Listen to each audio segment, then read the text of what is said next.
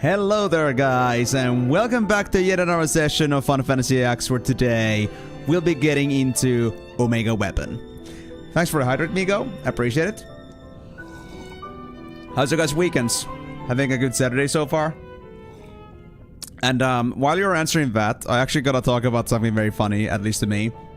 I mentioned it some time ago that I was actually going for a new drawing tablet for Osu. And we're talking about this. We're talking about this gargantuan thing. Look at the size of this thing. So it's actually like kind of like a funny story about this. So I got this from my sister as an impromptu Christmas present. They had no use for this thing, this XP pen drawing tablet, and I was like, you know what? I might have use for this for Osu, might as well take it. And yes! And my hand and my wrist, of course. So there's that. But also, the thing about this was that it is fully possible to downscale the size of this thing so it like only picks up like, let's say, 1/4 of the screen. So we can actually make this to be like an actual bona fide Osu tablet. But what I found out was that, first of all, it has to be plugged with USB-C. USB-C to USB-C, so I cannot use this by default, so I had to buy myself a specialized cable, a 3-in-1, which I have plugged somewhere in there, but I cannot use it right now, because I just found out from when I actually searched up a little bit more on the internet from the XP Pen's official website, from their official YouTube channel, like, you know, official instructions on how to use it, I found out that I gotta have all the 3 things plugged in, an HDMI and 2 USBs. And it is meant for laptop setups where it would be pretty obviously easy, but when we talk about my own current situation, I ended up with this little funny little problem that, unfortunately, if I have to plug this onto my monitor on HDMI, which I'm able to do, but then the USBs don't have enough length to go all the way to the other side of my table to get to my PC, so now I gotta get some USB-A extenders, 2 of them, and now I'm just waiting for those. So, this thing, cannot use it yet, but maybe I'll be able to use it at some point for Osu, but for now, it just gonna be just carefully put back into a shelf. I'm surprised it actually fits, it barely lets a fit in there, it's like it's match made for heaven. The shelf is just the right size for that thing, it's crazy. But also, hello there guys, hello there everyone. Hope you guys are all gonna have a wonderful time on the stream today. Thank you so much for coming. Hope you're gonna have a good time. Won't be able to watch all the stream today since I have to eat lunch with the extended family in 2 to 3 hours, or 2 to 3 hours. But that should be enough time to tackle the Omega Ruins. Well, Migo, that is assuming that I don't spend too much time farming for enemies, which I will do, so I will keep that in mind as well. Also, I'm gonna hope that if I'm gonna get some chat from YouTube side as well, because I'm actually testing something else. I'm not sure if the chat was always so that you can see like the Twitch icons on the left side of your names, but I made some changes to the links. Oh, thank you. Thank you, Ninja. That was very nice of you for you to say that. So, actually, today is a perfect moment. Like, I made a small upgrade to my restream. I realized, because I was looking at another streamer and they like had this setup also, like they had like multi-chat going on. I was like, wait, how did they get just like YouTube and Twitch icons? Why don't they have just restream chat just doing their thing?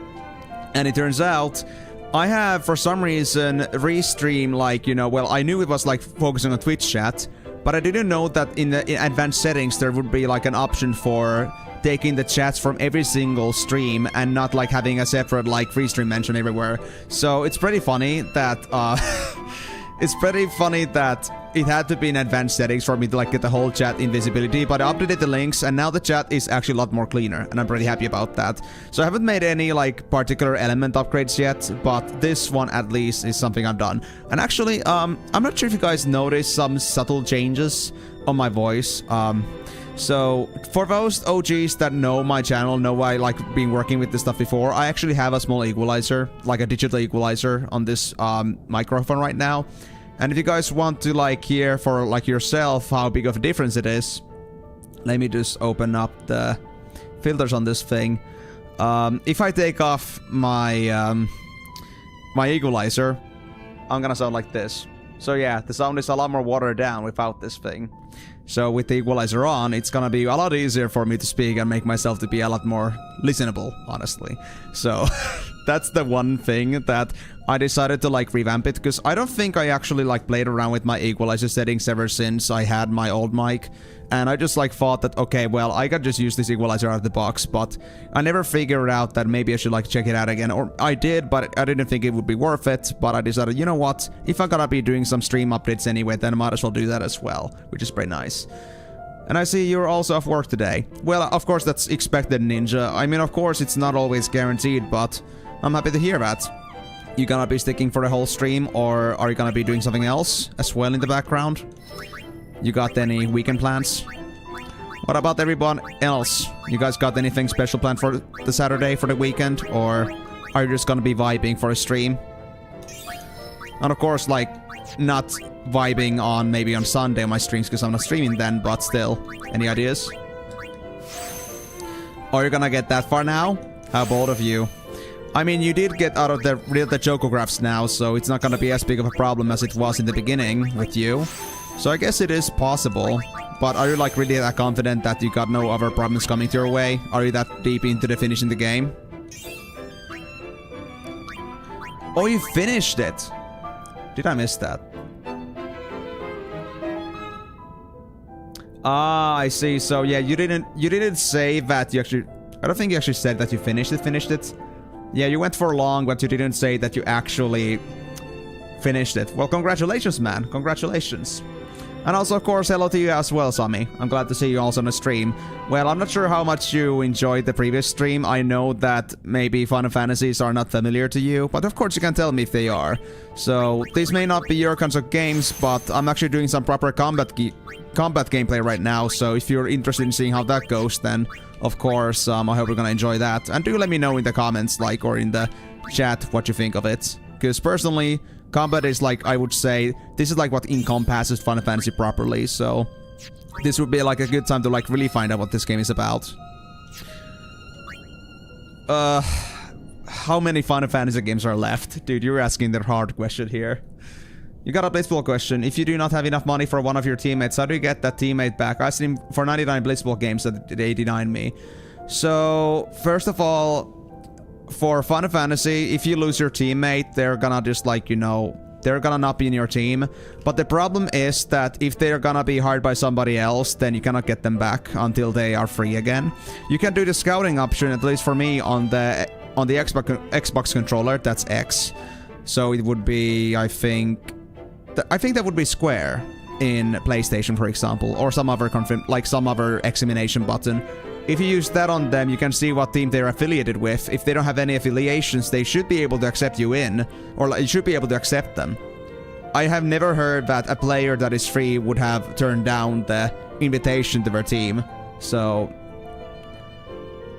if it's not that, then I don't know, man. I don't know what's going on. You must have a pretty interesting version of the game, because I've never heard of, like, for example, Waka not being available in the game out of the box. But yeah, I guess that's all that is for now. And as for the question about how many FF games are left, Brandon, oh, you're asking the bad question. So, I'm currently at Final Fantasy X, and on this list, it's right about there. So, like, just about, like, in the middle of this list, and this goes on the second page. There are some optional games to the list as well, but for now, some of our, like, closest, like, attendance for games that we're gonna play are Tactics Advance 12, Tactics Advance 2, then a continuation to 12, and then there's some, like, DLC games for 7. Then there's Final Fantasy 13, Dimensions, Dissidia, Then we have Type O, 13-2, Lightning Returns, Dimensions 2, World of Final Fantasy, then the whole Final Fantasy 15 stuff. We don't play 11 and 14 because they're MMOs. Final Fantasy 7 Remake and other stuff related to it, and finally Final Fantasy 16. So there's gonna be lots of stuff to do, trust me. And I'm doing wonderfully, Sammy. Thank you very much for asking. I hope you're doing wonderfully as well.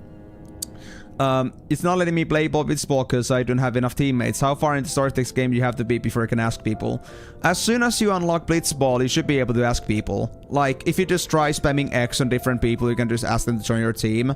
Like, you can check them if they are affiliated with any teams, and if they're not, you can try to recruit them. It should give you a prompt to do so. And I've never heard of, again, a player refusing to accept your offer. I mean, that's the offer they put themselves, so... Maybe the only reason would be that if you don't have enough money. I mean, you did run out of money, so have you made sure that you actually have the capacity to do so? Because I'm not sure myself. Finally, some positive background noise from me building my supercast on V-Rising. Oh, really? Good luck with that. Man, I'm looking forward to like playing maybe V-Rising at some point too. It just came out in full version, right? So it would be a great game to get. At the time when I first heard about it, it was still in early access, and you know how my early access game policy is. I don't really prefer early access all that much. So I was thinking it's pretty cool to hear about that the game is actually like still pretty popular and like people are very excited about it. And also, what do you mean like finally some positive background noise? What have you been listening to for a while now? Why are you listening to negative things? That doesn't sound healthy. But yeah, I am indeed, Brandon. I've been playing this game series for like the past year or so, a little bit extra. And Final Fantasy X alone is gonna take me a few more months, I'd say. So... you better be prepared. I'm gonna be doing this for years. I may do some other things in the side at some point, I don't know yet, but... well, Final Fantasy is gonna be here to stay, because it's my own personal goal. And I'm spending already a lot of time on this. Please do, I want to show you my castle. Well, that white sea alchemy for you. Ah, I see. So you're not having all that pleasant videos coming to you, man. Well, I mean, I guess it's kind of like you have made yourself, your algorithm to be what it is. So, I guess if that bothers you, you should be more careful about what kind of videos you watch. Just so you don't end up like having those poison your algorithm. I would say, like, I've been very picky about which videos I check, like, on my actual profile and which ones I watch, like, in incognito. So I don't let those, like, you know, poison my own profile's algorithm. And I've been pretty happy with my algorithm for, like, the past few years. Yeah, YouTube can also be wild, but honestly, a lot of, like, it can be affected by the actual person's own watching preferences. Like... you can always say that if you hate a video that is in there, then it's more likely there's a reason why it's there. It's not just there for no reason. Of course, YouTube might make sometimes discovery videos or like, you know, suggest to you something completely outlandish, but it's very rare. It's oftentimes that most videos should be something that is based on your algorithm. So go figure. Oh, that's okay, Karen. Thank you so much for dropping in. Are you sure you won't have a chance to join in later today? Or is it really gonna be that you're gonna be playing League for all day? And also, you actually have now confirmed for me that you were actually a woman. I mean, I know your name is Karen on the stream, but I never wanted to assume your gender. I thought it would be just like a combination of like Genghis Khan and just Karens being actually scary, so... I was like, you know, not sure if you actually were a woman. Or maybe like you're just, you know, I don't know, a special kind of a couple, but, you know. I'm at least glad to now know that about you. That it is canonical. Karen is Karen. But... yeah, no worries, Karen. You do what you do. Hope you're gonna have a chance to join on the stream later if you really want to. But hey, thanks so much for dropping in. That's so considerate of you. And hopefully you're gonna have a better time on a feature stream. And again, if you wanna catch up on what's been happening, then of course, remember that my streams are always available on YouTube. So don't worry too much about missing a thing or two if you're really concerned about, like, seeing all the story and whatever I'm doing here. So it's all up to you. Okay, hold on. Let me just now double check. What did I want to do with Kimahri? I think I passed this path entirely. Yeah, I think that's what I did with Kimahri. So I need to put this guy over... This was the white magic path and this was the black magic path. But I remember I just had a consideration earlier that if I go this path with the white mage first, I'm gonna end up getting everything anyway. And if I just go for the black mage path directly, I'm just gonna miss myself an extra step. So, I think I should just go with that. Alright, Kimari, you go over there. That's final. You'd like to be informed about going on around the world. Watch few and the YouTube decides, F you, this is all you're getting. I mean, I cannot really say for you how much of that is like YouTube being an ass and how much is it like, you know, for your own so-called content poisoning, but, well, of course I wouldn't say that YouTube always gives me the best suggestions either, so I will believe you on that one. Regardless, very sad to hear that because it would really be important to like be able to enjoy the content that you get after all. I mean, it is what you decide to watch, and it is what you want to watch. Algorithms throwing fumes is not ever a funny thing, a pleasant thing. Oh no, God, why is that now being thrown around everywhere at every single turn?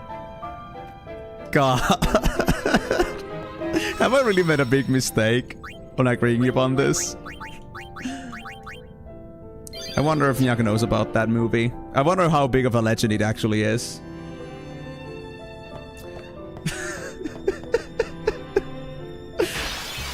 Like, guys, just for the context... Oh my god! It's a Grey Marlboro. Holy shit! Okay. Cut it, guys. We cannot... No.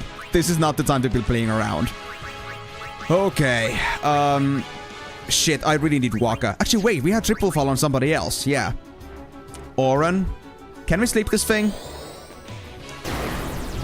Frick. Oh no. Oh no. Okay, we got two confusions. Okay. I don't think the Albed potions help with that. Use.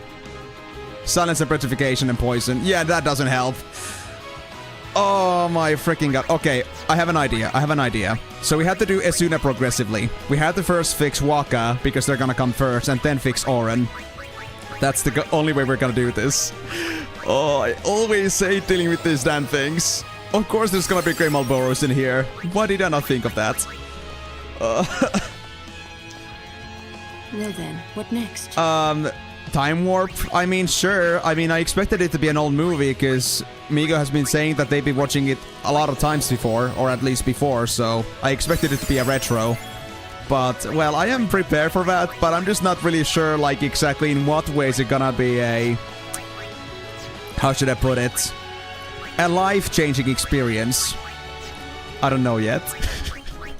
Since I know nothing about the movie. Hey Miyako, I could do that, but I don't want to do that, because I hate League myself. I would never do that. Maybe, pay me 100 and I'll do it, but I will be dog shit at that game. He's not ready to see what's on the slab. So Timur also knows about this, huh? So it's actually like a canonical thing that everyone except me knows about this movie.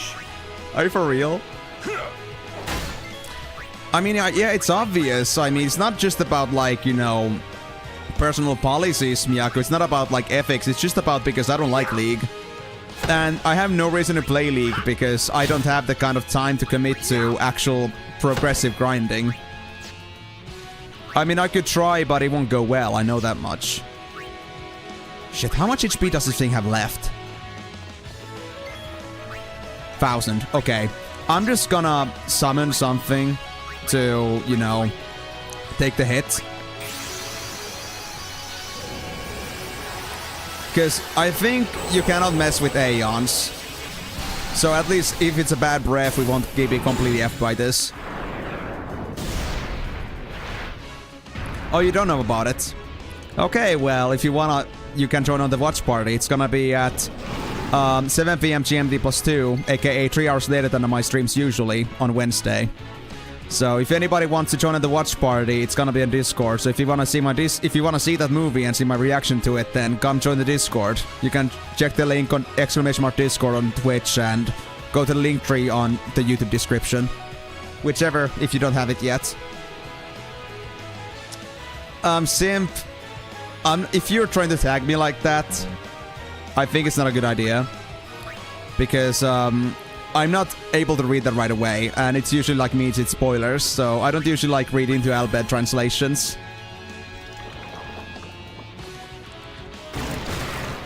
Yeah, thanks for joining in, Brandon. Hope you're gonna enjoy your time there. Okay, can I dismiss myself? Yeah, there we go. Does this take time? I think we're fine.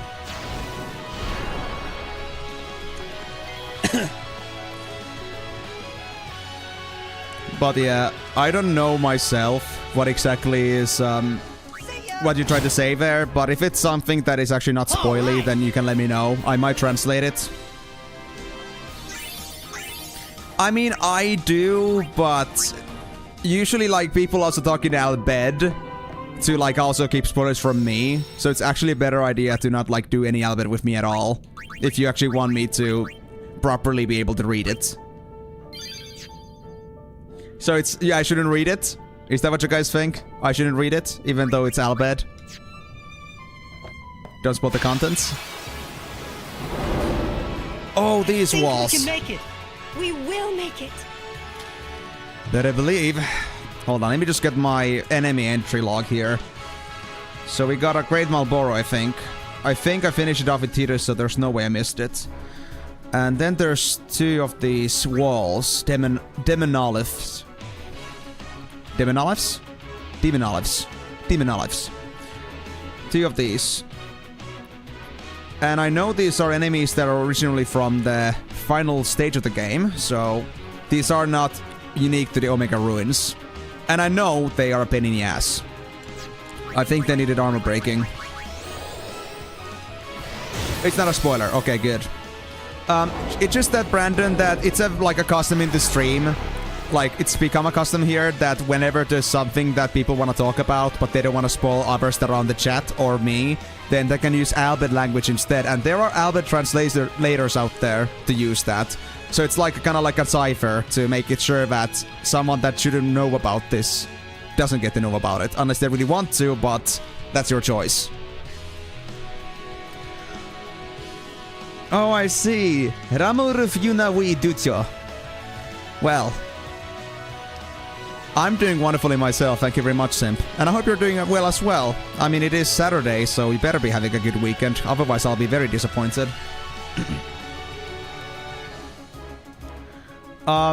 Yeah, I figured, Timur. I remember Great Marlboro from there, but it's been a long time since I saw it. It's just because I remember Great Marlboro's also like being the bane of my grind sessions in there before. Like, I would lose entire progression because of that before. So, not completely new to it, trust me. Yeah, so that's it. It wasn't exactly a thing we've been having for every single Final Fantasy. It's only on the Final Fantasy X specifically because Final Fantasy X is the one that has these things. Like, Final Fantasy X is the one that even has Albed language. That's like where it's coming from. Albed is a canonical thing for Final Fantasy X, so of course we're gonna use Albed to hide spoilers. Of course, there could be another way to do it later, or we can just stick to this in the future, but that's kind of the way it is for now. Oh my god, what a crit! 32,000! Oh, this break damage limit, so I'm gonna get way too accustomed to these. Wait, do I have darkness too? Not just curse. Oh yeah, of course, because yeah, curse actually doesn't cause me any sort of cloud effect, so that is darkness. Okay, just to make some moves on somebody else, I'm gonna use the potion on Riku instead. Who makes these things? Might be a better time.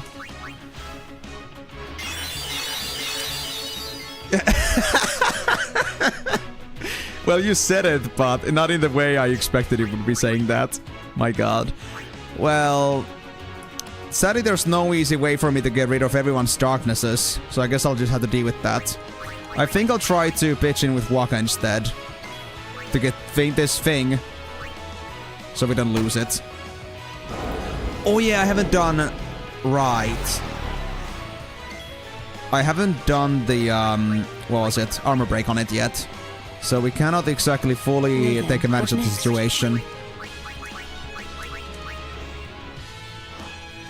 Yeah, honestly, Brandon, we should have like had a system like this earlier, but it didn't make sense to use Albed until now because it's never been a thing where nobody knows like out of context what Albed is now, or didn't know before, but now it's there, we might as well use it. You could say that the more we go deeper into Final Fantasy things, the more inside jokes we have in here. Just like the fact that my shush, like the point reward for Twitch, is like an actual like speech bubble. And that wouldn't make sense to anyone else that doesn't know Final Fantasy. Because obviously, speech bubble would make, like, you know, the opposite sense. Like, hey, that means that you should talk instead. Why are you doing that? But then you just, like, realize how that works for Final Fantasy, and you're like, oh. Oh! So that's why. It's pretty cool, honestly. I love it. 10 little F references to the franchise. It's pretty cool. Oh, that is a very rare... That is a very late response to that, Karen. But glad you, like, responded anyway. Whew.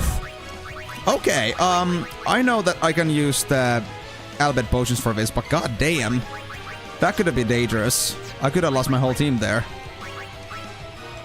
Yeah, petrification goes off with this. Just saying, for anyone that doesn't know, if we get petrification on the whole team, then that's an automatic failure, game over, because nobody can move. So that would be like, you know, losing by default. It's kind of like a checkmate. Oh yeah, Tidus is still on that. Okay, buddy, okay. Sure, I can deal with that. Hold on. Let me fix you. Yes, you're here, Yuna. We know. We heard it. We saw you. No need to announce yourself. There we go. Well, I need to armor break it anyway, so... There we go. Now it's done. But hey, Karen, I still appreciate that you're still willing to be open about that. You haven't been here for long, so, like, willing to do that this early on. I know it may not mean much to you, but, you know, it's just like a sign of trust for me, so I appreciate that. Thank you for being so transparent with me and with the others. Glad to have you in the community, and glad that you're enjoying this thing so much, even though you don't know Final Fantasy that much. It's always a pleasant thing to, like, you know, share the joy of this game series to somebody else as well. But yeah, if you want to listen to it at the same time, I'm glad to hear that. At least you can, like, follow in some way. Right, we cannot use Oren, but we can still use Waka. How much HP does this thing have left? We're talking about... If you say so. Oh wait, we need Yuna. Right, Yuna's the only one with the sensor right now. Yuna here. 27,000. We still need 3 hits in. We're gonna have some bits and bobbles still happening here, but it's gonna be fine. 3 hits. Gonna borrow some of your luck. My prisoner's blood quality is at 99%, and I'm feeding them a fish that might raise it to 100%, or I could kill them. Whoa. Is it like something that, like the, like success chance is based on the blood percentage, or is it more of the fact that there's always like a default failure rate on that? And I don't know of the context like why blood quality on a prisoner is important, but I guess it makes sense from vampires. We want only the best shit available for food. So, you know, obvious things. Let them come. Aw, thanks, Brandon. Look, Brandon, you're not here that often, but whenever I do see you, I'm always happy to see you, that I know that you haven't forgotten about me. You've been honestly, like, following the channel for quite some time, and I gotta say, big praise to you, man, for being such a trooper. What do you mean, like, the test color one simp? Is it about, like, you can just change the color like that? Or is it like, you know, you just wanted to test the color change you made earlier? Because I did notice your color change from pink. Yeah, I know, Brandon. I know. But still, for you to come over here just to watch my streams despite that, you know, it may not mean much to you, but for me, that, you know, I'm still like a pretty small streamer, and overall, I wouldn't say that I'm like... I'm not sure that there's like any notable things I would say that why people would come over here. So whenever I do notice those small things, like you coming all the way over here to just watch my stream, I can always appreciate it, every single time. Even though I'm used to it, that doesn't mean I'm never grateful about it. Ah, yeah, so I just wanted to test the color just by typing something. I see. Is it like, you can actually like select the fixed color, not just a random one? Back on the field. So it's like color 1 for red. Yes, I will, Fallen. That's actually part of the whole experience. We're gonna play all the expansion games that there are. I've even played 4 too, which is not really preferred by many of the cult. If you can call it a cult. I guess you can call it a cult. Alright, let's end this then. I'm just about done with this. This has been taking forever, just because of all these damn status afflictions.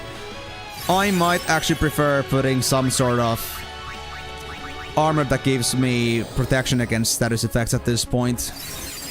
It's a hassle to get through. Take that. There we go. First Emenalus. That better be lots of AP. 27.5k. Yep, that works.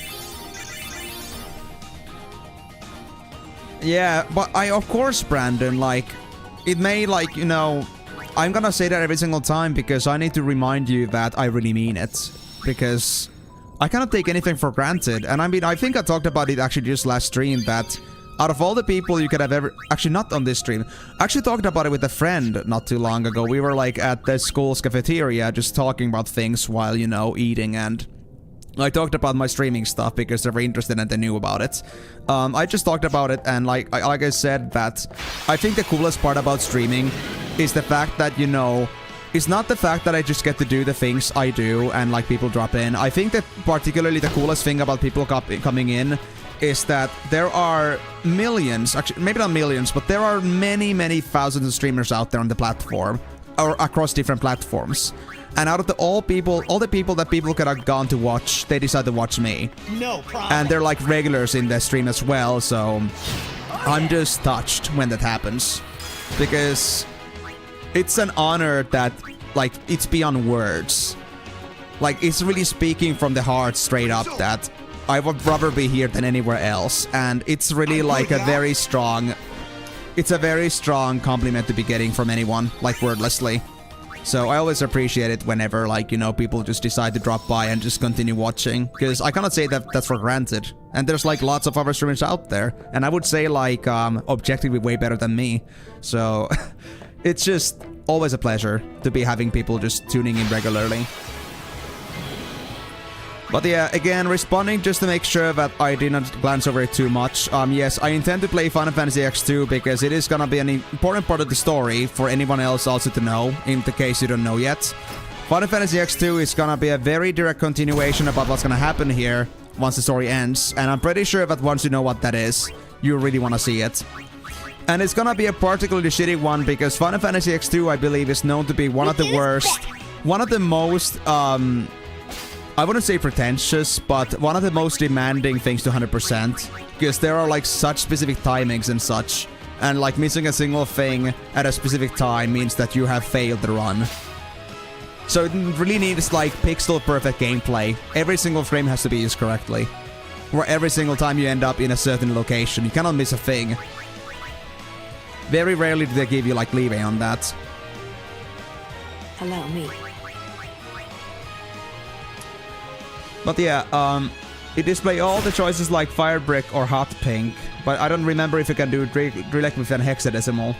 I only use the choice which has already prepared.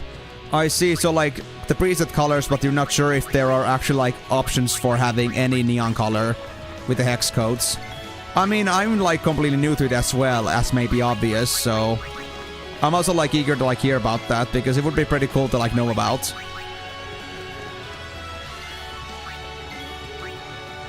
Verisphere. I've never heard of that game before. I don't think anybody else has mentioned it before. Is it also a Square Enix game? Oh yeah, the Mimic. This is gonna be a pain in the ass.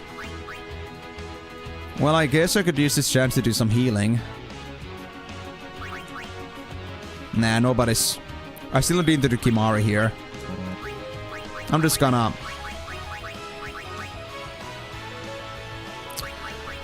Well, I could do White Wind with a weak team. So you know what? I'll just bring in Tidus for now. Let's see if this thing is gonna do any decent damage.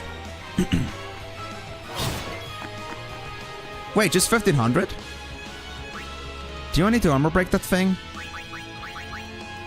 I don't think I've ever actually tried to like do this properly before, so I have no idea. Do I?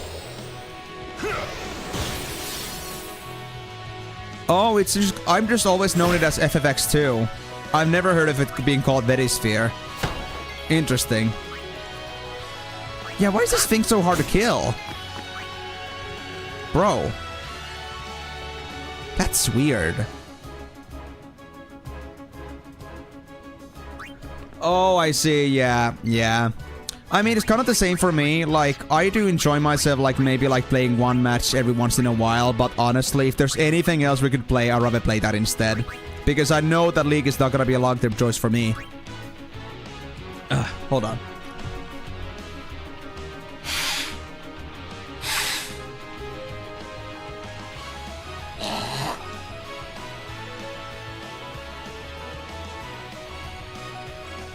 Sorry, my throat is still a little bit messy from the flu, I guess. I feel like there's always getting some mucus on the back of my throat. And really hampers speaking. Yeah, sorry for the disgustingness. And more disgusting points to aim, which is like at this point at infinite. But yeah, like I said, it's kind of the problem that I have with any sort of matchmaking games nowadays, is that since I'm a creator and I spend a lot of time on that, I don't have the kind of time investment I could like spend on like League or Counter-Strike or any other game that like has some sort of a ranking system. Because I don't have any sort of like that, I don't have the time to keep that rank maintained, and I don't have the time to like keep my skill set improving in any way. So whenever I just play League, I just always remind how much I suck at the game and how much worse I've gotten from the last time I played, because I don't practice it well enough. And then it just ends up in this endless loop that I just keep making myself feel worse and worse about playing League. And at this point, I'd rather just like not have anything to do with it, but there are some people that really like, well, really want to make it happen. I'm not sick, but I was sick around New Year's. I was like struck with the flu. And it's been like for a week or so ever since. I was like still having a pretty stuffy nose. And I still feel like mucus easily just like, you know, I don't produce mucus for like 12 anymore, but I feel like the mucus still gets pretty easily on the back of my throat. I'm not sure if it's just being me, or maybe it's like placebo, or if it's actually like, you know, because of the flu, still like some remnants of it. So I'm not sick anymore, but I used to be. In my opinion, Dota 2 is better than League. Well, that is an endless conversation that never has a conclusion. Like, people say this or that about League or Dota. Like, there's always gonna be people that enjoy one or the other better, and there's no reason to argue about it because everyone has their preferences. I have nothing against people saying that Dota 2 is better, but since I started playing League first, when I first tried Dota, I just couldn't get to it because I felt like the controls were just so unfamiliar. Of course, maybe the game allowed some way to like change those controls, but of course I didn't have the kind of commitment to the game at the time, so I had no reason to feel like, oh yeah, I'm just gonna go out of my way to just fix my controls. I wouldn't do that. And yeah, I guess that's pretty much it. But Dota still falls in the same category for me, at least, that even if I could play the game, I don't think I'd want to play the game, because it would just require too much commitment from somebody like me. I'm not in a comfortable position to be playing a matchmaking game or a competitive game. I just cannot maintain that skill level that it requires to get better.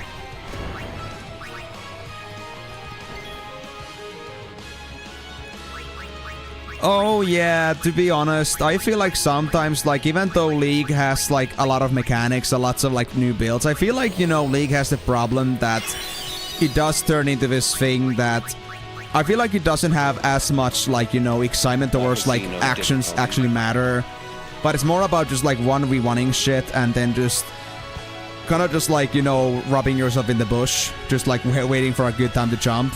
I mean, there are strategy aspects to it too, but I still don't feel like it's as strong as it used to be, maybe. Like, from what I've seen.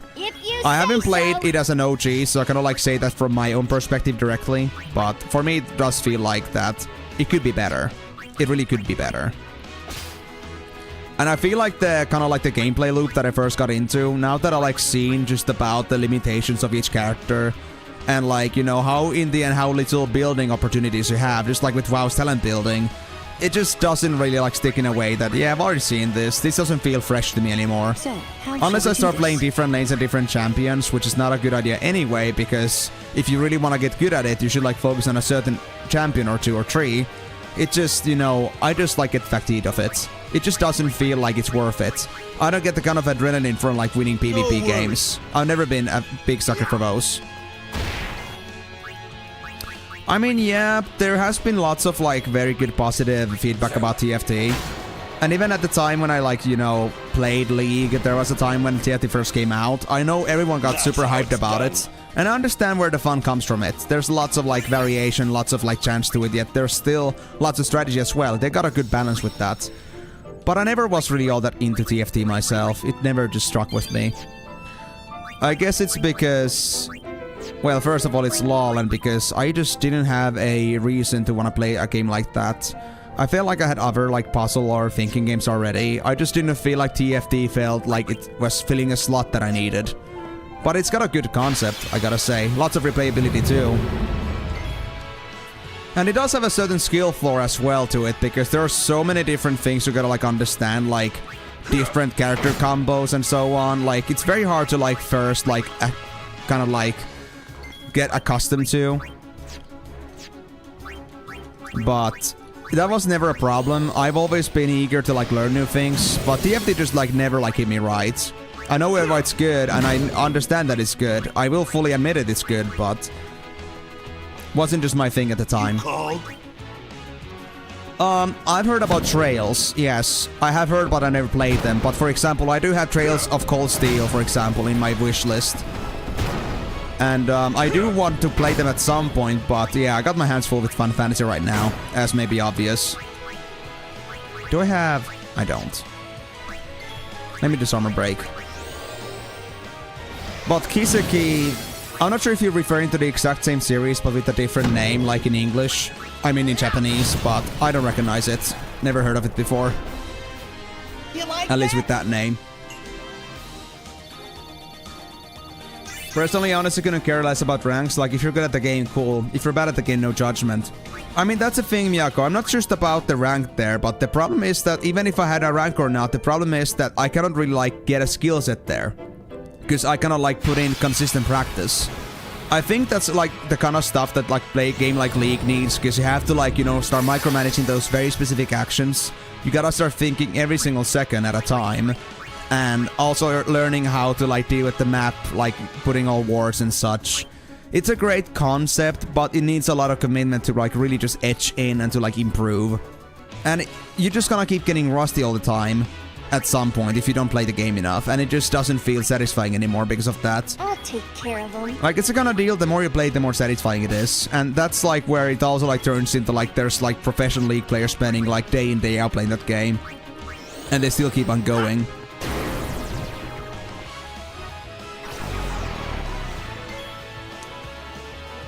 Oh, a remake.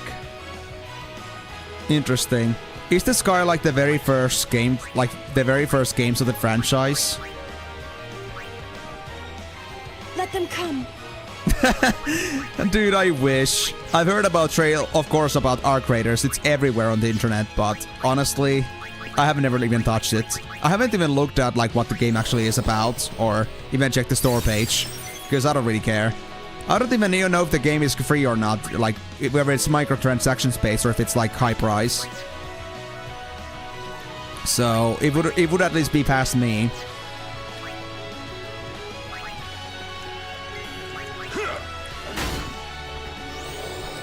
Yeah, that's true, Miyako, too. Like, that's the other reason why I cannot do it. Like, the rank is one thing, but I also think that in some way, like, the same way you might be climbing for ranks, you're also climbing your actual skill set.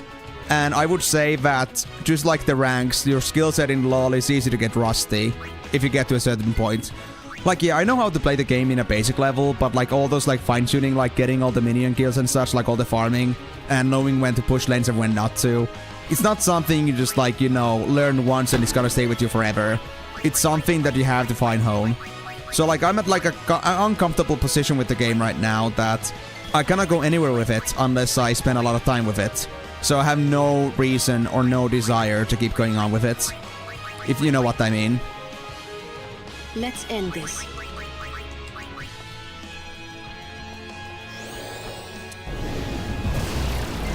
I see. Okay, so Sky is not like the very first, but it's like the best place to start from. I see.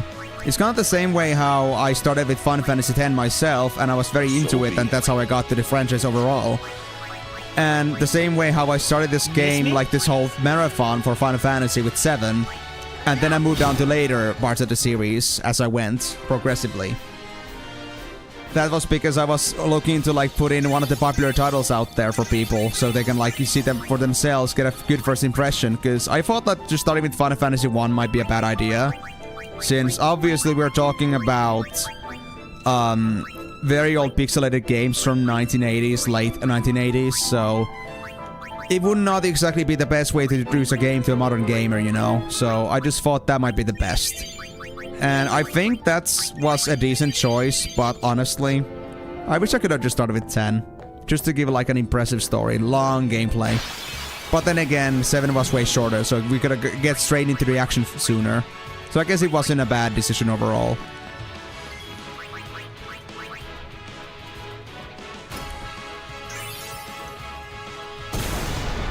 You know what? I'm just gonna feed this Mimic. It's not even worth it, man. And I don't think I even need these things anymore, these lizard things. No, I don't. Okay, let's just flee. Mimic's hurt. They gave nothing to me. Screw this place. Oh, I cannot flee. Seriously? Seriously? Okay. I know what to do.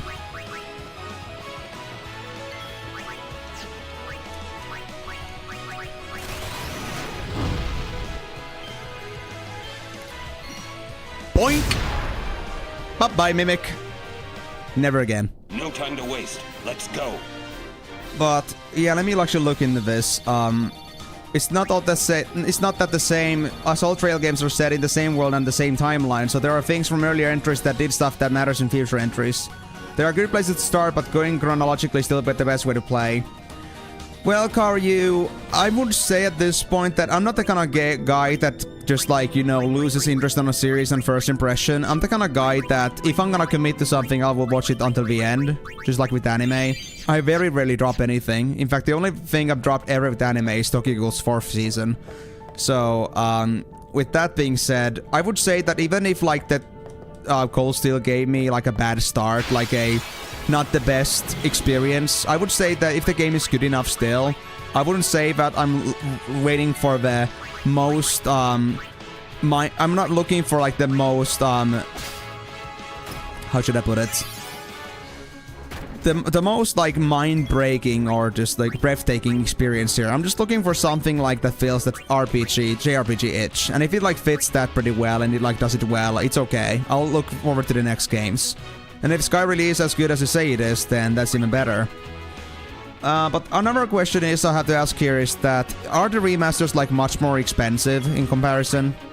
Because I do have a little bit of a problem with budget, since I am a student myself.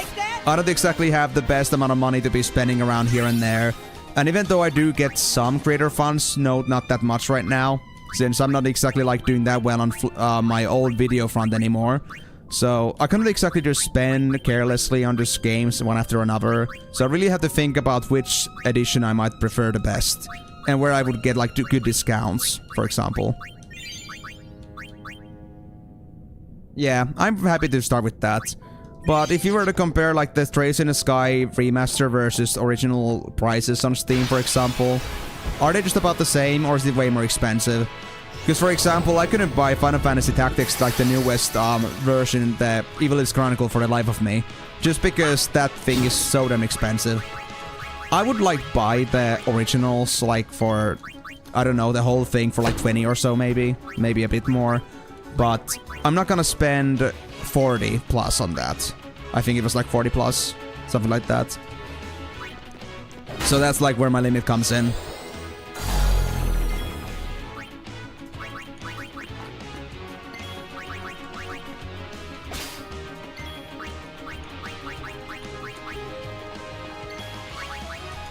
Okay, we still need Kimari and Yuna.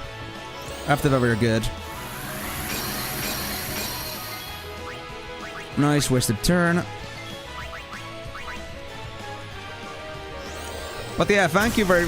Oh, but thank you regardless for this, Karyu, for talking to me about this. It was actually pretty convenient in the sense that I was already interested in the series, and I've already, like, been looking forward to getting to it, but...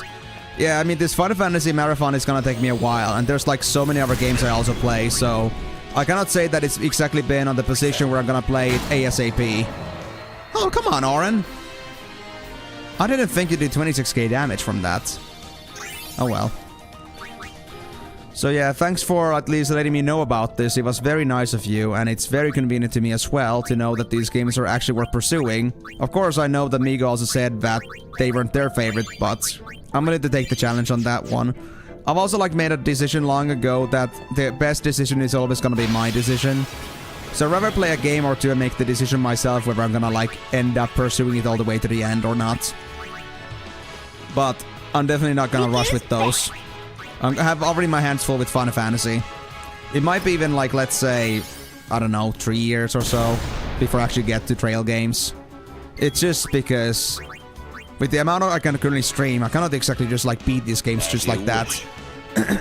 And because I'm so specific about getting as much done as possible in these Final Fantasy games, I'm not just gonna be clearing this ASAP. And since I don't have the opportunity to be full-time streaming like every day for 8 hours, it makes a very big difference with the game progression. Like, I've been doing this for a year, just about, and I'm only now at Final Fantasy X, not even on X2 yet.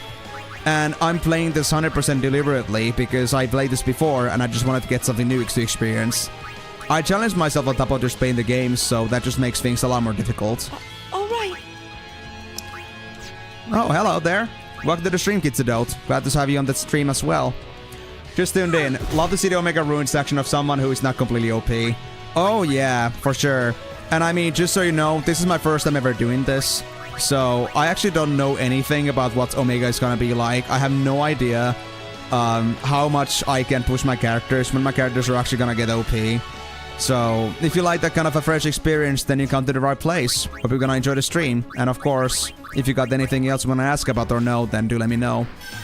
I love to be paying attention to the chat while I'm playing. So yeah, definitely not a easy thing here.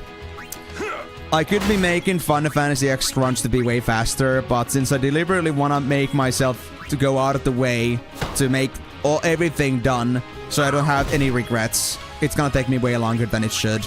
And that's okay. But it might not be okay for everyone, and, you know, it takes time. Like, normally I have like 14 hours a week on this.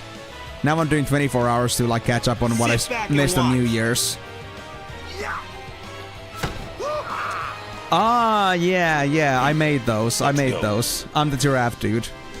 You might also recognize from my, well, from the thumbnail. So you actually are not just like somebody that came from Final Fantasy, but you just happen to also be like a flight player as well. Well, I don't want to use the term like that because I don't play the game anymore on Flight Universe, but still. Well, glad to hear that we at least have more than just one thing in common. Glad to see that you have another reason to stick around then.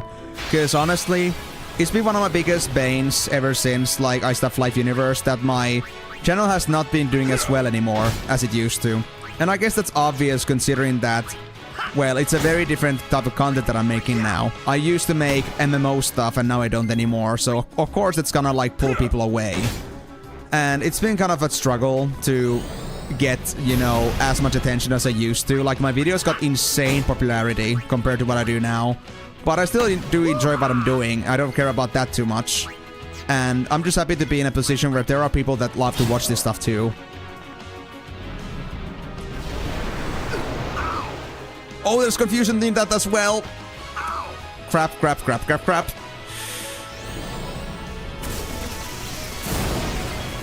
Okay. As soon as, Yuna, please fix those guys. I'm here. You're here. I'm glad you're here. We need you. That was close. I'm just glad that, like, hitting your own party members is hard. It's very hard to hit them.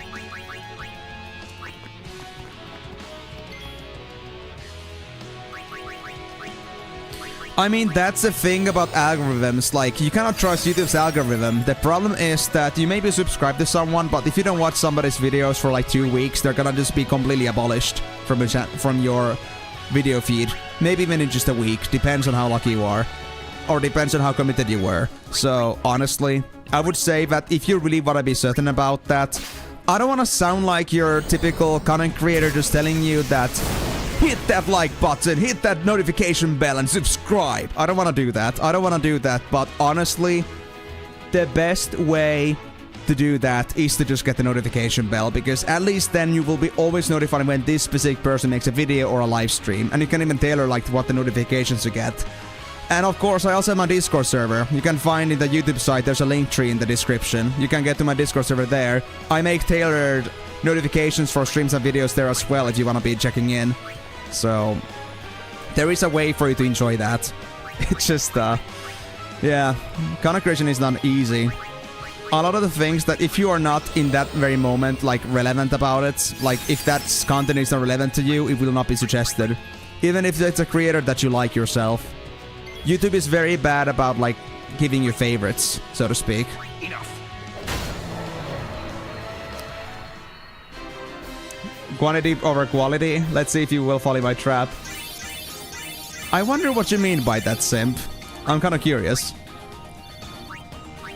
But yeah, you've hit 1v1 night of level 100 plus and stopped playing. I see.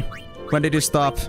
Did you know that I quit the game, or did you just happen to make the same conclusion without knowing?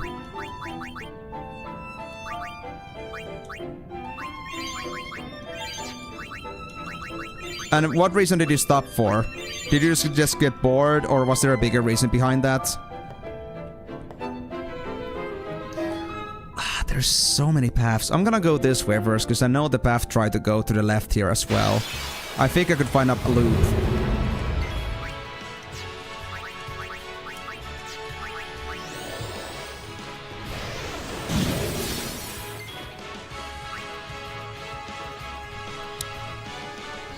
Are you telling me my content is trash, Brandon?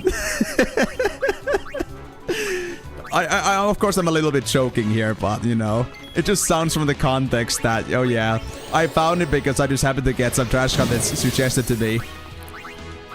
And that's the story how I met my wife. Kind of deal, you know.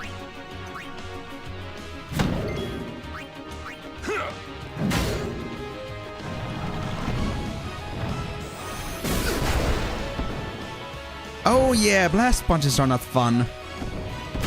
I hope these bots don't come with Haymaker. I will be very sad about that.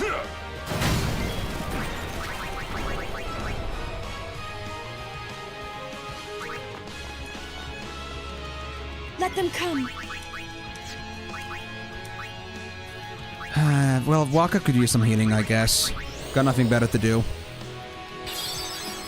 Noben has a special place in your heart. I'm very happy to hear that. I mean, he does still have in mind too. I loved making Noben, but I just hate the decisions, the executed decisions that Gala made with that game. Like, no offense against the game itself, but I hate the people that are running it right now. For life. So I'm not gonna go back to it. It's kind of like a matter of pride, not just the fact that I hate the game entirely. Let me see. You prefer the quantity number of viewers or YouTube than the quality? My own thing is that if you talk about like quality, like from the perspective of videos, like I assume you're not talking like quality also being the viewers, because I kind of like have control over like who's gonna join my stream, of course. I will filter those. Like I don't want to like have broken eggs in a stream, ruining everybody else's experience. That's of course like a minimum. But I'm assuming you're talking about content quality, and I would say definitely that my own goal is to make streams and videos to be as high quality as possible. Like, I want to be able to, like, meet a standard that, let's say if I ever got to, like, 100,000 subscribers for some reason, I don't know why. I want to be someone that is befitting of the title based on my content quality. I don't want to, like, get an impression that I just have, like, a check mark, for example, and when somebody comes and check my channel, like, what trash does this guy have? It isn't just like this like low quality trash that has no like, you know, content at all. And like make it seem like I just have like, you know, subscribe button myself. Like some certain channels might do. So it just... I would say quality for me is important, and if there are people here, aka the quantity of the people here is increasing, then I guess that means that I'm doing something right. That's like my KPI, basically. Like at the same time, I care about quality, and if the quantity also comes to meet me forward, then that means I'm doing something better. And that's a good thing. So I guess you could say both in a way. And I'm very stalwart about the idea that I don't like, you know, try to like make myself to be appearing deliberately on like algorithms extra well by doing some sort of, you know, clickbaiting and such. I have decided long ago that when it comes to my content, I want it to be so that people are the ones that decide if I'm worth watching or not. If somebody wants my stuff to get more visible, then likes and sharing with friends and such is always possible. And like, you know, there's like media will talk about it. Like if I do something great, then media will know, just like if I do something bad. So in the same way, it's kind of important to be respectable all the way through. I'm here. But I've decided that I don't want to cheat the algorithm. I want to let people decide that. If I do something bad or if I don't do well enough, then that'll just be it. I was never cut to be a content creator. But if I do get somewhere, then I guess that at least means that people like me, and I guess I've done something right to earn that right. You like that? But yeah. Yeah, both is good. Both is good. Of course, you don't just search for just the viewers or subscribers. I think the worst trap you can ever have as a content creator is just like, you know, thinking that followers and subscribes mean everything. Because there are tons of channels like that have like hundreds of thousands of followers or subscribers. But then they have videos that could even be like their watch numbers can like be beaten by someone that's like a no-name basically. Or supposedly a no-name. So with that being said, it doesn't matter how many subscribers or how many numbers you have like staple on the big, like on the front page. What matters is that what you bring in. And that's like where I think the biggest thing, aka being the viewer number, is important. Oh, thank you so much for your resub, Brandon. I appreciate that. Thank you for your continued patronage. Always love to have you here, man. Respect your caring and attentiveness, even though you're having it hard to join these streams. Glad I can at least see you sometimes on Saturdays. Hold on. Right, yeah. I need to armor break this one. About time. Did it take long to appear? I don't know what the delays are, honestly. And thank you for actually like filling my subscription goal I have on Twitch. I actually like kind of like have been doing some streamer research recently. And well, it's not that related and not that important on that sense, but I also figured that it's also an important thing to also kind of consider like having some like visible goals for people that like what I'm expecting, what I hope to get to. So I thought like having at least some sort of like a minimum quota that I want to like feel like I'm doing quality enough stuff for people to stick around. I think the 5 for now would be like my, you know, go-to. So thanks for filling that out, buddy. Yeah, I understand that, Brandon. But hey, I'm always been very stalwart about the fact that I don't give a damn about the money. What I care about is that everyone's having a good time. If they want to spend money on me in any way, that's their choice. But I'm never gonna promote it. I'm never gonna ask that please spend on me. Because I don't like it. I hate that kind of attitude. So, I respect it, man. Thank you so much for the support. Hope it's gonna go to good use and hope it's gonna be well worth your time. Was it actually like an actual sub or a Prime sub? Like, did you actually spend money on that? If it was an actual sub, dude, you are crazy, gotta say. Thank you so much for your caring. I really appreciate it. What do you mean slowly getting ready to more? Is there something you actually had to prepare for this? Or are you just like giving me like some sort of like, you know, Jaws kind of tension here that, watch out team, I'm coming soon, and when I do, you don't wanna be in the way. I guess it could be both, but still. Just have to confirm things.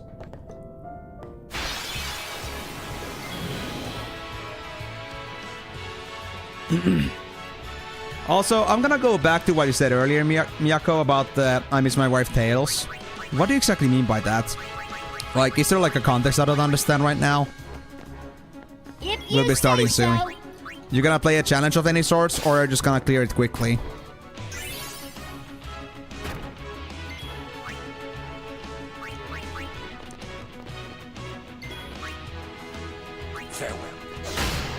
Yeah. No time to waste. Let's go. That was too easy. Too obvious. I'm talking about the viewers indeed. If you say quantity, you will look like someone greedy. If you say quality, that could mean the people that do the quantity is not a person, a quality. Yeah.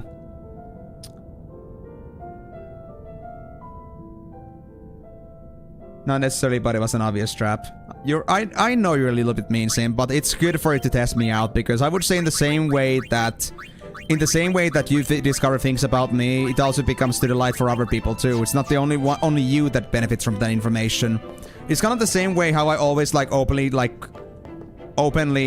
answer to like hate comments when I had sometimes on YouTube. Actually, at one point I actually pinned a message that somebody had on one of my videos. I'll put it like as the main pin message, because I thought like there was a very good counter argument about my video that I made.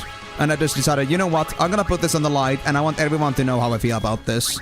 And it's not just like, you know, make fun of somebody, but it was more about like it's a valid point and I want others to also know, like, you know, probably other people as well are gonna think about this. So I just like debunk it from my perspective so everyone can know about it. And everyone knows that I am not against critique. I'm completely okay with it. And the more critique you actually give me, the better, because I cannot grow on my own. It's hard to grow on your own, honestly. No worries, man. Happy to support. I'm glad to hear that. My throat really is getting just stuffy for some reason so early. And I've been drinking too.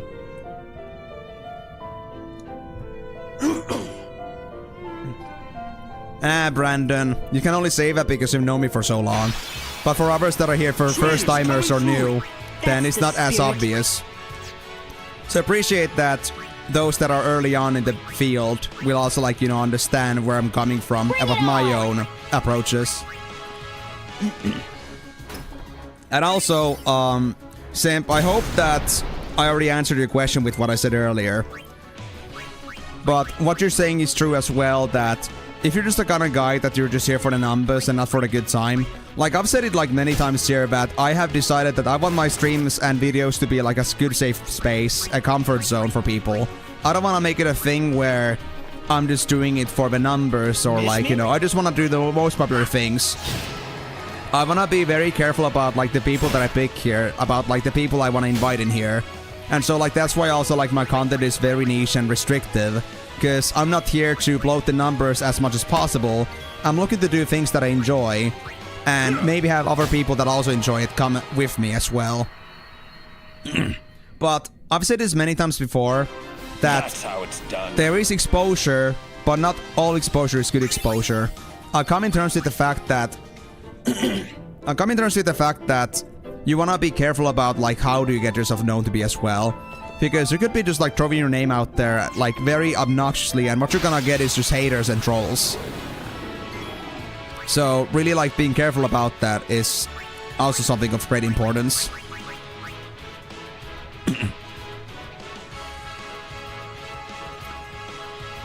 But yeah, talking about your challenge, girls only, Penance and Nemesis, so a long one. I see. I mean, I guess I'm gonna go through Penance and Nemesis as well, so that's gonna come for me, but girls only. Honestly, I'm using a full boys team for the fights, so playing with just the girls actually does sound pretty nasty. I gotta agree with that. Nope. Not happening, buddy. I'm not that kind of a girl, guys, please. Don't expect too much from me.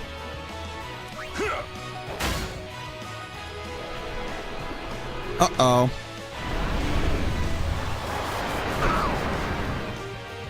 We got two confusions. At least they're darkened.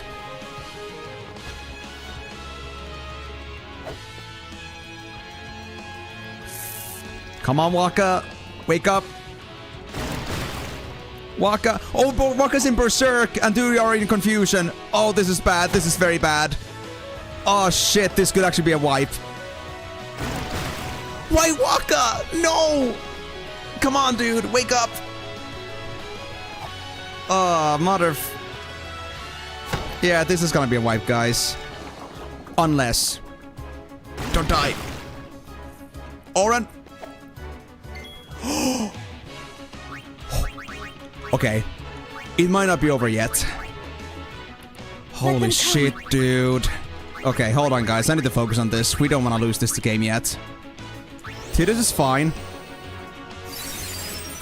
There we go. I don't think anybody had full life. But I want to bring in Riku for maximum item usage speed. I'll take care of him. I guess we'll deal with this for now. Yeah, I mean, I was afraid this would happen. It's another bad breath. Oh no, that's another 2 confusions and a Berserk. And Berserk's on Yuna out of all things. Shit. I really just hope that it's gonna, like, take away the confusion from somebody and not kill them.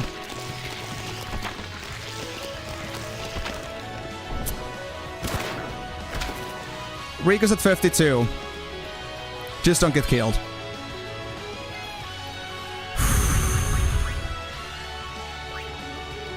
Okay. Okay.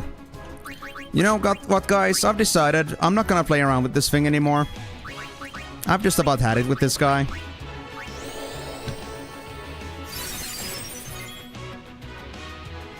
I really want to grab him, honestly. I just wanna get their capture, but I'm in a position where that would be probably a bad idea, so attack reels.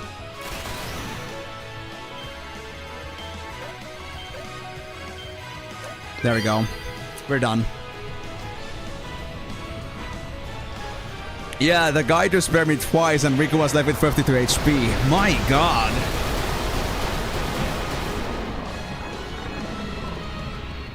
Nemesis is the next backseat, sorta. I see. Well, I guess it's gonna have to come eventually. Oh, I did get like 6 guys though with the sphere levels. That's nice. So at least it wasn't a complete waste. We just missed Lulu. Okay. Well, that's it. It is what it is then, I guess. So did somebody say heals? Whose MP should I waste? I guess Lulu's.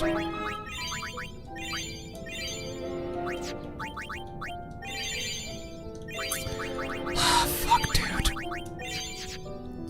This is why we had Marlboros, and that's why we should be really wearing some sort of protection armor, but... Well, you see it here. Silence, Confusion, and Poison Ward. Didn't work on Yuna. We got Berserk. Stoneproof doesn't work on that. I have nothing for that. Confuse and Berserk Ward. Honestly, yes, I'll take it for now. I'd rather have that. That must be a very new thing for me, but I appreciate I actually got it. Do I have anything else? No, Tetrabangle. Stone and Poison Proof. Well, sure, I guess I'll take it. We have enough HP on Auron anyway. Okay, that's all we can do for now. Oh, crap, dude, that was close. Okay, so, let me go back on what was said here. So, it's a meme that went viral. It was part of Snapcube playing and live dubbing Sonic Adventure 2. Oh, it was like that one gig where he was like impromptu voice acting the whole, like, the cutscene, right? I remember you showing that, but I don't remember the lines from that. Imagine if you can live with YouTube and Twitch, but you have to sacrifice your integrity, push people to subscribe and so on. Will you do it? No. I won't. And the only time I will be able... The only time I would actually turn full-time with, like, this kind of stuff would be that if I was actually more than comfortable with the money that I get, and I don't have to, like, lie about myself for it. I don't want to lie about it. And I wish to get to the point where even if I, like, stop doing, like, serious marketing, I could be, like, still, you know, people would find me and enjoy me and so on. Like, I'm just gonna push it to high standards enough, if I ever was able to do it full-time, that I don't have to become desperate. And if it ever comes down to that I would have to become desperate for my content creation stuff to continue, then I'd rather just get a side job or stop being full-time for the time being, until I somehow fix the situation. Because again, if it comes down to that working hard isn't working, then I gotta work smart. So I gotta like have like time and room to think about how I'm gonna make the situation better. But yeah, anyway, let's hope that those changes are gonna make it at least a little bit more likely for me to win. I think I should have maybe Waka by default in the team if I get a Marlboro, because they at least have Confusion and Silence Ward. Not Confusion, Silence. So, Confusion and Berserk Ward. But if those wards fail, then I'm kind of boned, honestly. But it is what it is. Better assumptions than zero. But yes, Imp, I hope that answered the question.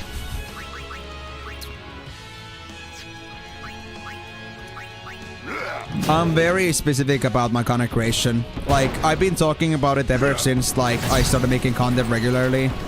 That I just hate how certain YouTubers work. Holy shit, Oren! That's a lot of damage. But yeah, I've been very specific about how I do my things. I've said it many times before. That I do not like to be, you know, trying to put myself into like the shoes of somebody that like would like go this far to like farm themselves attention. I don't want to turn to become like that guy. And I like decided long ago that I want to be a guy that I can represent myself to be. I want to be different, even if it's gonna be harder. And if I'm gonna make a job out of it, that's fine.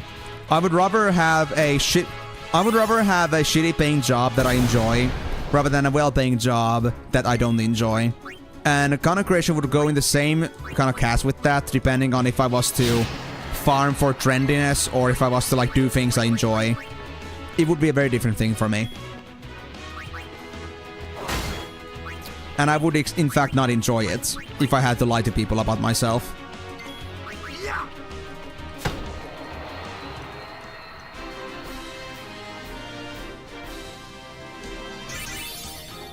But yeah, going back to what you said there, Miyako, definitely. When I heard it the first time, the actual, like, the lines he did was actually pretty damn good. Like, I know from my perspective, too, like, how hard it is to, like, make impromptu stuff actually good.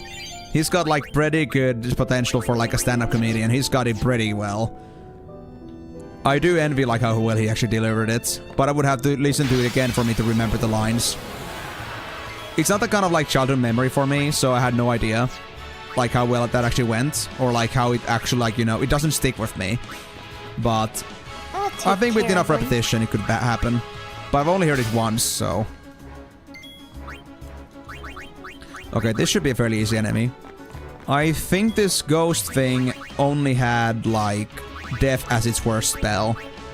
So I'm not too concerned. What will you do after Omega? Honestly, I have no idea.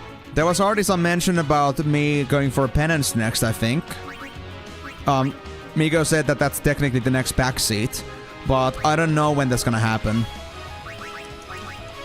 And how quickly. And I'm gonna be spending some time farming enemies anyway for sphere levels and for the AP and for the, you know, I don't have to come back here again. So I wouldn't expect things to, like, you know, be done anytime soon. Oh, Nemesis, right. Okay. I was wondering if it was the Nemesis or Penance, but I just remembered, like, Penance first. I thought it would be that. But yeah. It's gonna be another super boss we're gonna go for regardless. I just don't know how bad the super boss is.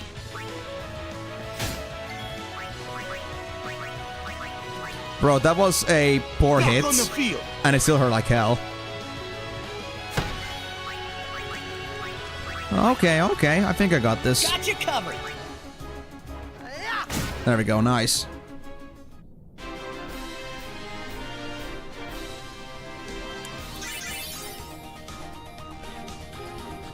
Nemesis is gonna take a while too. Honestly, I don't mind because I think I might need some time to get my stats done properly anyway. I mean, Yuna's still at 2k HP. How bad is that, guys?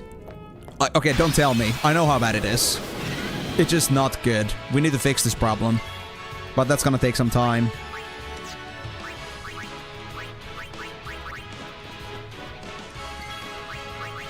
Most likely not.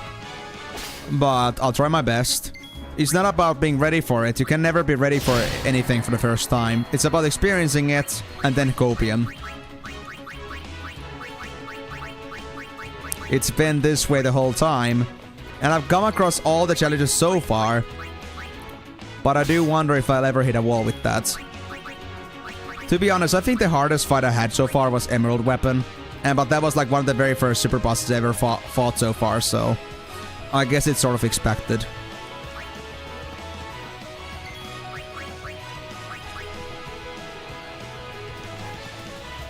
In a couple months. Is this game still really gonna go for that long? Just a base X game? Dude, that's crazy. Let's end this.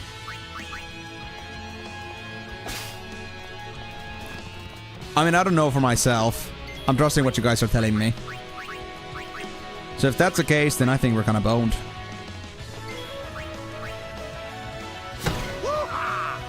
But you could say that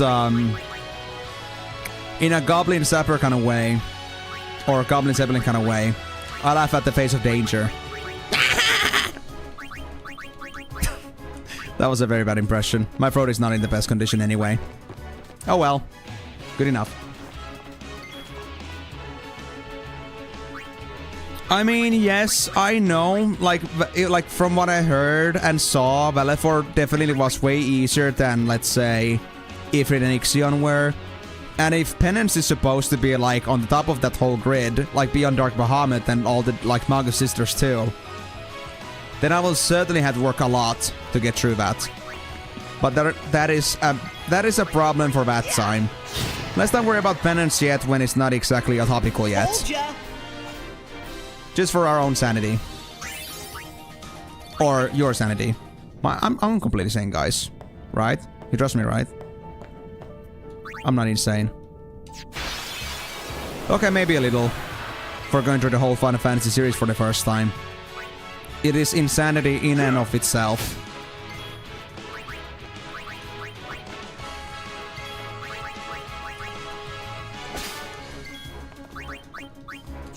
Over 100 hours? Seriously? Wow. Wow. If you say so. And is it the knowledge that is not simply imparted, it's just about like learning how to fight against the thing?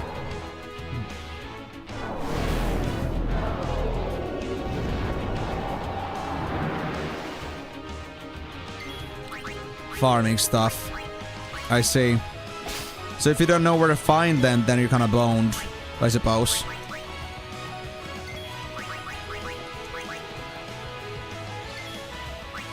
Yeah, but I'm expecting you guys will at least somewhat backseat me on that one. Because I don't think you're expecting me to really like find all this stuff by myself. Of course, I'm not gonna assume it if you guys really like demand it, but I'm assuming that we got that front covered. How much studies you got left? Honestly, there is a very good chance that I might finish my studies the end of this year. I'll be actually talking with my studies manager, whatever that was called again. I've been talking with them just last week, or actually no, we talked this Tuesday. Since I had to like ask about a couple things, and they told me that at my current rate I might finish this year, but we'll see about that. Which is actually half years earlier than, you know, or there's 4 years reserved to it. But since I've been pretty good with grades, and I've been like doing some extras in between, I actually managed to like get myself to 3 years maybe. But 3.5 years is like the expected like completion rate. So a bit faster than usual, but we'll see about that. It really depends on if I get myself employment this summer. I'm gonna have to really work hard on that one. But I'm first like trying to like get some help from the engineer... What's the... Not the company, but the engineer... The coalition or union. Yeah, union. Like the engineer union, I was like asking for professional advice if there's anything I need to improve on my CV layout. So I can like maximize my attractability on the actual CVs that I sent over this January and maybe a little bit in February. But I need to be done by February for most things, and maybe like keep an eye out for March and April as well. So yeah. Wait, is it a Tomberry King? It's a Master Tomberry. Oh, mother...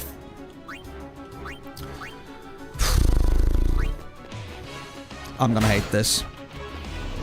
Yep. That was expected. And let me guess, I can see its HP. Oh, I can. 48k. I guess I can do it.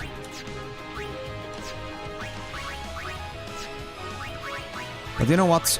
what I'll do instead is I'll just use Phoenix Downs I'll here. take care of him. Faster usage. And I think I'll just do some other things with my casters here. Some stealing.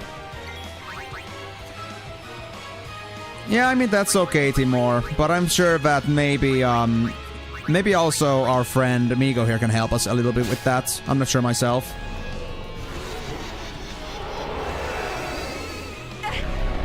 Oh, of course. Well, of course there's gonna be some meta out there, but yeah, I would definitely not be aware of it right now.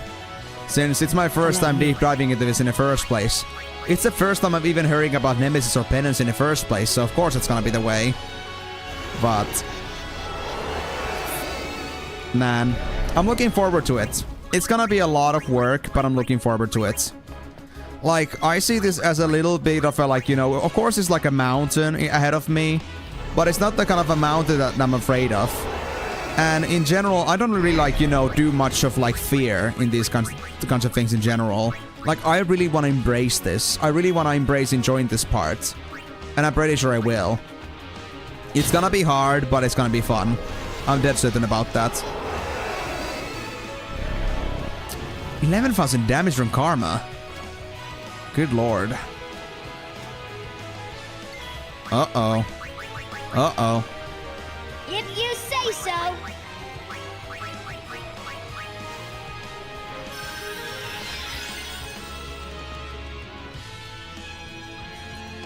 Simp, don't worry.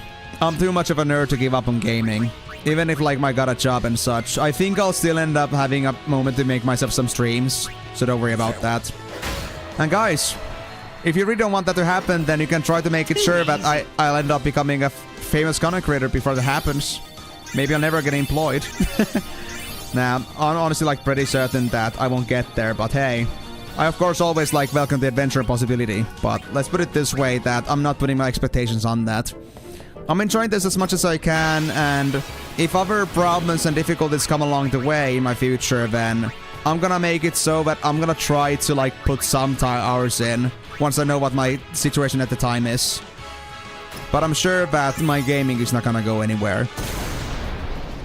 I might have to make some time changes eventually, but, well, I'm sure we'll still manage. I'm sure. So, don't lose your hope yet, guys.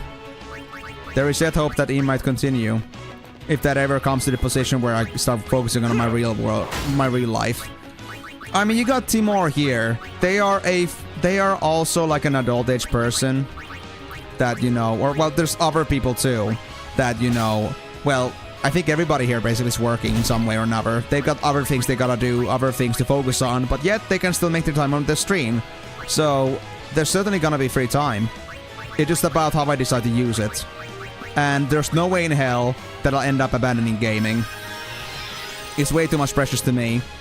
And if it means anything to you, then at least I gotta say that at this point, if my situation was anything like this in the future, I would feel way too responsible to leave all this behind, because I've been enjoying this time with you guys. It's been a great time chatting, playing, you know, getting to know each other. That I don't think I could just leave it at that. Just like leave everyone hanging and just leave all the good stuff that we have going on right now. I feel like I would be missing out, personally, not just you, so... I wouldn't go ahead and just say goodbyes way too early. It's all about commitment, guys. If you want to make it happen, it will happen. And gaming is one thing that I won't let down on. It's my only proper way of spending time, free time. And dude, I got such a big setup right now. If I was to just abandon gaming and like all my like gaming gear and such, dude, how sad would that be? That would be just like the... I would say that would be like the end of the world.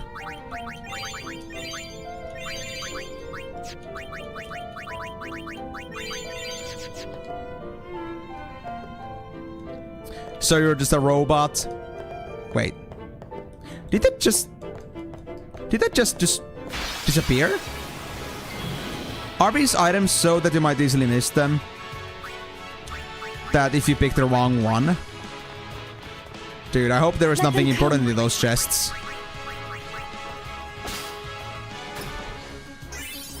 But no, Simp. Just for that reason, if you're gonna be that way, then there's no way in hell I can stop streaming, because then I'll be responsible for somebody's life. It would be rude of me to just like know the fact that there's somebody out there who's literally just waiting for my next stream to pop up and it never comes, and they would just like die internally.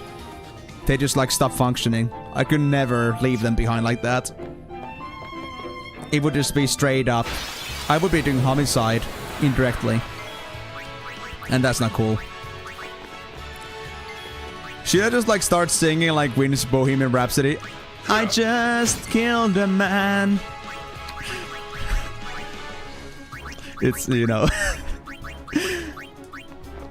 I mean, it would kind of be true, but it's not the kind of truth I want to really embrace, you know.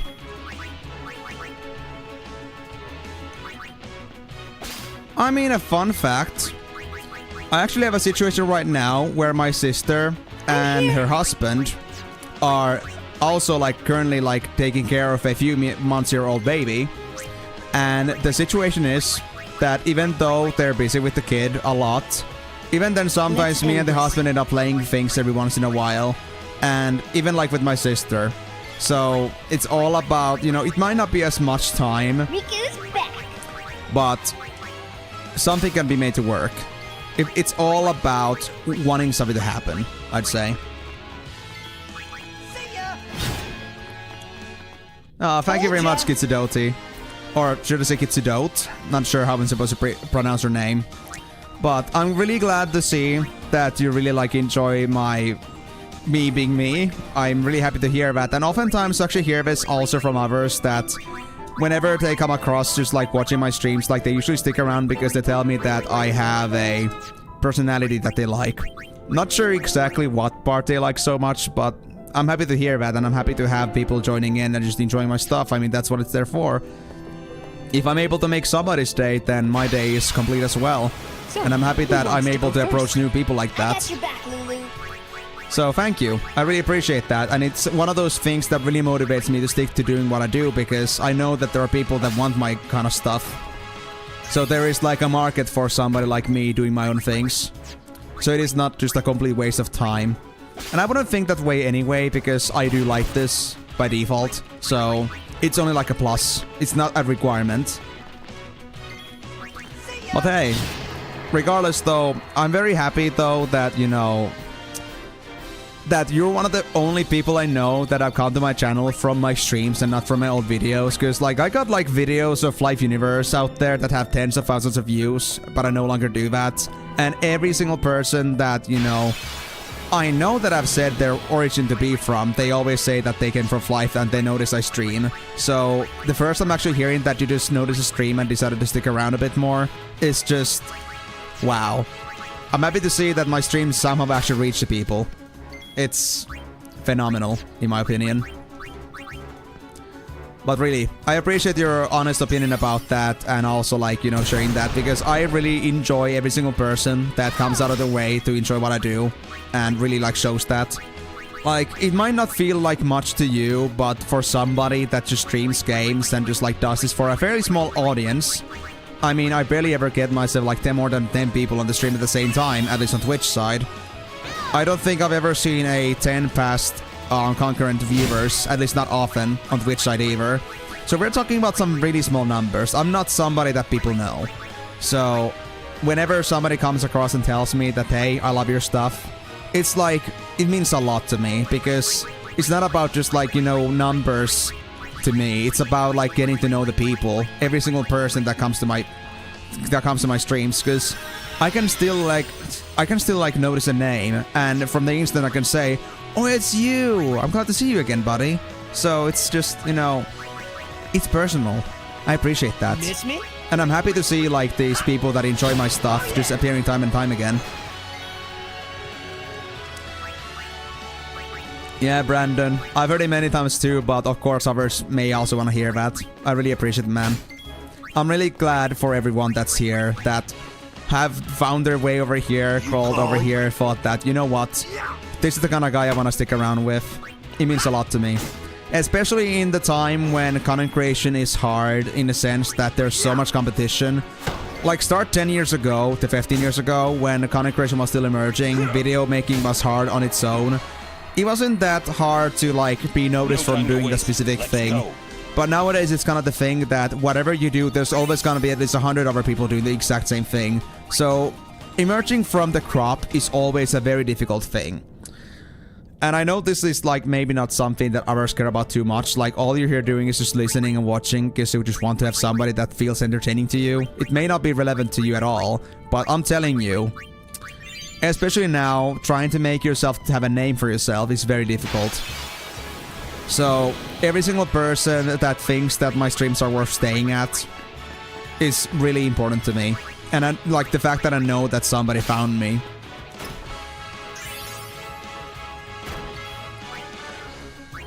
Honestly, no, I don't. In fact, I've heard a lot, so like, I've heard about like, you know, things like, you know, people are often sad that I stopped playing Life. Others understand and say that, yeah, that's cool, bro, I get it. It's just like, you know, they just might not appear again. And some are just like, just saying that, bro, why are you not playing Life anymore? And honestly, I cannot do much about things that I have no control over anymore. Like, I've stopped playing a game, that's it. It's not much I can do anything about that anymore. But if it's about like open critique about what I do, I'm always like willing to take that because if they're able to give me a constructive feedback, what was better, what like went worse, I'm happy to hear it because maybe there's something that I missed along the way that I didn't intend to. Maybe there's like something genuine that I lost along the way that I wanted to hold on to, but then I forgot somehow, for some reason, to embrace that again. So I would say in this case, definitely, if this was to emerge to me, I would just straight up, I would just say that I might at first be shocked because it's not often I hear like bad stuff coming to me. Generally, people's opinion about what I do tends to be pretty favorable, I'd say overall. I don't want to like get stuck to that too much though. So whenever somebody tells me there's something I'm doing worse, I always find it as an opportunity to improve. So if there's something I should fix, then tell me how I'm gonna fix it or what needs to be fixed. I'm happy to elaborate.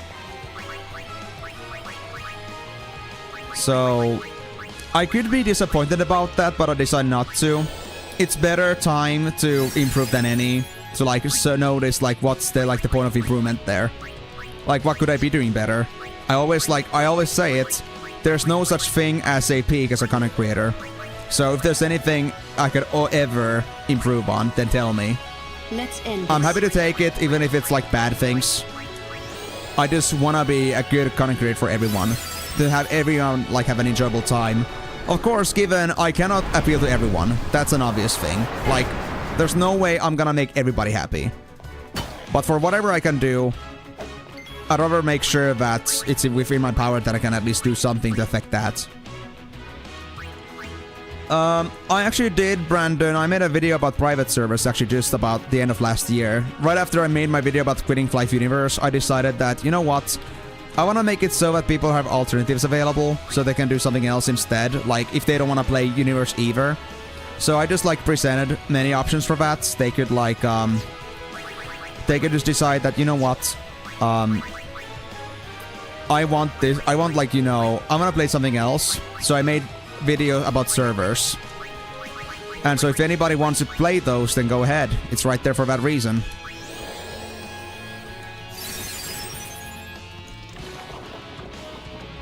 So yeah, I've given some thought. And I would not say that my opinions are the most popular. For example, I just completely just raised Insanity Flight to the ground in the comments there. But I'm just being honest. And I came from the perspective of like what this seems like the kind of server that I would recommend to a first timer for private service. And Insanity is such a hodgepodge with this kind of stuff that it's just like, you know, it's a server, right?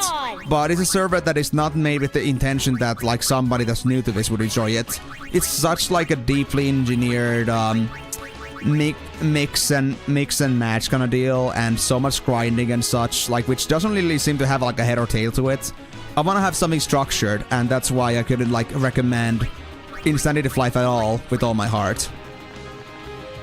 Miss me? I wouldn't say I play, but I'm working with one server right now. Like, I am making videos for them. they pay me for exchange, and the videos come to them, but I have a current project for them. So I would say, and I do it because I genuinely want to support the server, because they're such a good server, in my opinion. Like, if I was playing a private server actively in my free time, it would be that server. So obviously I would help them as much as I can.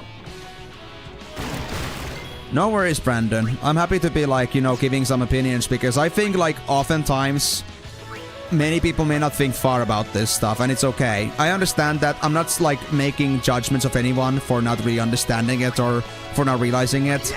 But I just wanted to make it into light that I wanted everyone to understand why I left. I didn't just leave because boo-hoo, money, and ooh-hoo, yeah. I mean, it kind of is like that, but it's not just the money, it's about the people. So I wanted to, like, make it pretty clear that there was a good reason why I left.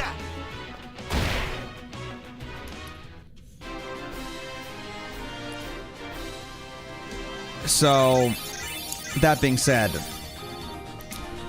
it's just for a fact that I want to be transparent. And I said it also in that video when I said, like, when I quit Flight Universe, that for me as a content creator, my biggest value is the kind of transparency and being honest.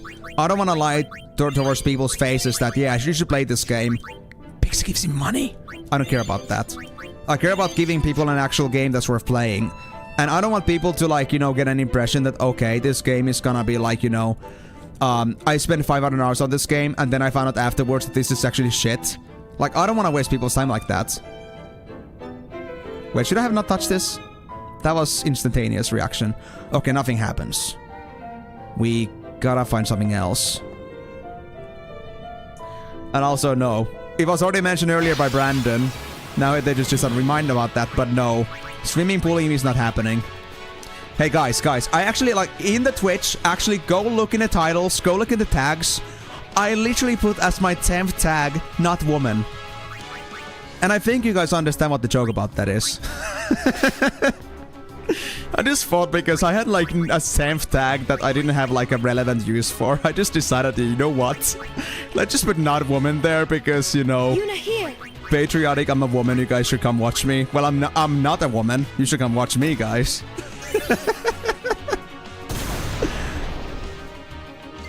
I think it's beautiful, guys. I don't know about you, but personally, I think it's the best joke I've ever made on 2026. But then again, it's only the beginning of 2026. Maybe I'll come up with something better. But yeah, I think that just about summarizes it, what I'm dealing with right now. So, I've said it before, I don't have time to be active on MMOs right now. I'm doing content creation stuff, and especially because I'm in a situation when I'm trying to, like, try out different things, like challenge my creativity. There's a problem that if I was stuck, like, playing MMOs all the time, I would not have time to do that. So I'm not investing myself on any MMOs right now. So that's the reason why, even though I do objectively enjoy some of the private servers that I tried, I just don't have the kind of, like, I don't have the, like, opportunity to be committed to them.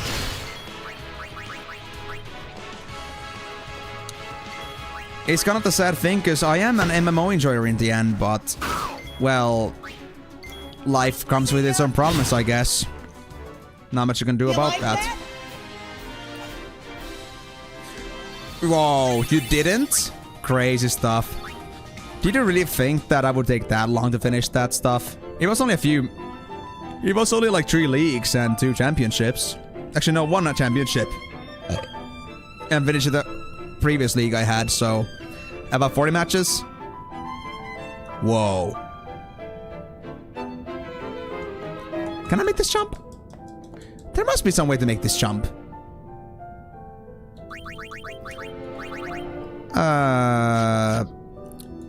Do I have to interact with something? You guys are toast. You know what? Watching you play this, you got me wanting to play this again, and I'm watching you in the background. So are you, like, playing concurrently?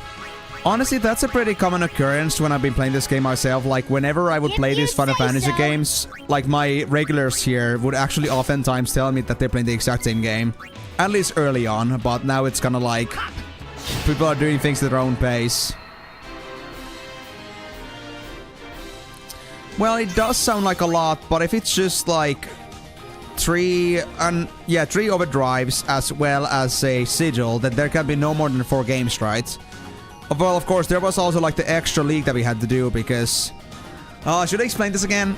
So, the thing about it is that when you finish a league, your league reward pool kind of re-rolls.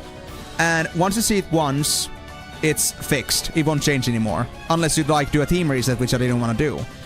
And the thing is, because the league is at the very top of the list, and these rewards can only appear in a certain order, like first you get attack reels from tournament, then you get status reels from league, then you get Aurochs reels from a tournament again, and then you get the sigil from league.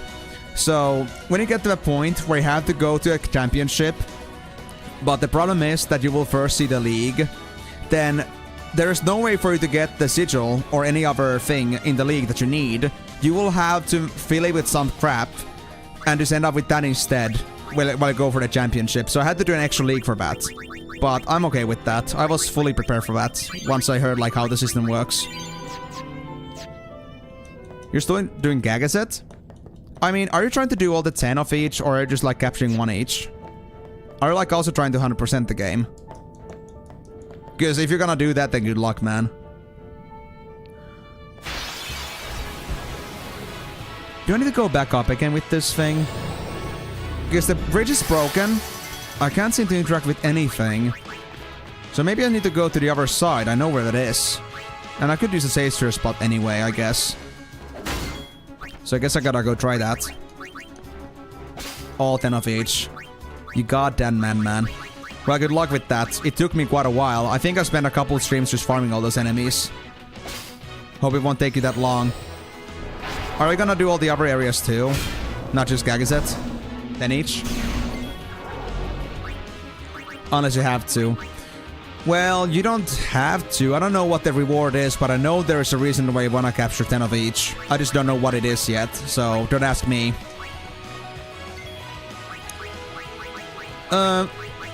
Orange Sword just needs like 1 of each create... Actually, wait. I think the creations only needed 1 of each. And if you get 10 unique creations, you get the crest. Or not the crest, the sigil. So I think it should be fine, even if you get 1 of each. But I just wanted to get 10 of each because there is another thing you get if you capture all of them. I just don't remember what it is now. Yes, every single... If you want to get the extra things that I'm like looking to get, which I don't know what it is yet, but still, you go 10 each. But if you just want to get the crest, or the sigil, my bad, you just need 1 of each from 10 unique areas to get all the personal creations. And when you have 10 personal creations from the Monster Arena Master, then that's it. You're gonna get your sigil. Magus Sisters is a different thing entirely, so you don't have to worry about that to be anyway involved with that. You just need to get yourself the... You just need to get Anima. That's gonna be pretty much it.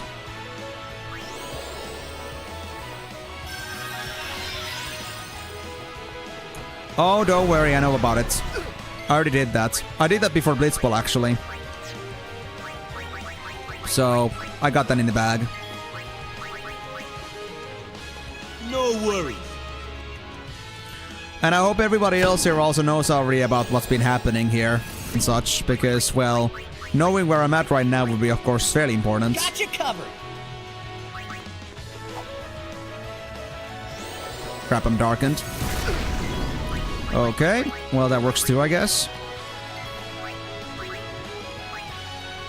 Actually, I kind of want to use Lulu for that. Oh, wait! Did he just die? What just happened? Did it not die? Did they just absorb it? Or... No, Tidus doesn't have absorption. What the hell just happened? Am I crazy? Am I crazy? I think Tidus should be dead. You called? Interesting. Hold on. Let me just fix Tidus for now, I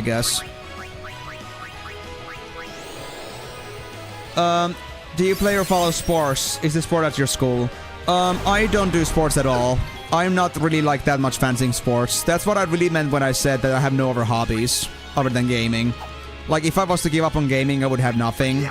It's because I literally have nothing else. I don't do sports or anything like that. So, yeah, no sports following for me. I know there is like a opportunity for sporting for the university students at a discounted price, but I don't care about that too much. Haven't been looking into the submission at all. And as for like if the school has any other sports in general, any like dedicated sports to itself, there isn't, from my understanding.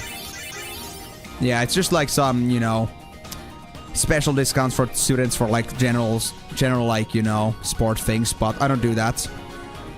When it comes to sports, like the main exercise I do is that I like do all my school travels and such like by walking. I don't have any car or a bike right now.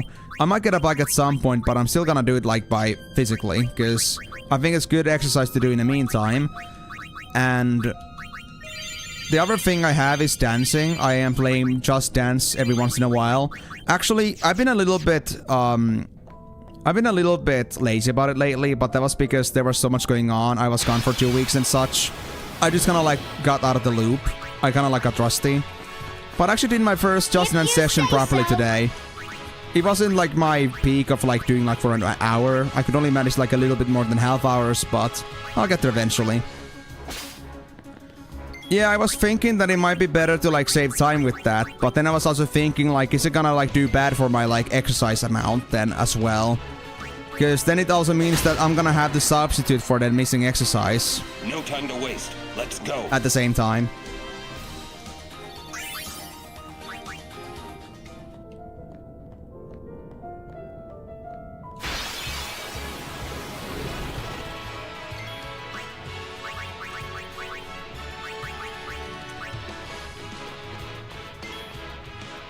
Oh god, let's not talk about that.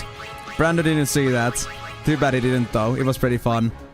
Although on the topic of Osu though, I've actually been making some improvements already. So I gotta be honest guys. There was a couple modes I was decent at, namely Standard and Taiko, the drum game. But I gotta say, I wasn't exactly proud of my performance on Mania and Catch a Beat. I sucked a lot. And I could have done it better, I know it. But I didn't. I was too rusty.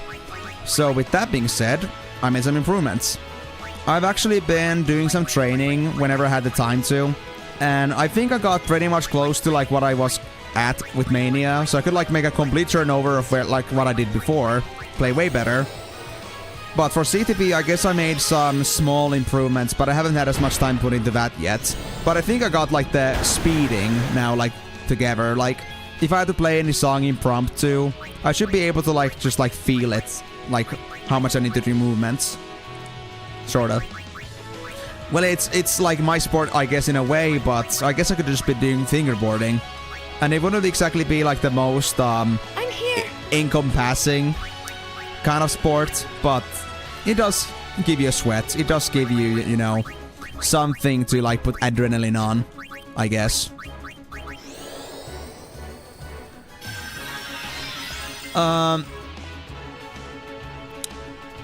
I have Delaney, some of them.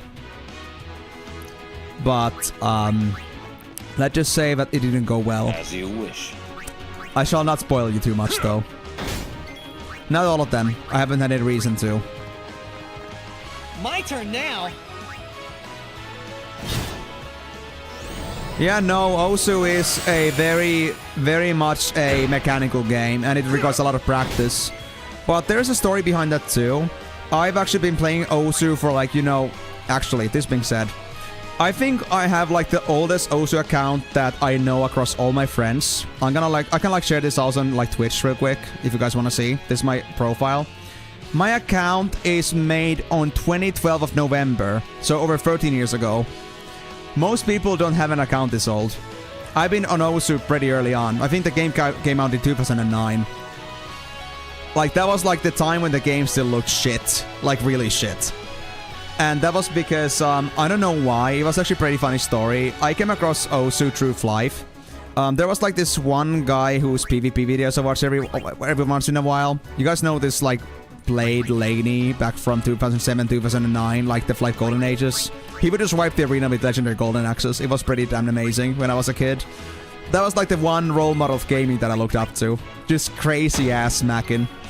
And they had this certain song. I think it was called DJ Shrapnel's Strange Program. And I was looking this up on the internet because they had it in the video's ending. No and I was time to like, waste. Let's go. wait, I'm not really finding the song, but there's this like one game, it seems, that where this is being played on.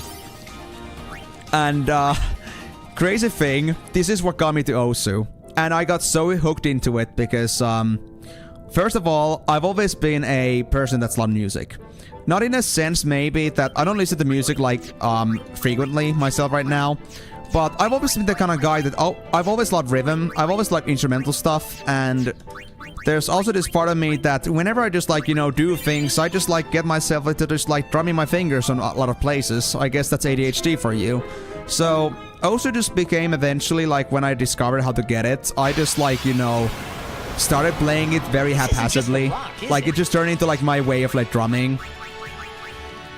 And the thing is, the thing about it is that I actually wanted to learn drums ever since I was a kid. And there was a reason I could have done that. It's because my father actually used to be a drummer when they were younger. And we even had a drum set at home still. So if I wanted to learn drumming and if he was willing to teach me, I could have learned it. But I never did.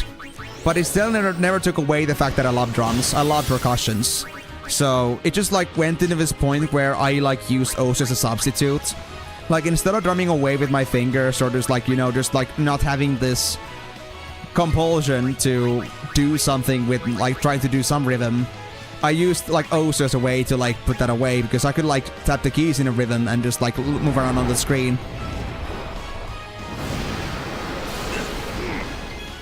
Stimming. What do you mean with stimming? I actually don't know what that is. If it's like the finger banging on the tables and such, if that's called stimming, then yes, sure. I just never actually heard that it like had a proper like, you know, word for that. I've always called it finger drumming, so thanks for that. But yeah, the thing is that I had an account for that, and I've been playing the game like ever since I was a kid.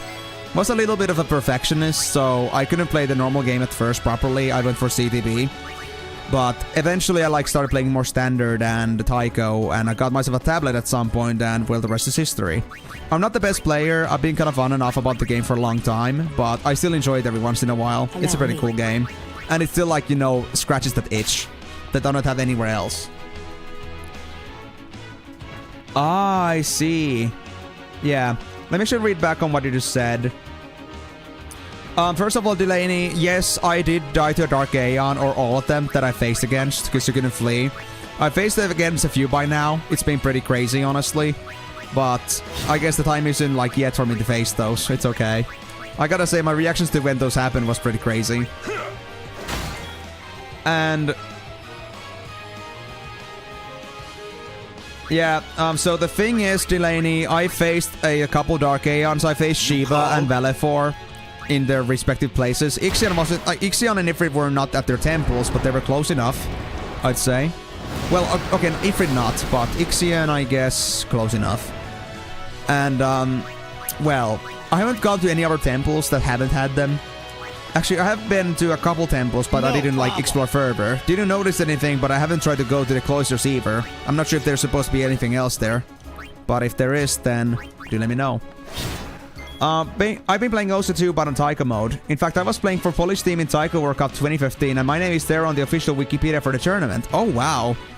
Actually, Karyu, I had the same thing, actually. I would say that right now Taiko is my main Osu gameplay mode. It's because, well, I like drumming again, and I actually got really into it. I used to be at, like, I think top 20 Finnish players on Taiko as well. I think my rank used to be at like 3 or 2k, or 3k or 4k maybe, max. So like, I used to be pretty high on there, but I kind of like washed off myself like for a few years, and now I'm like... I'm sitting at like 5k, was it? So, Not as good as I used to be at the moment. I'm still like catching up, but I'm certainly like still have the talent on that. And it would be nice to like really get to the point of improving at some point. Yeah, now I'm like just a hair under 4K on Taiko. So yeah, I do like Taiko a lot as well. It's a kind of like chill gameplay, unlike Osu. Like Osu is very, I would say Osu is very demanding in the terms of accuracy. And I always have like a problem with like how to orient my tablets. There are like our good days and bad days with that. Just like with Taiko, I guess, but not as bad, I would say. Oh, Step Mania. That used to be my childhood, man. Like the actual first rhythm game I played was Step Mania, and that was because my cousin used to play it. So I heard about it from them, and I would sometimes like play versus with my cousin, but they would of course like have it easy on me, because I would have never beaten them when I was a kid, but I enjoyed it. Tapping arrow keys. I actually would like to play like one of those like, you know, dance games like Pump It Up or Dance Dance Revolution. They look so damn fun. I need to get to Japan for that, or some other Asian country where they're more standard. If they're still a thing, of course. Might be a bit old at the moment, but I would do it. But yeah, let me see if there's anything else in there. Only 2012, your account is young. Well, okay, it may not be the oldest account, but across all my friends that know about the game, my account is the oldest. Like, they're actually all surprised about how do I know about this game already? Or how did I know about it back then? It was like before the game exploded, so it's kind of like you could say that I was ahead of the curve, but I still suck at the game, so doesn't matter much if I have no quality there. And have you ever played FPS? Or do you ever play FPS? Not really. I would say that kind of the same way that LoL is like a group game for me.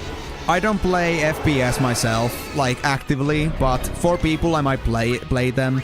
But I don't go out of my way to play them myself. I don't like them too much. No worries.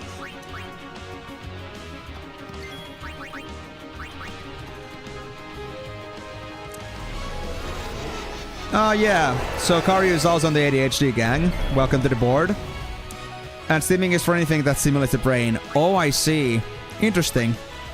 Well, yeah, drumming was always the thing I did. Finger drumming was my way of stimulation, definitely. Omega 3 helps so much with the memory symptoms. Oh. But it's not cured, but it kind of like holds them back. You could say that it minimizes the effects.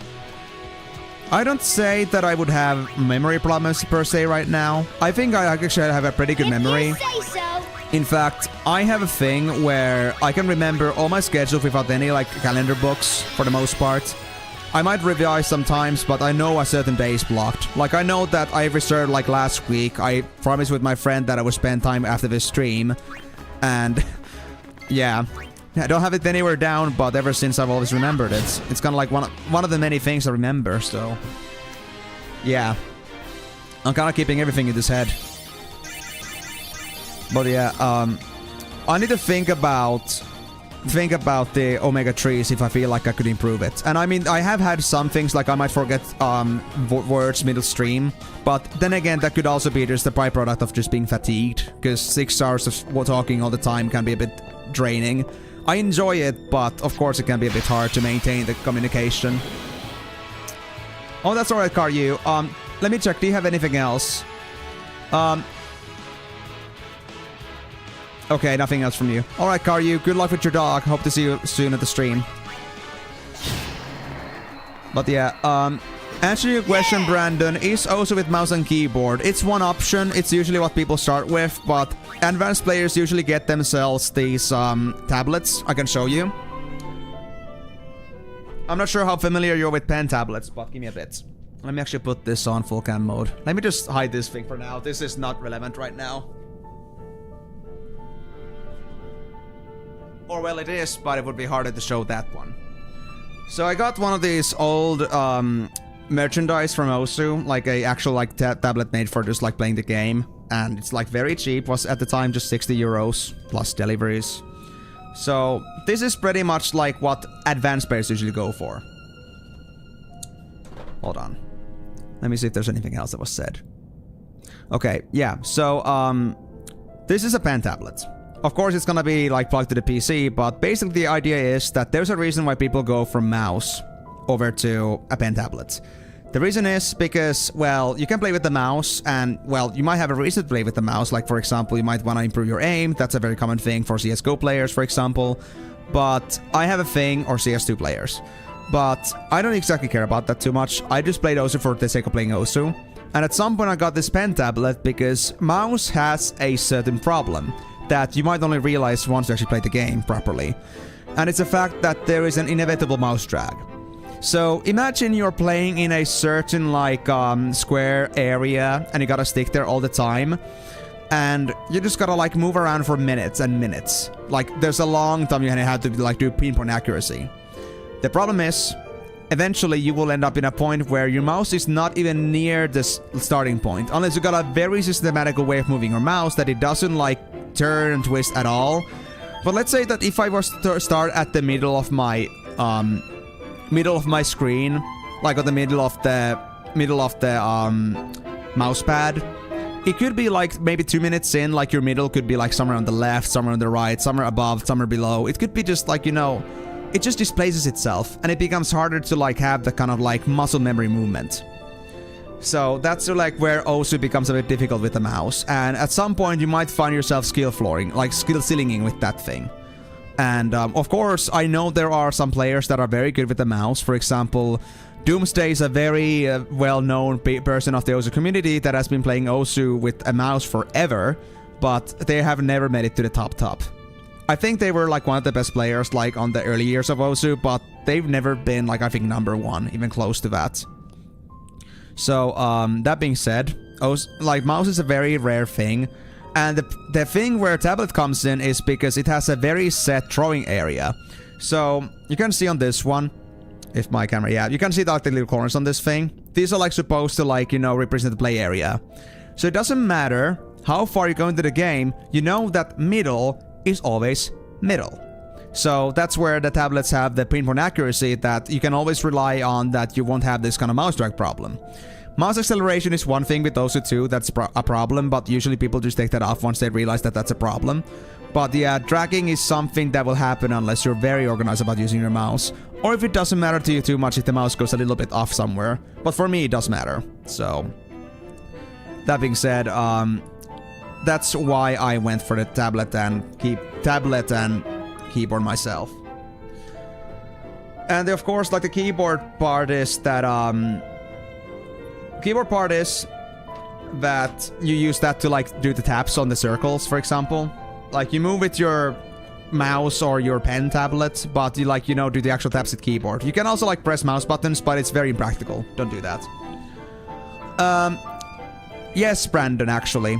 Like, it's like, you can see like this, like on the both sides. Let me first answer the question on do you stream Osu? Kind of, but kind of not.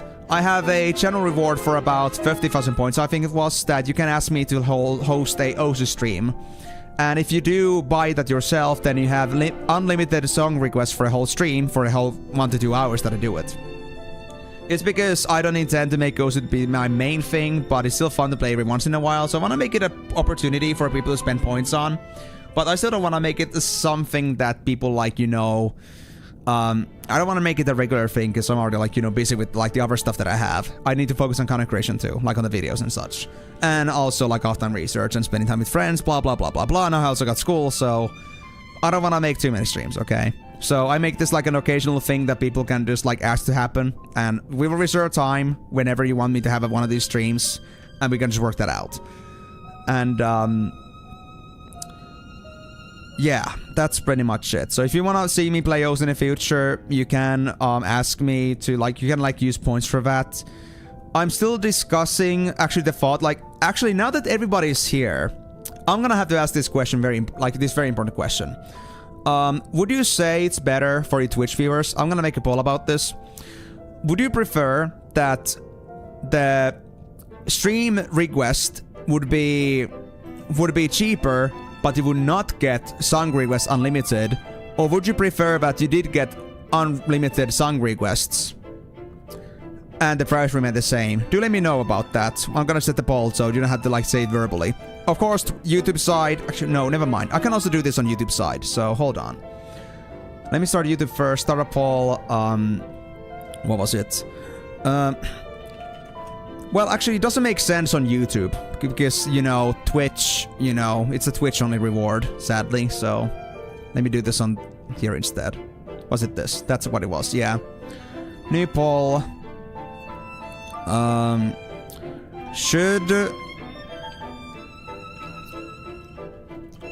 should I organize Osu/Just Dance streams? Or stream point redemptions?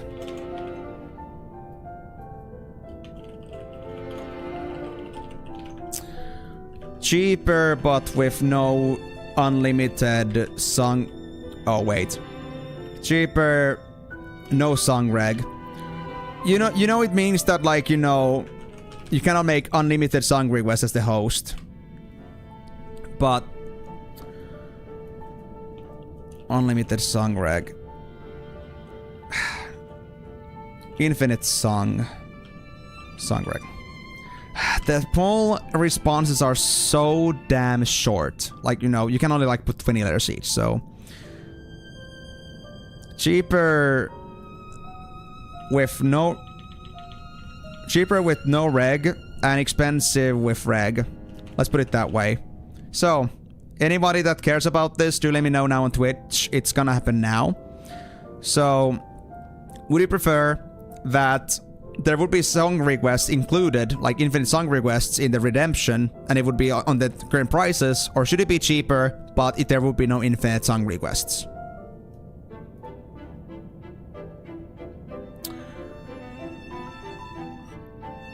That's one on cheaper.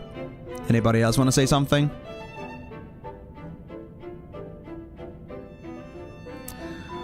And also, answering your other question, Brandon, yes, YouTube can see... I know we can set it for a minute, but I thought, like, you know, more than a minute, but I thought that it could be just more... I don't think we need more than a minute on this. I expect everyone to be ready, since I've been talking about this for a while. No worries, Brandon. Thank you for that. But, yeah, yes, people do see the chats with each other, just the way you see, like, my chat. Like YouTube's chat. YouTube can also see Twitch's chat. The bot is on both sides. And it's also like on the stream display as well, so there's no way that if somebody wanted to see the other side's chat, they would miss it. It's not the doubt, Simp. It's not the doubt. I just wanted to put this like pen on paper kind of like answer, and I just like Falk already explained this for like a minute or two that it might be better to do it this way. So yeah, it seems nobody even seems to like the expensive with requirements, so I might make a change to that. I might make the prices to be like half of what they are right now, so there's like still some value in like setting up the stream, but you will still, if you want to make actual song requests, you will have to make them separately. There's gonna be like the separate song request redemption that's gonna be 1500 points. So if you want to make a redemption, then it's there. But yeah. Yeah, that's pretty much it, I guess. Let me also now catch up on what the other messages were, because I'm gonna get back to the game in the meantime, because I don't think there's anything else that needs, like, particular attention at the moment. So let me see. No worries, Brandon. I was very happy to be talking about this. Like, it's my own choices on, like, how I wanna stream my stream. It's not a big deal. Besides, I didn't have a proper chatting session yet, like, on the actual, like, start of the stream, so it's okay. Thanks for your interest. I appreciate it. I'll take care of them. Yeah, but it's not. That's not what I want. Like I said just earlier, I have so many streams already, like, you know, that I do, and like I have to make videos and do some research, so I cannot really do, like, since I'm not a full-timer, I cannot exactly like put more streams in that easily. I want to make it something that's only happening like maybe max once a week, and that even like occasionally. And that's why it's like that.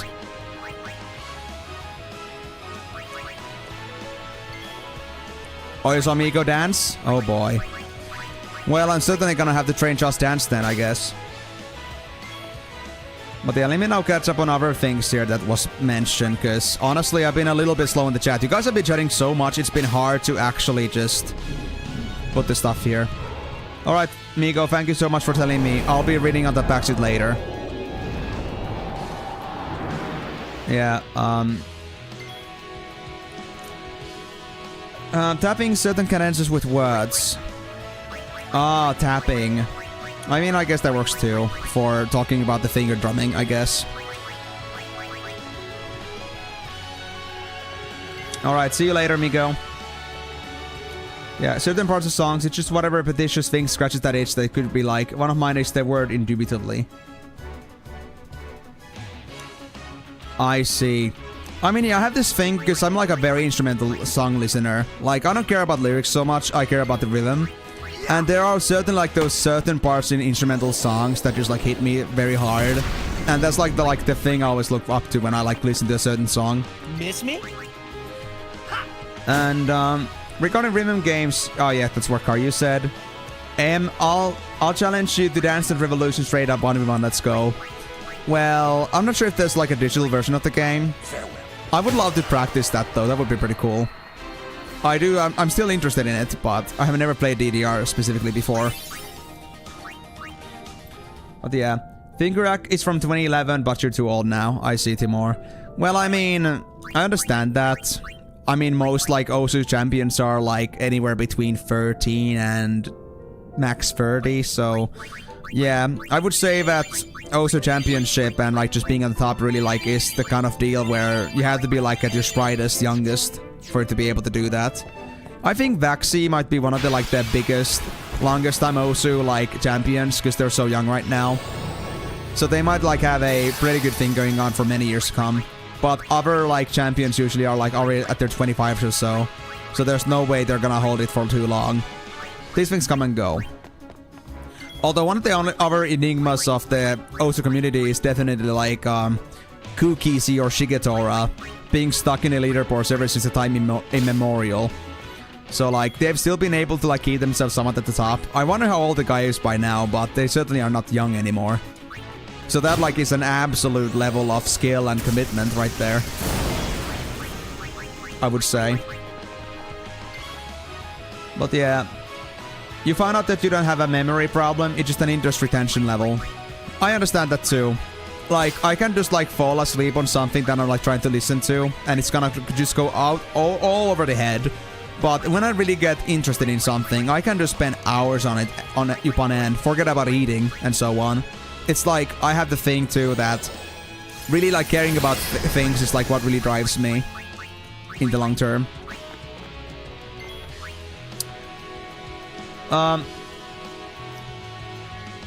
Alright, Brandon, thank you so much for dropping, man, and thank you for sitting around and like going through your sleepiness. Again, Brandon, if you want to catch up the rest of the stream, you can always check this VOD later on YouTube, so if you're interested, go ahead. Thank you so much again for dropping in. Thank you so much for your support. Thank you so much for your continued patronage. Love you, man. Good night, man. And good luck there in the Vertigo country. Got you covered. But yeah, it's why I can recount to you everything about certain hobbies I'm in, but I can't remember what I did a week and a half ago. I mean, nobody ever really remembers what they ate last week, unless the food was really phenomenal. So, it's very common, I would say, in a certain level, but I understand where you're coming from, too. Like, there is a common memory retention for people that they don't pay attention to, but then there's, like, another level to it with ADHD. Like, you have these things that you don't really give a single fuck about, and you won't remember it, but then there are cases of people that really, like, some cases where, like, we remember literally every single thing, because we care about it. Like, I get you, man. I get you. But yeah, I think that's pretty much it. Right? Yeah, I guess so. So... Alright. Okay, Brandon had that question. Well, if they ever watch this later, I guess I gotta say that I don't really do bands. I do artists. Usually electronic artists. Can't think of a band name right now that I would say like would have stuck out with me. But yeah, I guess that's all. So Again, guys, thank you so much for all your messages, all your comments. I know it took me a while to like respond to some of those, but trust me, there was so much for me to read here. And I'm happy to be reading them all, but I just want to make sure that I can answer them all properly. Thank you for all the activity. Like I said, I can never thank you enough for, you know, being the way you are. Anyway, we got one of these nasty creatures again. I'm gonna have to really rely on Auron on this one. I need to use Auron to weaken these guys up. And after that, I should probably try to get the catches still. They're not important right now, I know that. But it will still be great to get them out of the way. There's also one way for me to... Ah, wait, I'm cursed. So I cannot do that. Okay. I guess I'll skip my turn. I hope I don't regret this. Fine for now, but what I wanted to do here was, I guess, get Lulu. And fix up Auron. Well then, what next? And hopefully he won't get anything else again.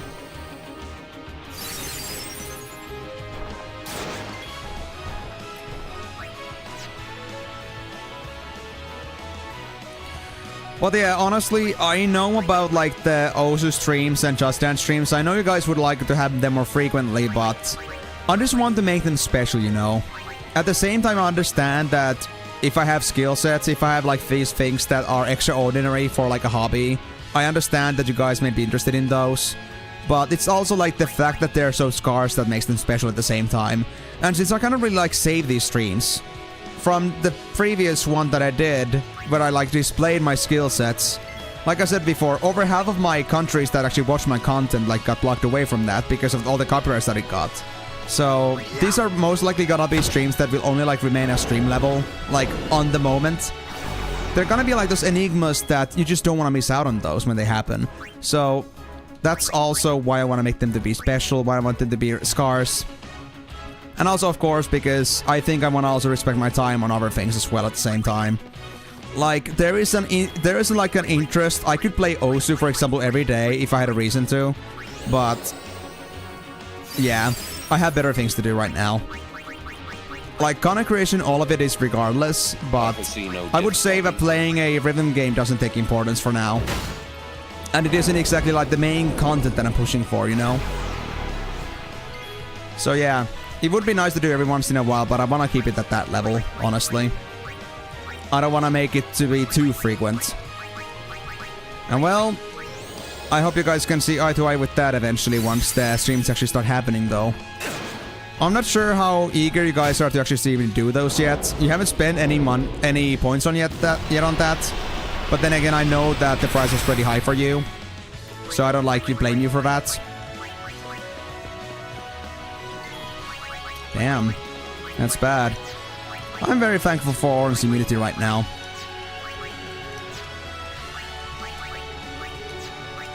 Gotta use Albert potions again. I hope this other one isn't gonna use breath on me right now. But anyway, the thing I was trying to say here is that I hope you guys can see eye to eye with that. I haven't seen you guys spend any points on yet on that, but I guess I can also understand that maybe you thought the price was too steep. Now, I gotta agree, the price is a little bit steep considering how little viewers we have right now. But I just wanted to test like how much I can push you guys, like how desperate you are for that. But at least I know that you're interested, so I think that's reason enough for me to believe that these things will be used. But I don't want to make it too cheap either. Like, I'm not gonna go take it below 10k at all. I think 30k, 20k at least is gonna be like my minimum there.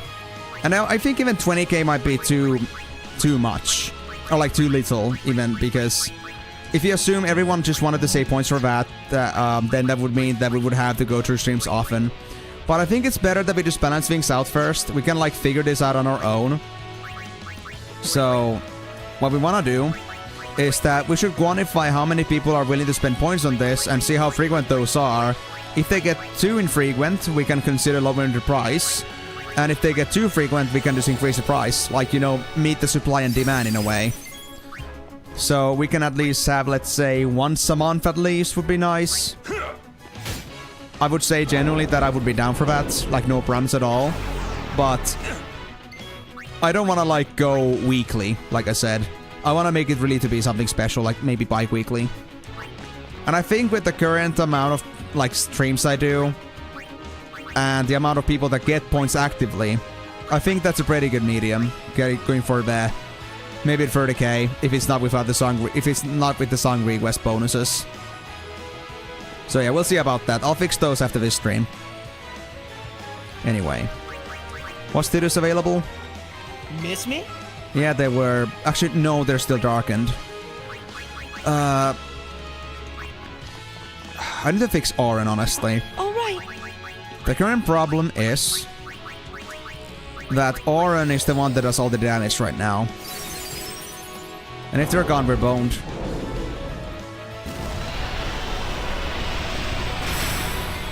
And we also want to keep Auron just because of this, that we can at least make sure that we don't like get fully stoned. I think Auron had 100% stone proof, so this is the way I'm gonna fight against these guys. Auron is never gonna leave the field.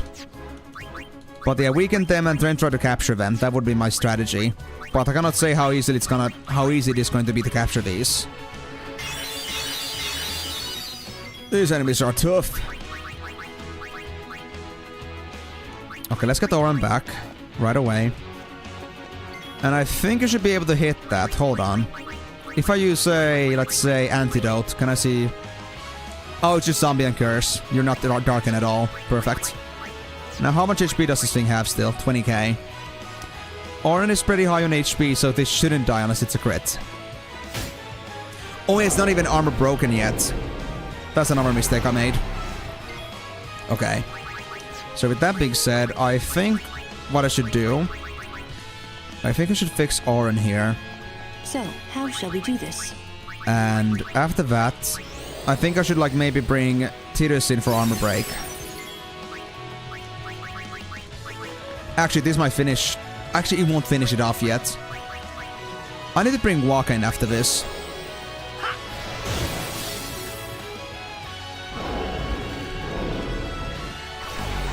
Because it's like...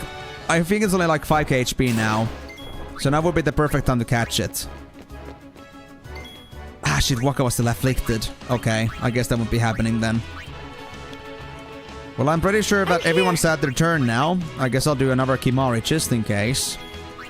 But I think Tidus is gonna be then the one to finish us off.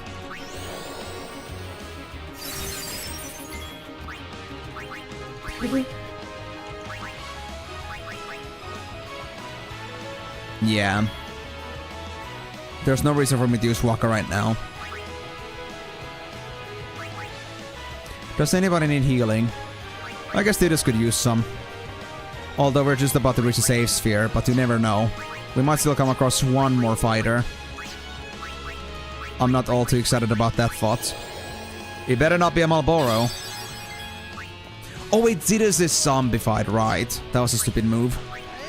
That's it. I got one Emenalus. Yeah, these things are honestly like, if I want to actually get all these captures, this is gonna be a lot of work. But now we're gonna get a pretty big stat boost after we get to the save sphere. Because I got lots of save sphere levels saved up.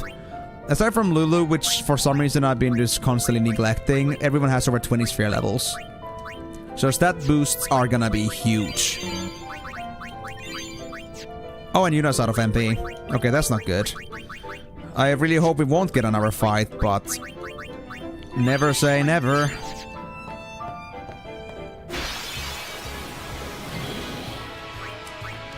Okay, it was a Gisaurus. Whew. I think that should be it now. We should be safe. Eep. There we go. Oh, okay, my stats are fine. Well, you know what, guys? My bladder is about to explode, so before we actually get the save spheres here, or sphere levels, I'm gonna actually leave a small ad break on Twitch, so anyone that wants to drop in doesn't have to go through pre-rolls. Thank you everyone so much for your attendance. Thank you so much for enjoying the stream. I'll be back right in just a moment, so don't be just going anywhere. After I'm back, I'm gonna get my sphere level straight, and then we're gonna explore how the hell are we gonna open up the door to Omega. So, see you guys soon. And for the others that don't have to go through ads, you fortunate subscribers and YouTube viewers,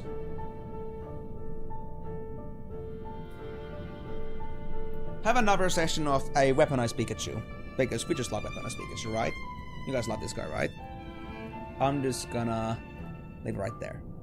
Perfect. BRB.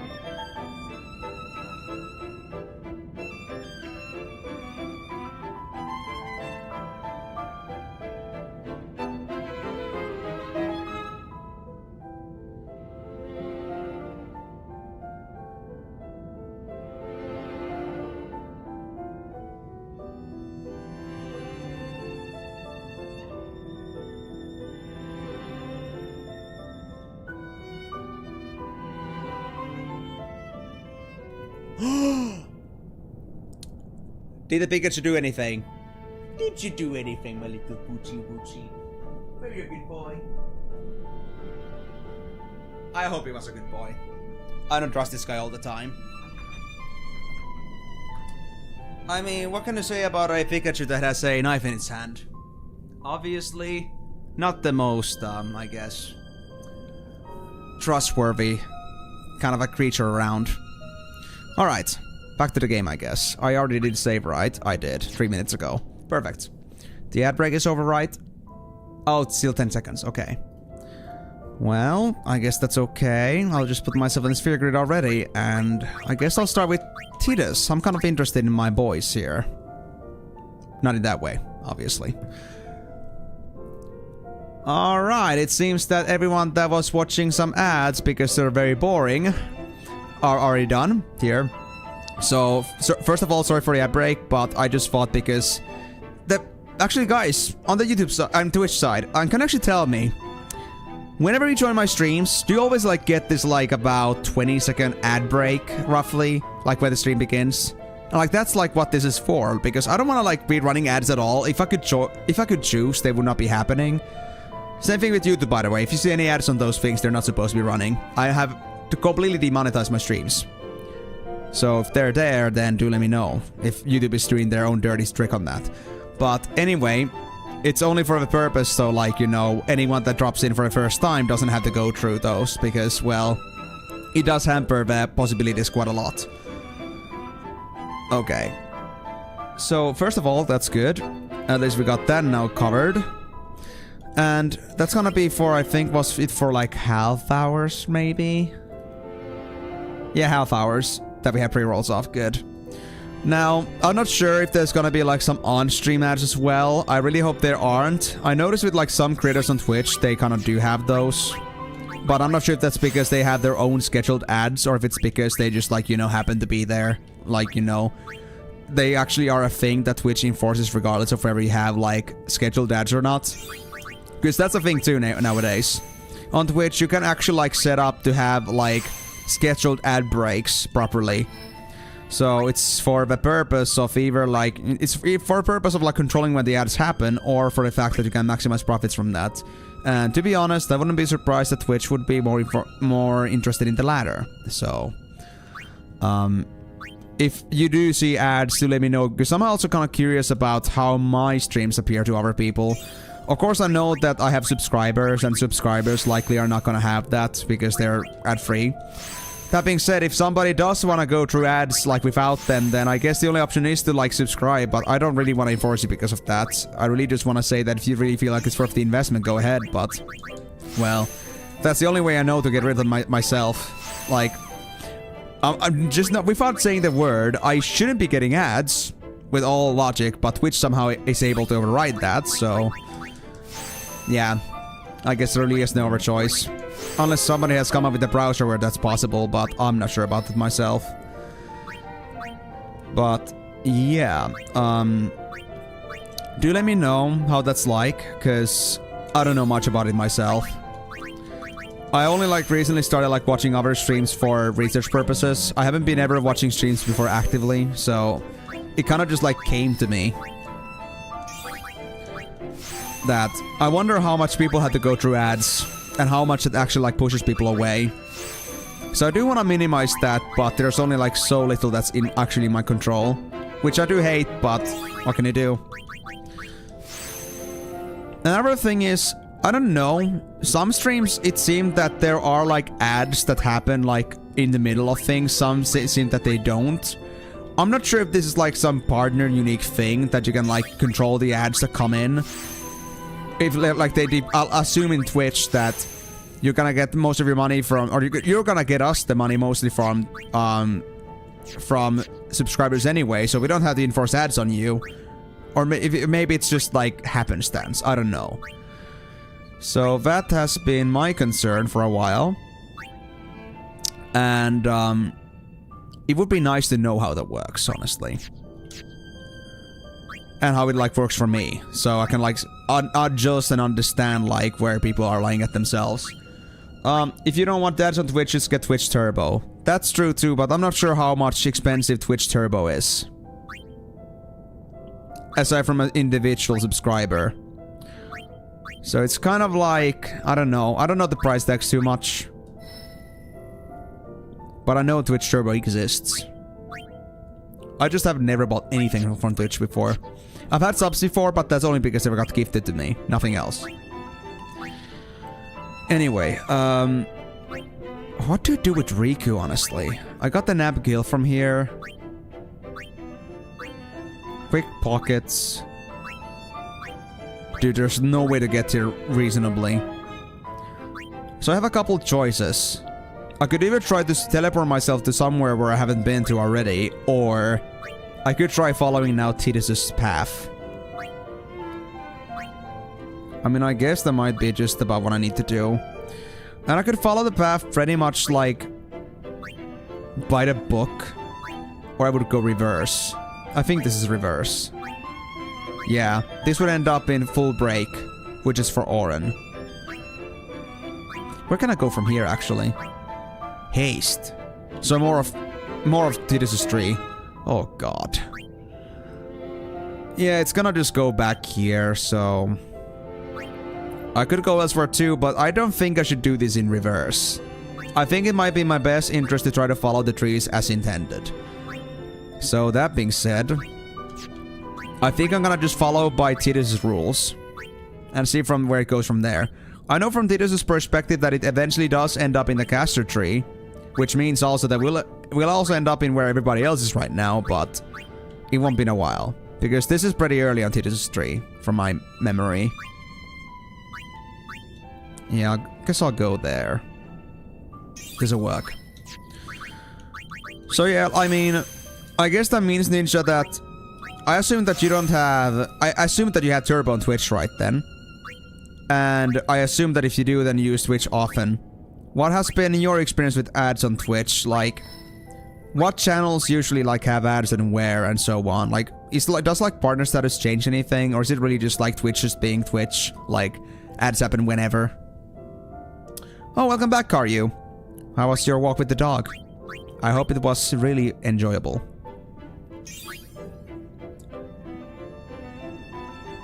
The thing is, at least for me, it doesn't work on Twitch. I don't know if it has to be a specific one or if it has to be like a specific browser for that, but for me at least it does not work. But it could be I haven't like explored my options either. I've been pretty lazy about that. It's worked for the most part.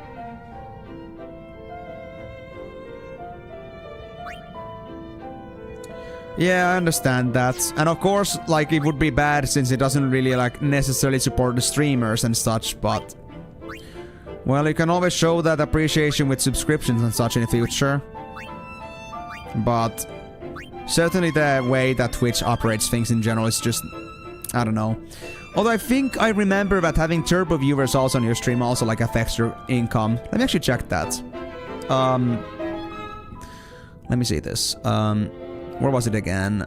Settings, no. Analytics, I think. Revenue, yeah. Earnings.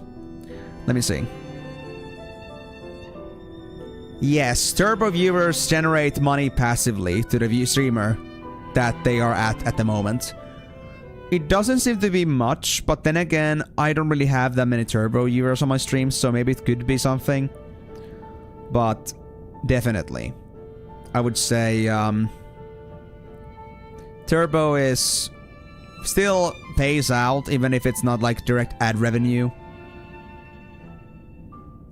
But yeah, this is, you know, not that good in the end.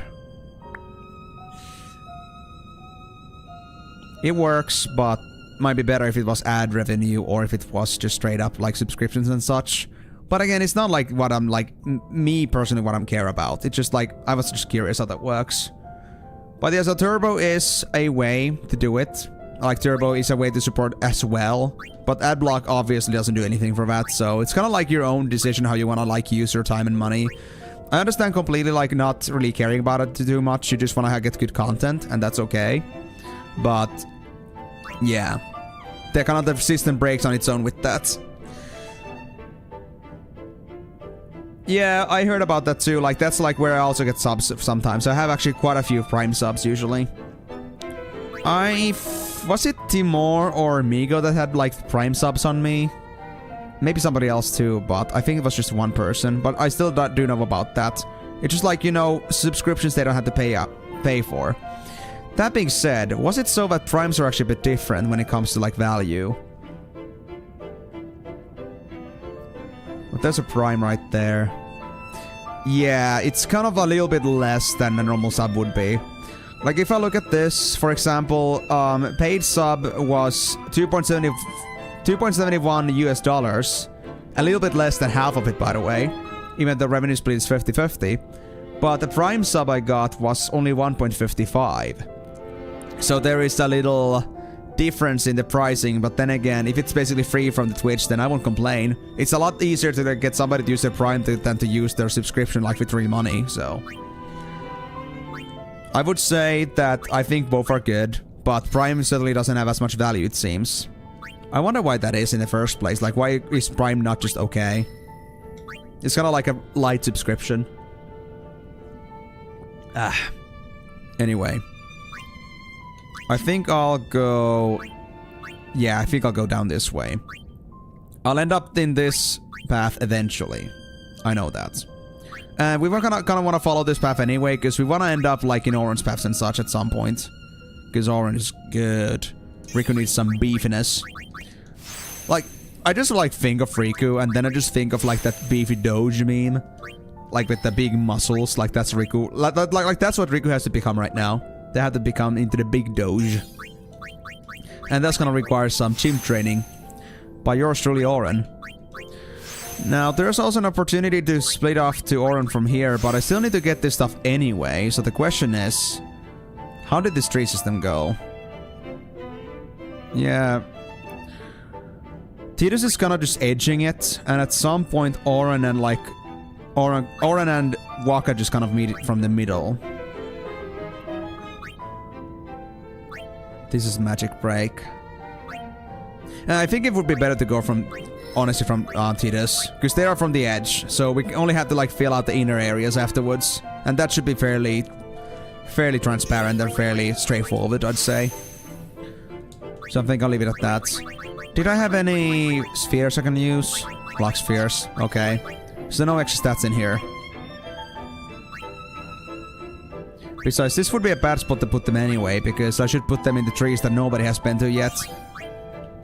Because this is already like what Tidus has been gone to. They would have to activate these somehow separately, and I don't like that idea.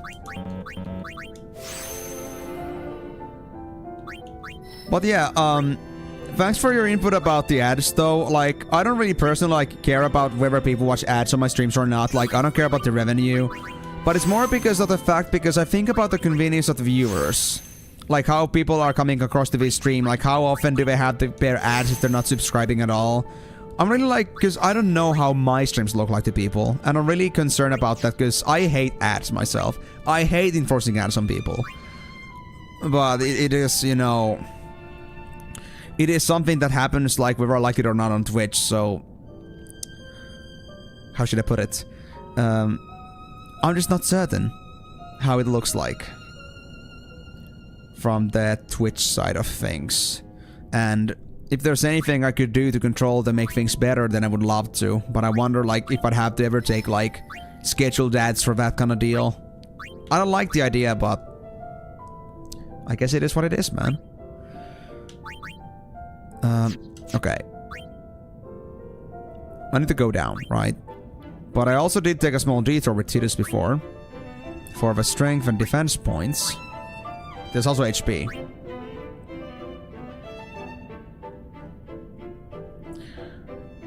I went out of my way to learn strength over here. But I don't think that's necessary. I'll end up on Orange Tree eventually anyway. Now that the initial, like, statting phase where every single stat point is crucial is kind of over, I guess I'll just go through this methodically and not waste too many points on detouring. I can just come back to this eventually because I know I'm still missing an entire Orange Tree. So yeah, that's gonna be it for Riku. I think they learned Slow and Sloga. Yeah, that was Sloga and this was Slow, right? Yeah. Alright, Oran with 25 points. Damn, bro, you're massive.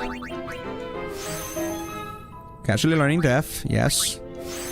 Oran is the one person you want to have that learned on, definitely. And here comes the question million, which I've had with so many characters lately. Which path do I want to choose here?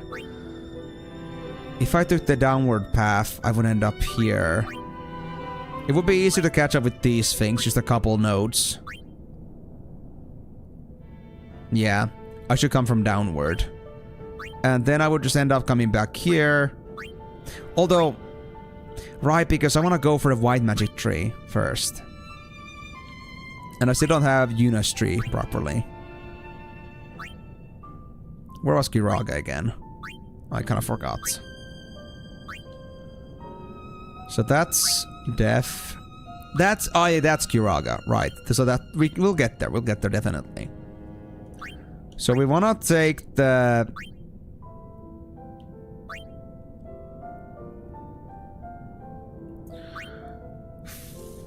If I go from here, this would be like the break-off point. 1, 2, 3, 4.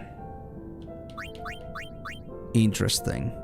1, 2, 3, 4. I could get the important stuff. Sure, let's go from above. Because I think this would be a better choice in the sense that if I want to go for a whole white magic tree anyway, then I'll end up like clearing this area better. Because I would have to make an extra mile here. If I went from below, I think. So let's put ourselves... Oh, actually not there yet, not there yet. Because I'm not gonna get to this point anymore. I think I should put the mana spheres from here. There we go. And here we have... Yeah, this part. Lots of extra mana. Man, Oran is finally becoming intelligent. My guy's been just all brawn this whole time. Imagine that changing now.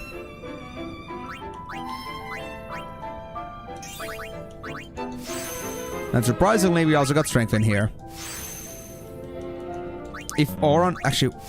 If Oran got way more stronger than this, that would be crazy. I mean, it's already doing like 12k without any damage boosters. I wonder how much better we can make it. Anyway, I could go back there now. But I could take the HP, honestly. HP is pretty important right now. 1, 2, 3. Yeah, it was all the way here. 1, 2, 3, 4. Yeah, okay, over there. And I think Ornn is actually able to learn Kiraga before our sphere levels end. Yep. Right on point. Dude, it's crazy to think there's 3 people in this very same spot right now. Although Ornn is gonna go a little bit further than that. Can still get the evasion from just a bit above. There we go. Waka, you got 21 points as well. Where are you gonna go? Oh, you're gonna come from above.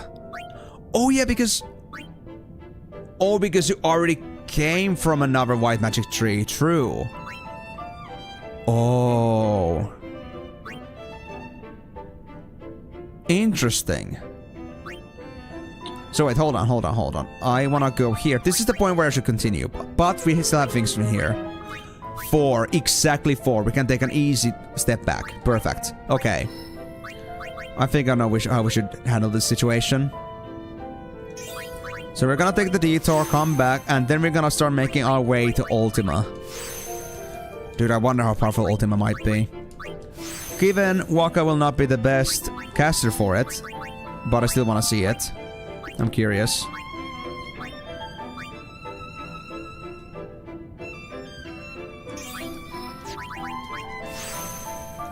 Well, at least I got more magic points. That helps somewhat.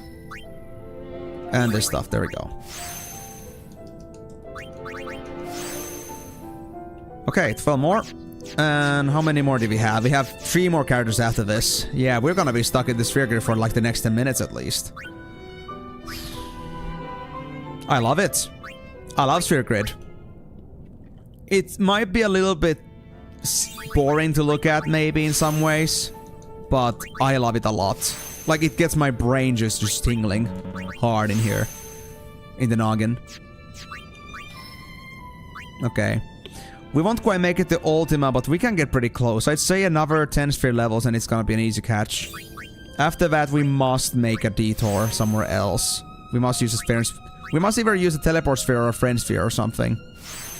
Not sure which would be the best option, but regardless, one of those.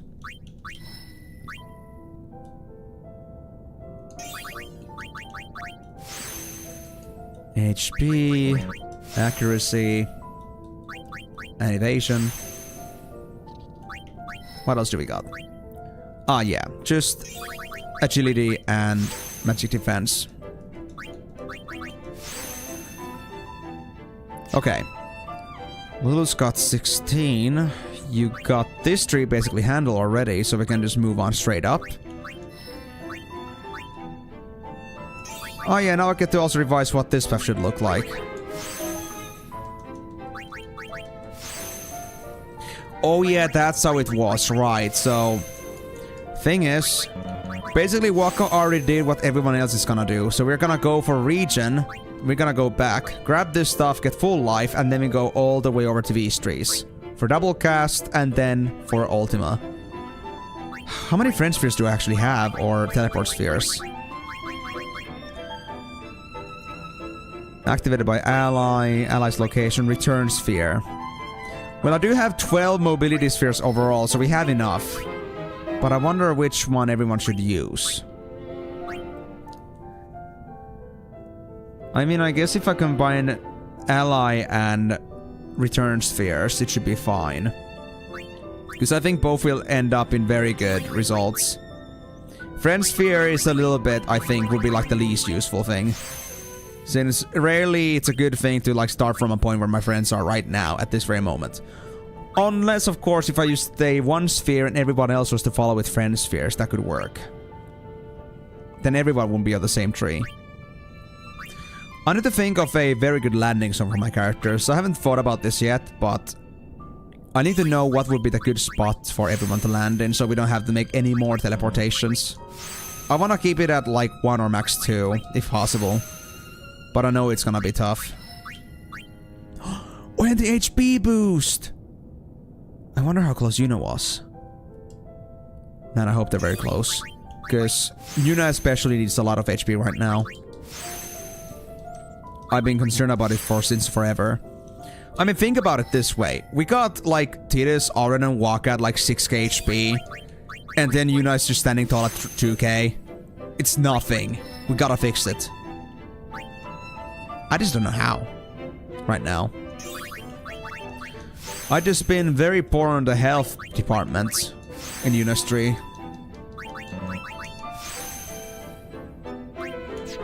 Okay, that's it for Lulu. You're very strong right now at 31 strength. For a mage, that's pretty impressive. Yeah. Yuna is gonna get Kiraga. Yes, but that's pretty much it. I don't think they're gonna make it that far yet. We could get the small black magic detour here, though. Before we go on to the main tree. Yeah. We have to do this anyway.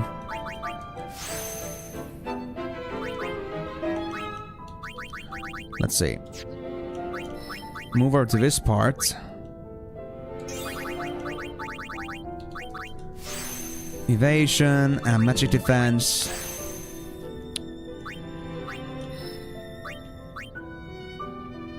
After Kiraga, we only have 10 points left. I might barely make it for some health.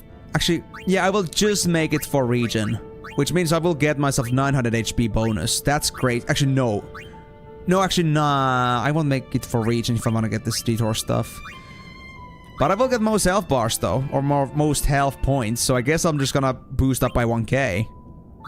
Dude, that's crazy. Since there's 300, there's another 300. There's 200. And 300. So that's 1400 HP we can get. I think we can get them all in this one run. So we're gonna boost up to 3.5k.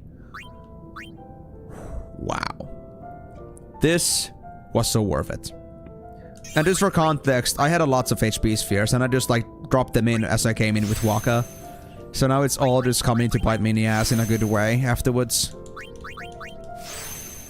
Oh, we needed this so much.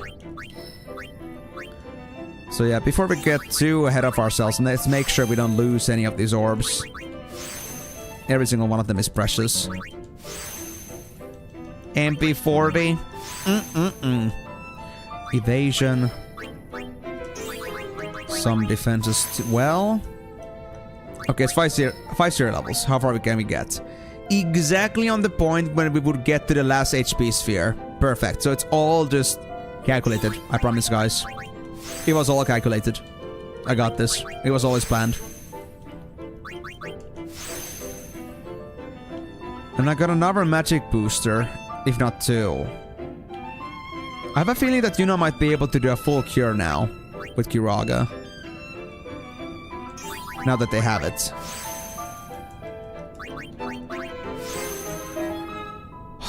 Thank you, Yuna. Alright, last one is Kimari. And I know they will get the region at least. Yeah, it's gonna be the exact same path as I just did with Yuna and everybody else, but I don't know how, but everyone just ended up converging at Lulu's path for some reason. It's pretty funny to think about, to be honest. Like, I didn't plan for this. But it seems like all the paths, if you follow like chronologically, like everyone's path by their book, then it all just leads to Lulu.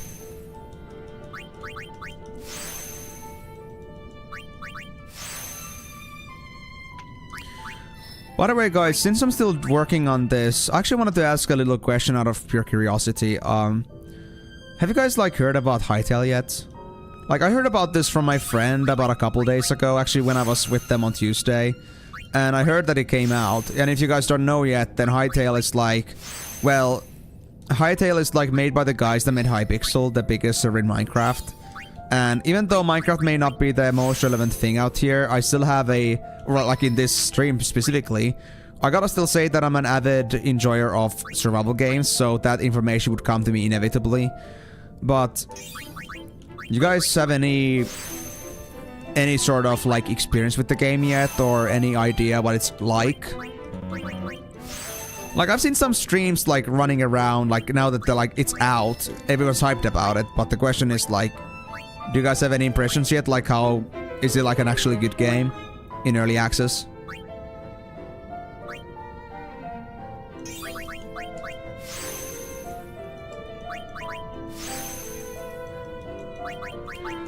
And while you may or may not be answering that, I guess I'll continue on my path here. So now we got the region. And then there's the full life. And these have to be approached separately after I get to this conversion point. Alright. So if that's all done... Is Kimari gonna make it? Oh, they will just barely make it for Kiraga. Actually, no, full life. Perfect. So now we got more than just one character with full life. And I need to remember that Waka actually has full life. That's a thing that's so easy to glance over.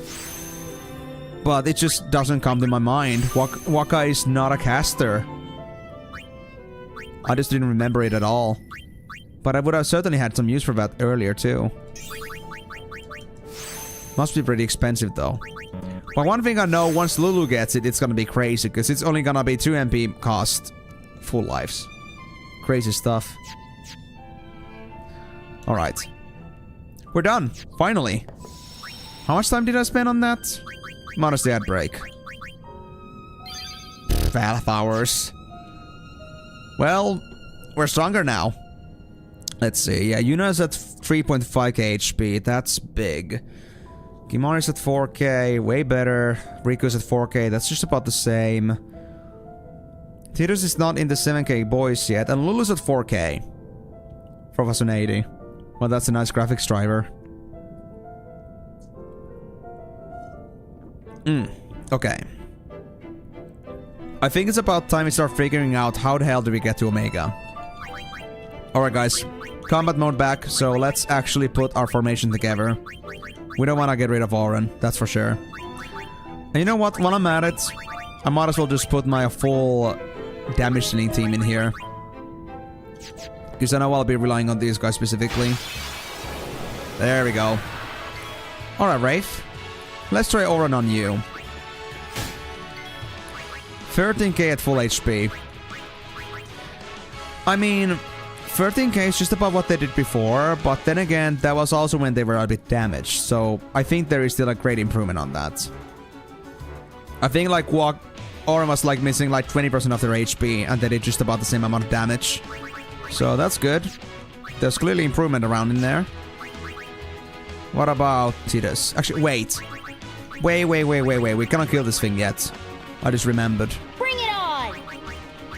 We don't want to do that since everybody needs to get their turn. Man, I need to get back to this.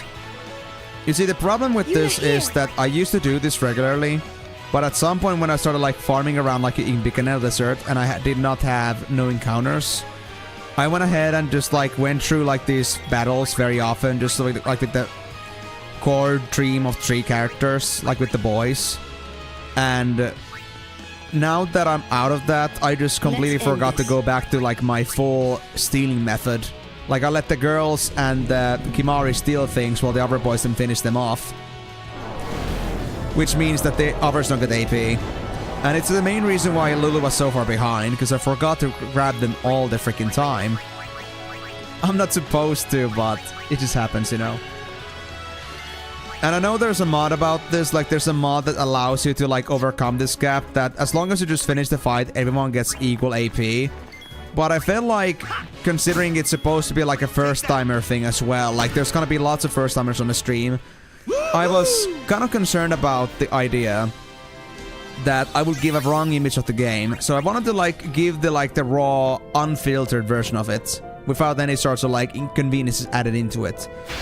Maybe in the future I could do that, but now this is what we have. It's a Marlboro. And I don't have Auron in here. Okay, we only got 1 confusion. That's good. So that's way easier to manage than 2. And no Berserks either. Okay, so remember, bring always Auron back on the field. Let's fix Tidus. They got confused. And then, well, I cannot fix Lulu per se. I guess I'll bring Auron in for extra damage. For now.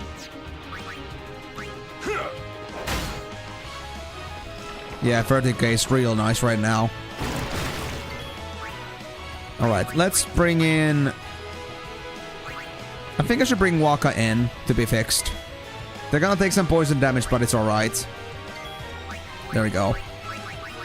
I think At least Yuna had a turn already, so Kimari, Lulu, and Riku are the ones I still have a maybe on. Let's do Lulu. To do me a favor. Oh, actually, wait. Lulu got attacked. We gotta use Kimari. Okay. I gotta kinda like, at the same time, hold some sort of like a triage of all these characters. While at the same time, I'm supposed to make sure that we actually do damage to this thing. We don't wanna be stalling with no progress at all. I guess I should replace this guy with Lulu again.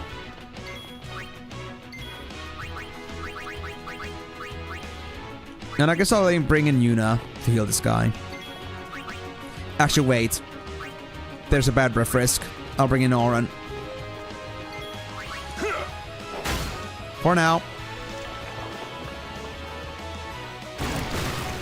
Manageable, definitely. Way better.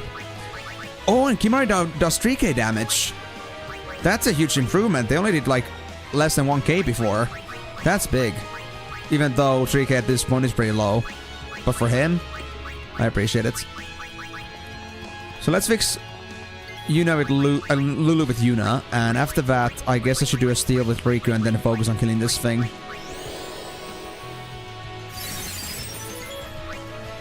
Okay.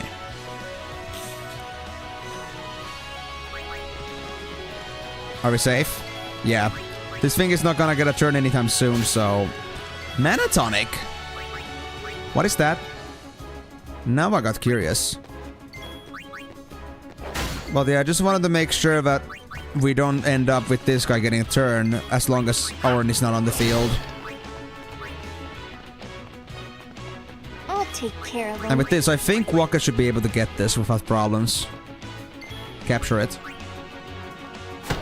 No, we still need a turn. Okay, we're having it safe. Yeah, just a machine gun. Don't care about that. Bye-bye. That's better. Told ya. Although it would be nice to get myself overkill bonus. But I guess I cannot do that unless I get myself damage breaks. And I cannot do that while I'm capturing things. So that's the dilemma.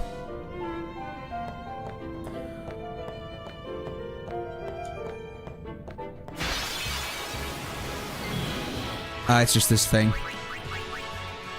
Kinda bother with the chest, honestly. I hate when a mimic comes out. I can maybe steal from the lizard, but I won't touch the chest. It's not worth it. Oftentimes, at least. So how do I do this part? There's these crystal braziers, but I can't seem to do anything with them. I thought they may be a key, but... they don't do anything.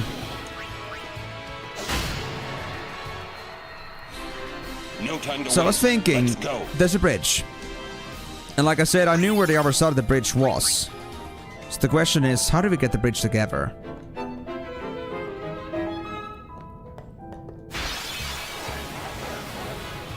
Now that I've discovered it, maybe I can use it somehow. Like maybe I can jump the gap somehow. But I don't know. I don't think so. There must be something else to this. Okay, against this guy, we don't have any use in Phoenix having full lives. So let me just do Phoenix down. Those are the worst enemies to face. Yeah, Master Tomberries are very damn rigid. Because they will get all of your good killers easily, no matter what. You cannot avoid it, you cannot avoid karma. And it just hurts a lot. Especially for my 3 big boys. Like, I've been using Tidus, Waka, and Auron as my main damage dealers for quite some time. And whenever I've had to deal with enemies, but I didn't bother grabbing the AP for everyone, it's been Waka, Auron, and Tidus that start everything. So whenever they get karma, it's insanely powerful. But when others get karma, it's not that bad, as you can see. But anyone like Waka or Tidus, it's gonna be a guaranteed kill every single time. They're just nasty. And now I don't dare to do another attack with Auron because they would just kill this thing. And I still need to capture it. But also, welcome to the stream, Kiviukko. I see you are also a fellow Finnish man. Mitäs kuuluu? How's it going? Karma. Karma is the ability that gives you damage based on the amount of kills you get. At least I think that's how it is. But that's how it was in Final Fantasy VIII at least.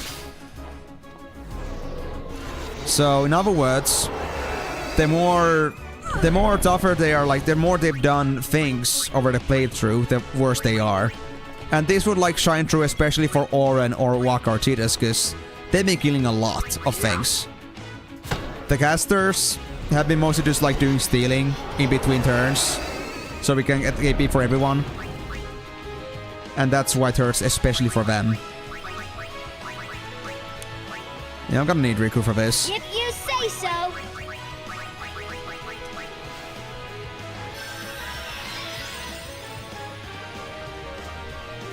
But hey, at least the good thing is, at least they're cute. For all their faults.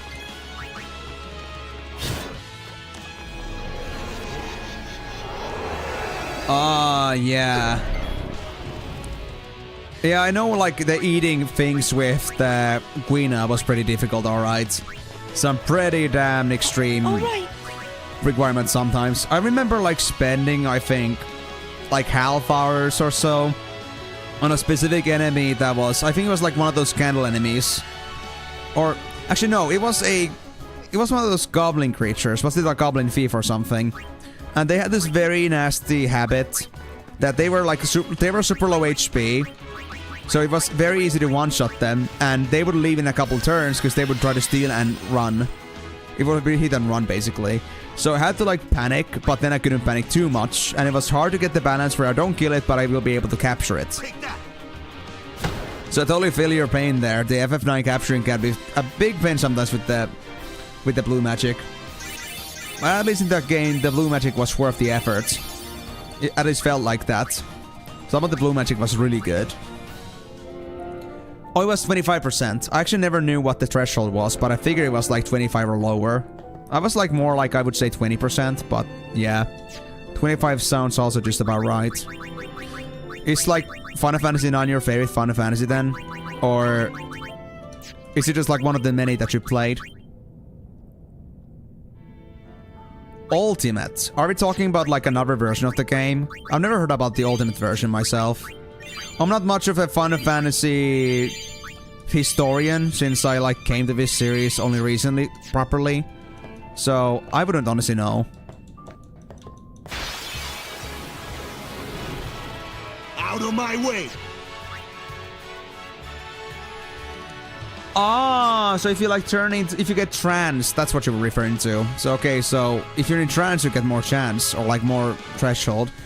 I honestly never knew that trance actually increases that. I just like kind of went at it at face value, and I still try to lower enemies' HP. I don't think I ever like realized that I was able to capture things way earlier than I was supposed to. But I guess it's because like take it by happenstance that okay, this enemy they can only take this much beating, so let's try to do about the 75% of it and try to catch them. You don't really just end up like doing the 50-50s when you already know that it won't, you know, it won't be captured from that level. Piece of cake! Yeah, but I guess that makes sense. Thanks for letting me now know though. This could be pretty good information in the future if I ever end up replaying Final Fantasy IX for some reason. I think I will, for achievements and for the sake of, you know, getting to re-experience it with a better, more informed mind, but that will have to wait because I did it only very recently. So, what actually brought you here? Are you like, is this like your first stream of me you've watched? Or have you actually like been seeing any of my other streams so far yet? Actually, wait. I'm not really sure. Have you been here before? Oh, actually, I think you have been here before. Maybe. I'm not sure. I was like thinking, like, have you actually been here before? Not often, but maybe have made a visit sometime. But cannot recall from my immediate memory.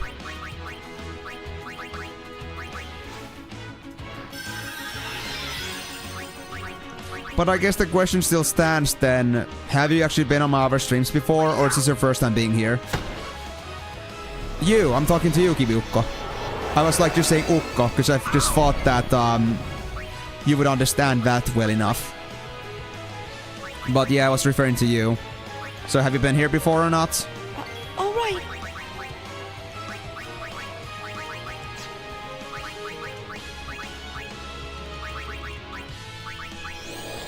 Can't say. That is very dubious. Are you trying to hide things from me? I don't remember, okay. Well, you at least haven't followed, so at least you are not like a recurring watcher at least, so that's okay. Maybe it's like something that you may have come across one or two of my streams before, but I'm not sure. But anyway, if it's your first time here, then welcome, honestly. If you are not aware already from the title, I am doing this as a marathon thing. It's actually my first time playing this game as 100%, as the title has said. But it's also like the case for other Final Fantasies too. I've been playing the games ever since Final Fantasy VII, then going from 1 all the way over here. And for every single game except for 10, it's been my very first, it's been my very first time, yeah. X is the only one I had already played before, but never this far. Like, properly with all the content, you could say. So, I have experience with this. But other ones I played for the first time, and I've been doing this for like the past year or so. It's been a great time, but it's certainly been a ride. You hate titties. I hear that very often. Very often. How come though? I know like a very common reason why people say they don't like this game is because titties is a crybaby. And I mean, maybe it's like a hot take, an unpopular opinion, but I do like Tidus for being a character that's real, you know. I mean, it's not like kind of maybe too real, maybe in a way that, okay, they might not be the most relatable, maybe they're not the most enjoyable character, because they just have too much going on, but if I'm like thinking from the perspective of like what Tidus has gone through over the whole game, like from story perspective, I gotta say, I do appreciate Tidus as a character. I think I've said it before, but I'm not sure about this. But if this is new to anyone, then now you know. I don't hate Tidus. He's a great character. He has his weaknesses, but I think every single character should. And, well, of course, he may make it a little bit too obvious that it's a problem. Or problems that he has, but, you know, they're not as bad as they, I guess, could be. And it's not like it's not overextended in my opinion. Of course, everyone has their different tolerances on that, but for me, it's just, I think it's just about right. But everyone can make their own opinions. I respect everyone else's opinions on that too. If they like the character or don't like the character, that's okay. And whether you play FFX or not is everyone's own subjective decision.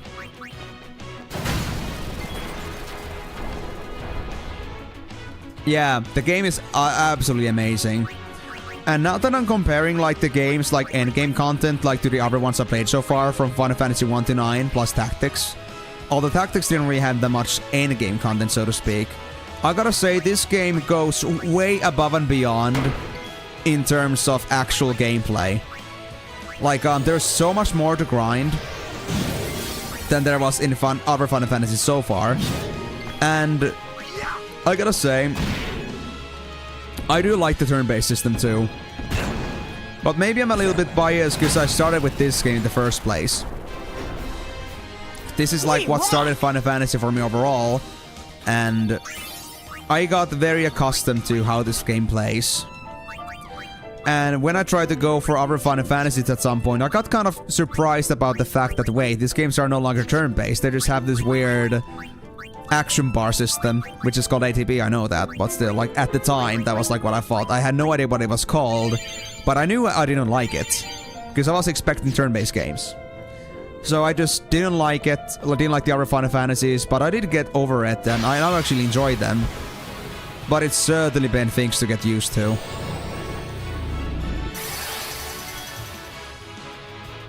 Oh yes, even like current design for, well, at least for Waka and Oren at least don't make much sense. Now, I'm not talking about this weapon that Waka has. I'm talking about their ultimate weapon. It's crazy, insane. Like, I'm gonna show it to you in just a bit, maybe. If I get a spare chance for that. But Even this ball, like, is kind of like on the same direction. Like, who would ever wear this? How could you throw that thing? There's spikes everywhere. You're gonna puncture your own hand with this. Why would you throw it? Why would you use this thing? Oh, that sense too. And I mean, if you look at Orange Weapon too, like, it's a 2-split with like weird squiggles and such. It wouldn't be exactly like an ergonomic as a sword basis. But it is a fantasy game, so I do kind of like... I kind of do accept that and forgive that. But I would say, like, definitely, like, there are some weapon designs that in general are just, you know, not the best when it comes from practical perspective. Like, from physical perspective, practical perspective, but it's okay, I'd say. You called? I still like what the games are going on. It's like, it's not like the realistic weapon art that brings me to this game. It's the story and the gameplay, so I can live with that. But yeah, like this hook sword, it's not just like... And like the hook doesn't have any point to it. That too, like, why would you have this? What does it do to you? Get your blade hooked onto a bone you're trying to cut through, and like, or like you're going out of your way to like remove a sword from somebody's body and it gets stuck on a bone. And then it's like in between that lodging, so there's no blade in there. Then you have to awkwardly just like somehow like labyrinth your sword out of that. It just doesn't make any sense.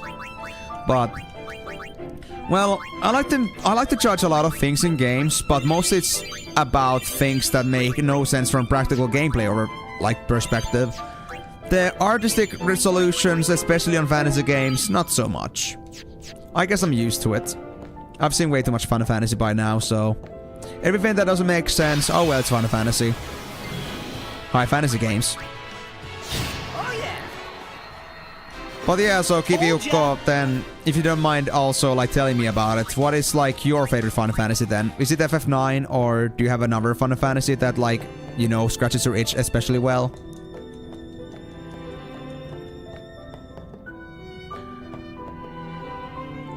Yeah, I mean, I guess so. I guess so. But I think from the perspective is that the Square Enix guys, mostly, like, the CEOs mostly just, like, probably want just cool designs. So it's not about whether the weapon actually would like work in real life, but whether it looks cool on person. Like, I gotta say, Tidus' weapon design is cool, and it was like, it's one of the most basic designs, but it's a pretty cool one. I wouldn't say that I would use it in real battle, but just from the perspective of it being a nice design, from like purely aesthetic perspective, I think they're alright. But of course, not everyone agrees that that's like the main focus point. And that's okay. I appreciate that. It would. But it's been 20 plus years. I wonder how many of the artists are actually still in Final Fantasies or Square Enix's offices. Yeah. It would be like the kind of like cool kind of what if kind of deal, or just, well, just understanding what was their thought process. I get that feeling. Like, I do always think to myself too, like, you know, or, well, I wouldn't say always, but oftentimes when I think about solutions, like, I would say more from the gameplay design, I would like think, why did you make this design? And why did you think it was great? What thought process went into this? Like, I'm more of a design guy rather than like an art guy. So, like, I don't care much about if, like, art is made to be just pretty and not exactly, practical. But I do care about when there is like some choices to be made about how something works. And that's like when my own way of thinking just comes into the picture. Like, how did you do this? Why did you do this? And what made you think this would work? So, same thing for me as with you, but from a different perspective, with a different topic area. With art, I am pretty happy with what they give, but if they really wanted to know my critical opinion, I would give it. And I would at least think that I could give a opinion that is honest and not biased by the fact that, oh yeah, it just looks cool, that's it. I like to think that I'm analytical in these things too. And if there's any information that I can glean, then it's always worth learning, you know? It's always nice to know what's going on with that. Learning experience in that as well. Say your prayers.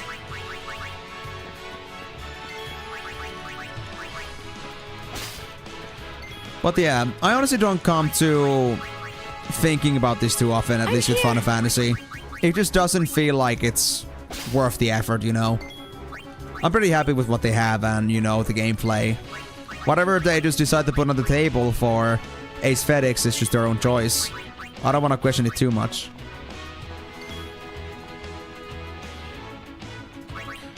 Yeah. I would say that with Final Fantasy, they had like that 100% looking cool kind of deal going on.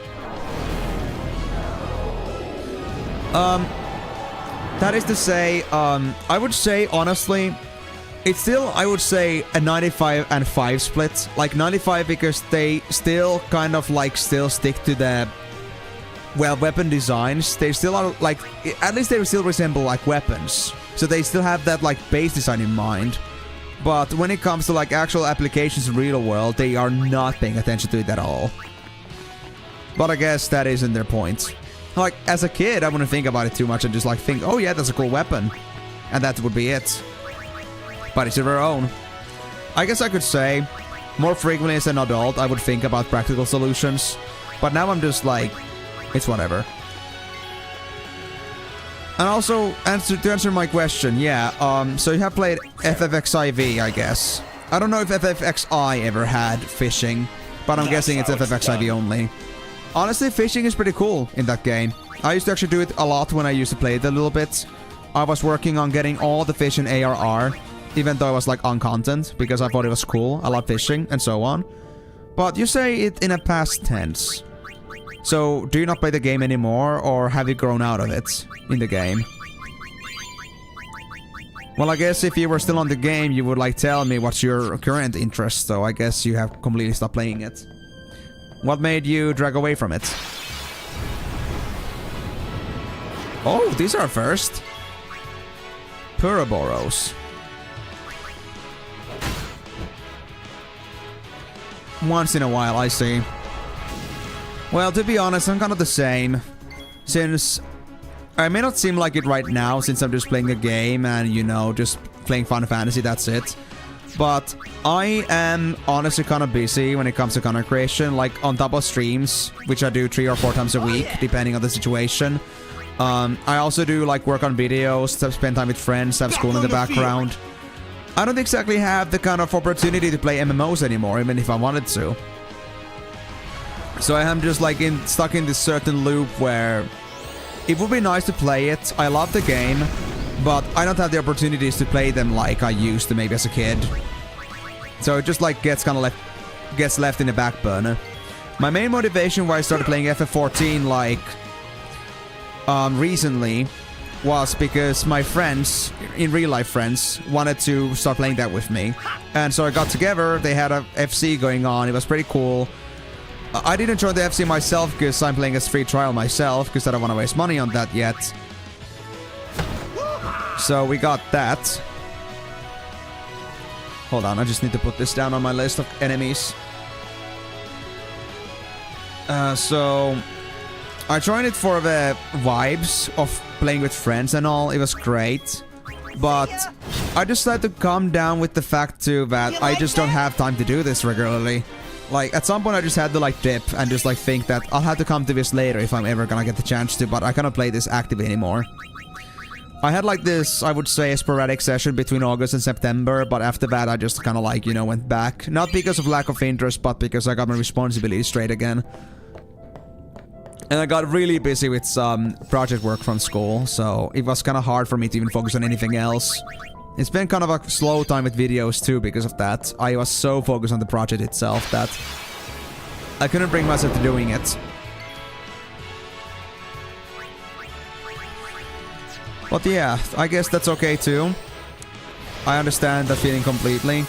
I don't know how it's for you, but at least for me, it's like very hard to like stick to MMOs.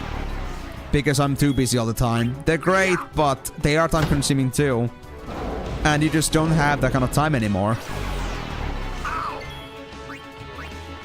Yeah, they do. It's no like biggie in the end. If the game has a lifespan of more than just 1 year, it's not gonna be like a FOMO thing that you're gonna miss out if you don't play right now. And FF14 has like survived the test of time, so I think it's gonna be fine. no need to worry about it too much. Ah, you're talking about the Coal Saucer? Yeah, that's a pretty cool place too. Do you play the gate minigames often? I actually like the Leap of Faith game a lot. It's a very unpopular opinion, but I like Leap of Faith. Oh no, this could be bad. Yeah, that's a game over. At least I saved recently, so it's fine. I just literally came from a save station. I need to remember Ornn has to always stay on the list. Because they have Stoneproof. Oh yeah, I see. Yeah, I see what you mean there, yeah. Are we talking like official WoW Classic or... Hold on, yeah, 2 minutes ago, this is fine. Are we talking like official WoW Classic or are we talking like, you know, are we talking about private service? What is your preference? Official, okay, you know Turtle. So you know about that place too. Kind of been bad about getting that too, like, in a way, it would be nice to play the proper service with, like, a lot more players and stuff, but let's just say that I've kind of just about had it with, like, Blizzard at the moment. Like, I was playing with their official retail server for years to come. I stopped playing on Dragonflight's beginning. I just, like, felt like the game was going severely downhill. And considering that it seems that it doesn't get any better, I just don't want to support that company anymore. Now... I don't really play the game much anymore. Like, I might, like, end up monthly on Turtle, if not at all. So I just, like, don't really care about it too much. It's not worth the money, so to speak, for me at the moment. But yeah, I don't really dabble with Classic anymore. And it's a fact that, like, it's the same thing over and over again, that there's new servers coming out, and I don't have the time to, like, grind myself to, like, a certain level. Especially because the progression is made even faster in those new servers they keep pushing out all the time. It's just not sensible, again, for my own time schedule. If I had more time in the world, maybe. Ah, Black Fathom Deeps. Yeah, that dungeon is pretty damn cool when it's actually extended. Yuna here. In fact, a lot of the dungeons are kind of boring nowadays because they're like so much cut off. Or so much you can just skip, or like you don't have to care about if you want to clear the dungeon. Like, that's really the thing that killed me, like, retail for me. The worst part about it is that the game doesn't just, like, have anything really holding it together. There's no, like, depth to it anymore. It feels like everything is made to be kind of brain dead. And it just, like, takes away my motivation to play something like that. Of course, I understand that, like, there are more casual players and they want to, like, embrace those a bit more. I see no difficulty. It's still kind of sucks that when there is, like, a community that came there for the difficulty of it, then there's, like, this thing where the game just turns into, like, a complete theme park MMO, is what it's called in some circles. It's just a different game at this point. So I don't like do with retail anymore, and they're just really just remonetizing the same thing they had 20 years ago, rather than just, like, making their new, like, current game to be more like that. I guess they want to hold on to both parties, but they're just recycling the same content, and new servers keep popping out all the time. There's nothing permanent, nothing staying. And with my current time schedule, I could never in my own world just get anywhere reasonable in a allotted time limits. So, the one reason I like Turtle is that because it is intended to be a server that doesn't progress, essentially. It just, like, keeps adding more content on the same format, or on, like, the same foundation. Then that means that even if I wasn't playing for a year even, it doesn't mean that I'm gonna lose it. Of course, like, private servers have their own problem that they are susceptible to falling behind or being removed because Blizzard doesn't like it. But it's more better than just the come and go servers that, like, end within a year, basically. Yeah, that's a pretty good bank. And also, like, figuring out that fishing is, like, good early is definitely a pretty good thing. And in fact, even if you were to do it, like, later on the server, like, all these materials are always constantly, like, asked for because they're used for very high-end potions. There's a value in it.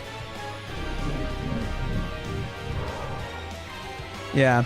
And 900 gold for that, especially early on, is pretty damn good. I hope the money went to good use for your friend. But Yeah, I really wish I could be more active with MMOs in general nowadays. FF14, WoW Classic / WoW Vanilla, but it's a bit hard right now. Time restrictions, and when you just kind of like really agree with the things that the company does right now. I'm kind of like boycotting Blizzard at the same time, not just for the fact that I'm not interested in playing it. So that like stems on from me. Like, I'm supposed to play StarCraft 2 at some point with my friend. I've never played it, but they want me to play it at some point. But honestly, my biggest gripe with it has all been for a while that I just don't want to get Blizzard launcher back. Or the Battle.net launcher.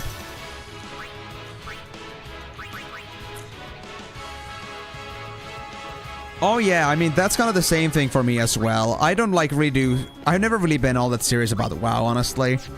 Like, I have been serious about that. I have played it for years, but I've never been on the endgame raiding community properly.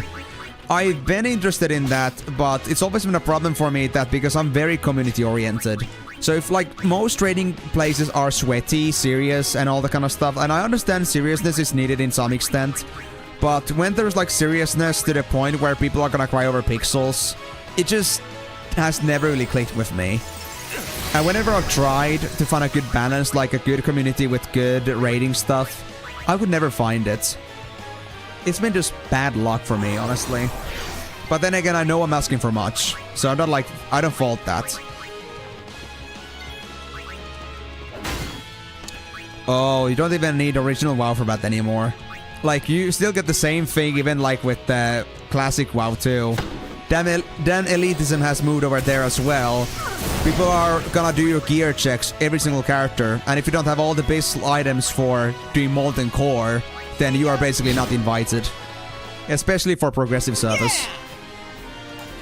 Well, there are literally speedruns of people doing this like with leveling gear, when they're not even in their 60s. Like, what the hell, dude? It's not necessary. People are just overly confident or overly cautious. It's insane. I don't hate the game, I hate the people with that. And I know that I should not blame the game for that. I never will. But it does suck. It takes away from the experience a lot. Well, it kind of depends, I guess. I guess I've been really unlucky. I mean, I've been like looking, I've been asking like, is this place chill? Like, is it like a really relaxing place to be in? And I would be like, yeah, it is. No problems at all. In fact, I actually had this one moment earlier on when I was playing in Classic when it first came out. I played in one server and I was like running a casual leveling guild kind of deal. And I came to the conclusion later on that, or well, others also came to the conclusion that we couldn't really bring it to the level of raiding with the guild because many of the people were being sniped by guilds that are already made it to raiding phase. So we never had like the opportunity to grow. People were just like moving elsewhere. So we decided to merge, and after a certain amount of after like, you know, finding like the guild and like discovering that, yeah, they said that they were chill and they were like okay to be at, like there would be no pressure. Well, what do you find? You find a guild that is loot council, and the second thing is that as soon as like you messed up one thing, I actually like ended up having to leave a raid early because I was getting super tired. I was afraid that I would like make ass pulls and just like make everyone's experience worse, get everyone wiped. So I just like got concerned about that. I just had to leave, even though I wanted to stay. No worries. And even though I understand that it was like at the time when raiding was very volatile, there was lots of people asking to get in. It's also another thing that when I did that only once, and I didn't do that on purpose, then after that I was told by my friend from the guild that I should keep my head down. Because for some reason, for that one little blunder I did, people would not stand for me. Or wouldn't stand looking at me. It just... yeah, so much for the chill community. At least you could understand that, you know, sometimes things happen. If you're so-called chill, but no. He was super, super tense from that perspective. I don't know. It's just that because people are like saying things that they don't really mean. It's just to like get people attracted more, but when you fail to like meet those expectations, yeah, nobody wants to stay. At least not me. So yeah. That was one of my experiences. And whenever I've actually been in a more casual guild, it's never been in a place where they've been able to like put it to rating level. Let's go. And there was one guild in Turtle that I kind of got fond of. They were a pretty cool sort of people. I got along with them. But it was already at the time when I was already too busy with other things. I made myself a character to 60 there. I leveled a hunter at a decent pace. And I know hunter gives you like red alarms here, but I kind of did it for the memes. I've always been a warrior player. So I thought like going for Ace's class afterwards would be the funniest thing ever. So yeah, hear me out there. But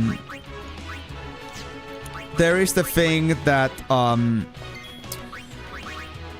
I joined the guild. I was looking forward to doing like maybe raid content at some point with them, but once I actually got the 60, I just got this mental block. Like once I actually got there, I was like, no, I'm done. I just don't want to do this, man. And it's not because I didn't want to raid or anything like that. It's just because I came to the conclusion again that no, I don't have time for this. I just started thinking about all the pre-raid bits kind of have to do, all the other raids I gotta go to, all the scheduling and stuff. I just thought that, I don't want to do this. And I know that like that's what it requires, that's okay, but it was the first time I genuinely felt like I want to back out. Even though I came there for the purpose of like, maybe I could raid with this guy someday. I just didn't feel it. And it's not only because I felt like I was already like so distrustful with guilds in general because of what I've gone through, but I just, you know, didn't have it anymore. I was done. Well, not exactly. Well, okay. I want to say this in particular was that it was more like the fact that there was like a big mountain ahead of me that I knew that I didn't have the time to properly like appreciate. So I felt like it's better for me to like back off before it gets too serious. Before it's gonna become a problem for me. It's gonna become like this sort of a struggle to try to balance between my content creation and friends than just playing the game. I didn't want to do that. I didn't want to make that decision in the first place. So I just like went back. But from that perspective, I cannot get that too, because I get that sometimes when I play things, and it's because I have the content creation things. I like to be productive. I like to do things that kind of matter, and I know that content creation necessarily isn't like maybe like the most productive thing in the world. Like I'm not making money out of this. Not if I don't ever become full-time with this. So obviously, this is not quite the best thing I could do. I could be doing stocks. I could be doing something like generating ad revenue, collecting bottles and stuff. But it wouldn't be fun. It wouldn't be fun at all. And I think fun also has its own place, and it's okay. But sometimes I think that, you know what? I've been playing this game for, let's say, 6 hours, or I've been playing this game for every single day for a week. I might think to myself that it's about time I just like put down the controller and get something actually done. I can come back to this later when I actually feel like, you know, I've done enough.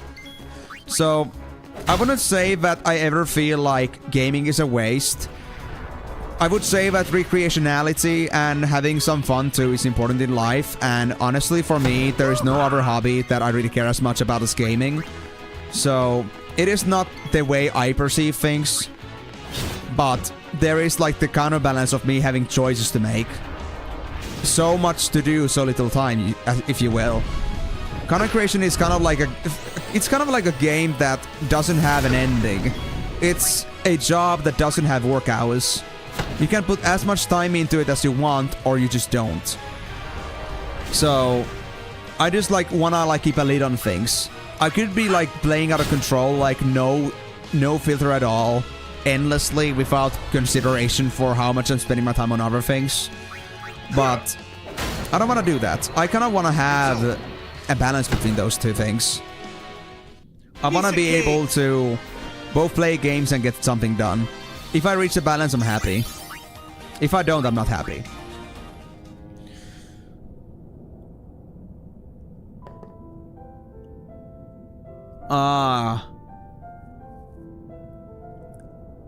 I actually didn't know that that Blitz dev team was something like that. I don't know how Blitzing was actually like early in the years, because I'm not of the age group that grew up with WoW like from the get-go. I kind of like grew alongside it. My cousin and brother used to be players on WoW back in vanilla, and I used to play like on their account a little bit when I was a kid. Didn't get far with it though. So I didn't get to really know Blizzard as a company when I was a kid. So it doesn't apply to me in the same way as it may do for you. So I was kind of lost with that. But I would also say, like, I think I understand your point here that, yeah, there is a thing that they wanted to make these things to be accessible. They wanted to, like, make the fun available for everyone. But then the consideration of how the community works, how people work, became the question. And I think World of Warcraft was one of the first games to really, like, bring that ugly nature of people out. Like, when it comes down to people, like, there being things that everyone could get, everyone wants, but there's only, like, one of them. When it comes to, like, that sort of, like, Den of Wolves kind of deal, few people can be pretty damn greedy. And WoW just, like, brought the worst in people oftentimes. Like I said, crying about pixels, it still happens. It's 2026.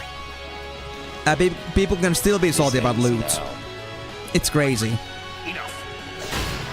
And while I could do understand why they're sad about it, or why, like, when they, like, miss on something, there's another time. Your friend might get it, your guildmate might get it. Okay, maybe, like, some pug gets it, but, you know, at least somebody gets it. They don't need it anymore. Less people are needing it. But why make it such a big deal? And it's an old game. You already know what it's about. It's such a strong adrenaline junkie thing at this point, and it's crazy to think about, like, how deep people go for that. And I mean, it's okay to enjoy a game, but it is such an unhealthy amount that you're willing to destroy friendships, relationships, and to really just be an ass, to, like, lose all humanity for the sake of your game. I think that goes a bit too far, in my opinion. Of course, opinions may differ, but I think, like, at least some sort of decency still should exist. Like, yeah, you all get to roll on it. Fair game. You didn't win. Okay, well, had a bad luck. Better luck next time. Next week. It doesn't have to be a speedrun. I don't get why people are in such a rush.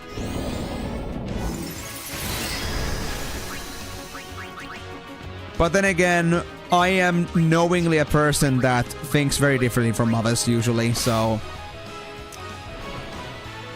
You know, neurodivergence, autism and such. So, maybe I just don't see the sense in the same way as most others would. But for me, just, like, it's outrageous.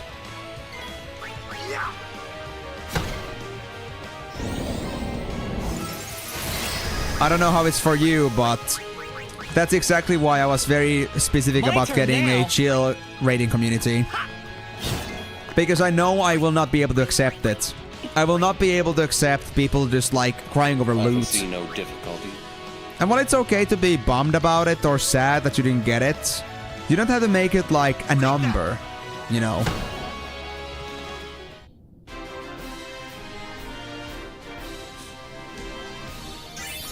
And I think this is, like, still very well reflected in the fact that, like, people do hard reserves, soft reserves on items. Like, you don't even equal chances on anything at this point anymore for things that you care about.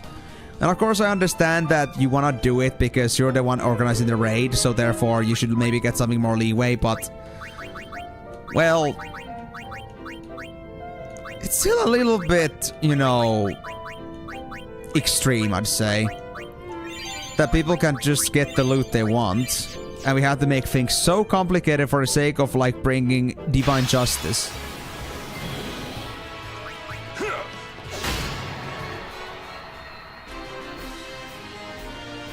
But, well, I guess I admit, WoW doesn't have, like, the Classic doesn't have the best loot system. I think personal loot must have been, like, a very good choice. Wait. I can go here? Oh. Well, that helps. No wonder I didn't find anything. I just went through a whole loop just to find this hallway. I thought it was the blocked off doorway, but I guess it wasn't. Unless this is the blocked doorway. Wait, hold on. I need to do this real quick. Now I'm curious. But hey, regardless of Kiviukko, thank you so much for this topic and this conversation. It's been pretty interesting to hear like your opinions about that as well.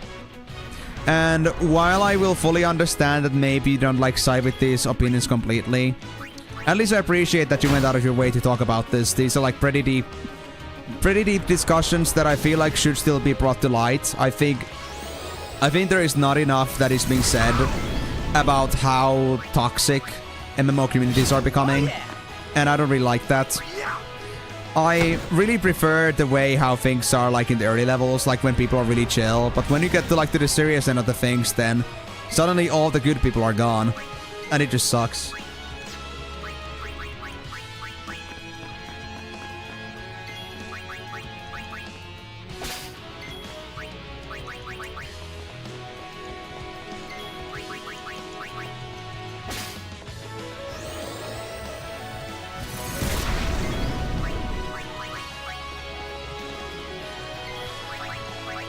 Okay, we just need to do Kimahri Steel, and after that I think we're good to go. I've been forgetting to do the every single character cycle here with these enemies, but now I finally remembered. Getting there bit by bit. Is what kind of... Actually, no. Let me bring Tidus for this one. They'll do more damage. See ya. Yeah, Tidus is enough. Perfect. You like that? I think we're almost done with Puroboros. We also got like 10 sphere levels, but let's not worry about that yet. Oh! So... this was here, and I thought this was the entrance, but it was here this whole time. Oh, I feel so dumb. So dumb. Oh no, I forgot about Auron!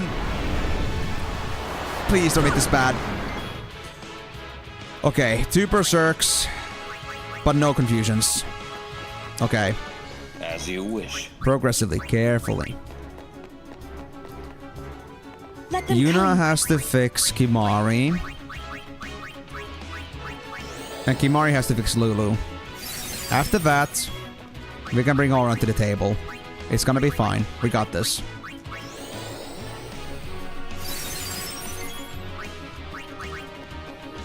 And since Auron's a bit damaged, that means I can at least do like 20k damage to this thing. Yeah, 24k. I think a couple of shots, and after that we can just let Waka and Tidus just finish this off.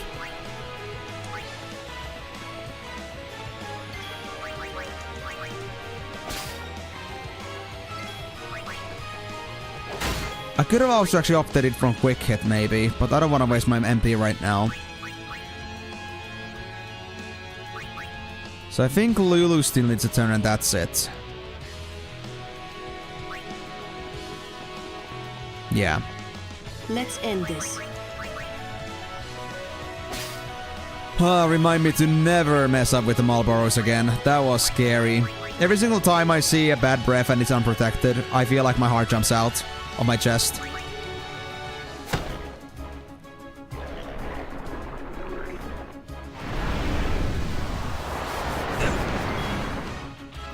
Okay, they berserked Auron.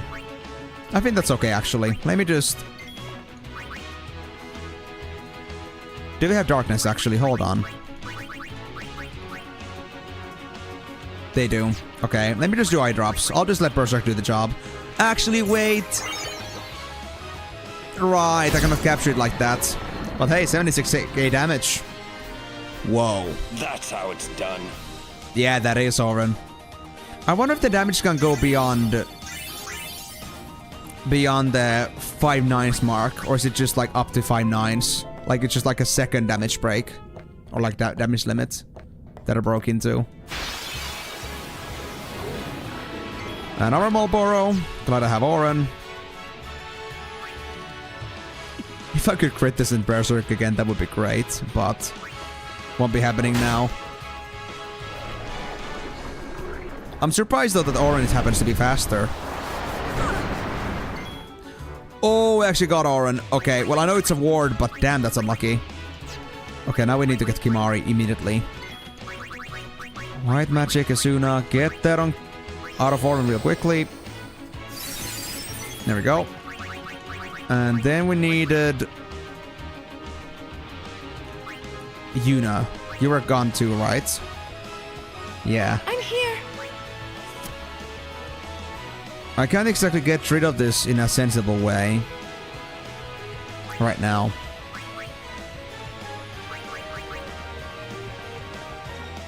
If you say so. Okay, so how do I deal with this problem then? I could just... I guess I'll just wait for Kimari's turn, I guess. Not much else we can do here. Now just please don't make me trouble, Lulu. Thanks. Oh yeah, I had the counter thing too, by the way. I should have considered that. That could have been dangerous.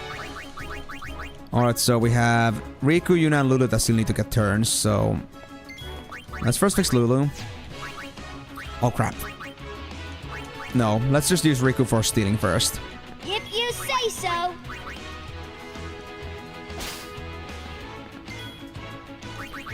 Then I need to do this properly.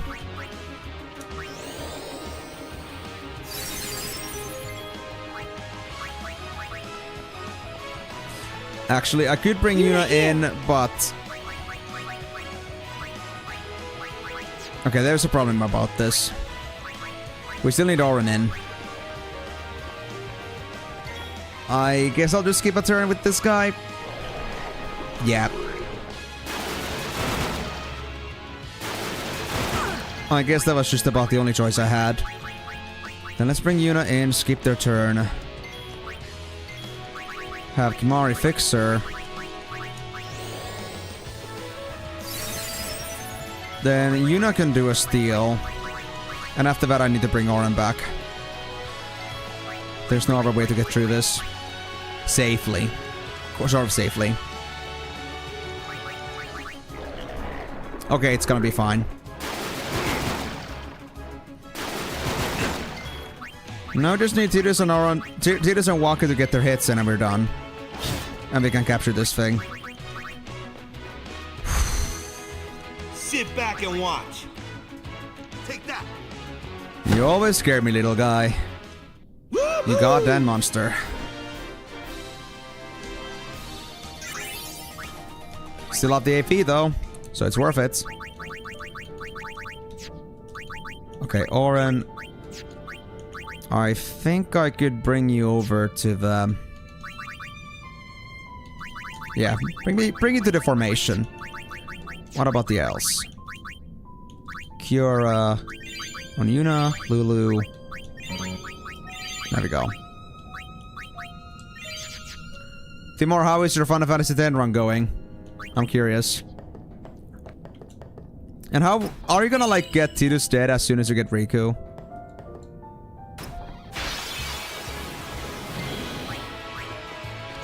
Kilika, wow, that's quick. No time to waste. My guy's actually go. speed running.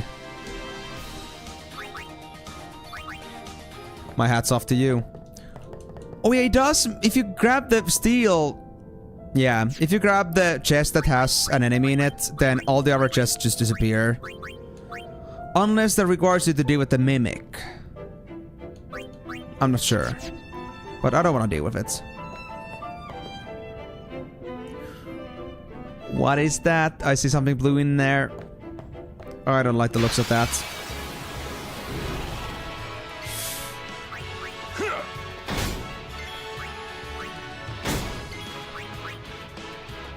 So, like, are all the guys now in your party dead or something?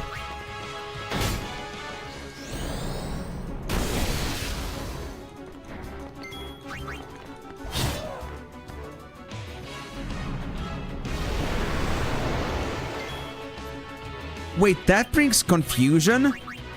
Aw, shit, dude. Of course. Pure RNG. Okay, I see. Thanks for letting me know. At least I have nothing to regret here. I just hope that the loot isn't like important.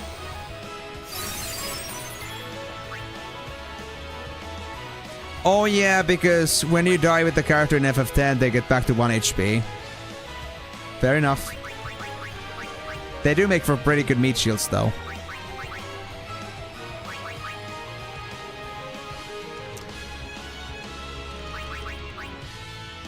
I think I should get rid of that one enemy there. Actually, wait, no. It's not in a rush yet.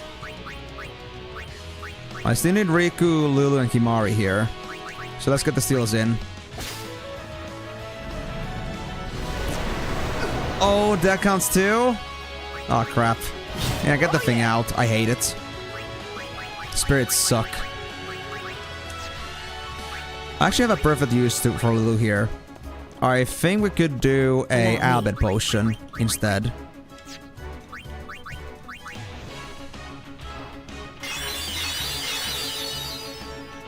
Yeah, if you cannot like have a consistency behind it, then why bother?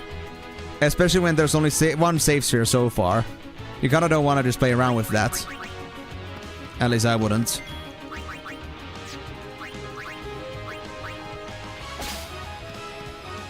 There we go. I think I can now bring this to conclusion.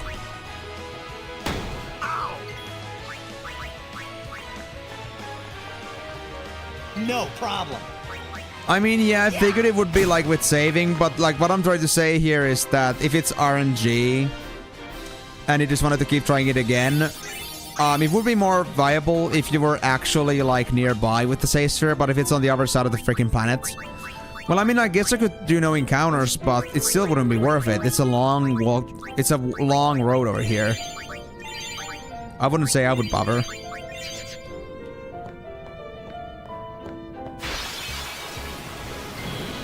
Is this gonna be a dead end? Oh yeah. Do I really have to go to that other direction? All right.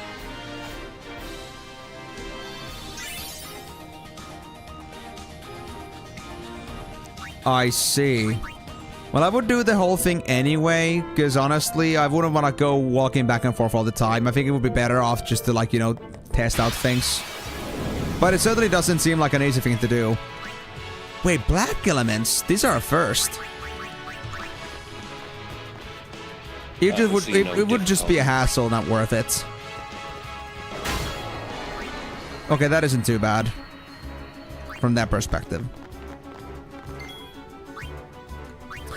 I actually have a great idea. Can I triple foul you? It's gonna hurt. Yeah. No, I cannot. Damn it. So is No the poison problem. mist counter like a small chance? Well, as long as it's not guaranteed, I'm fine with that.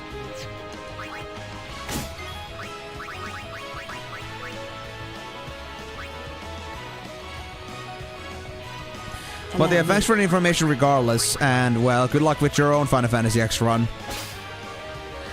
Although I have a feeling that you might beat the game faster than I do.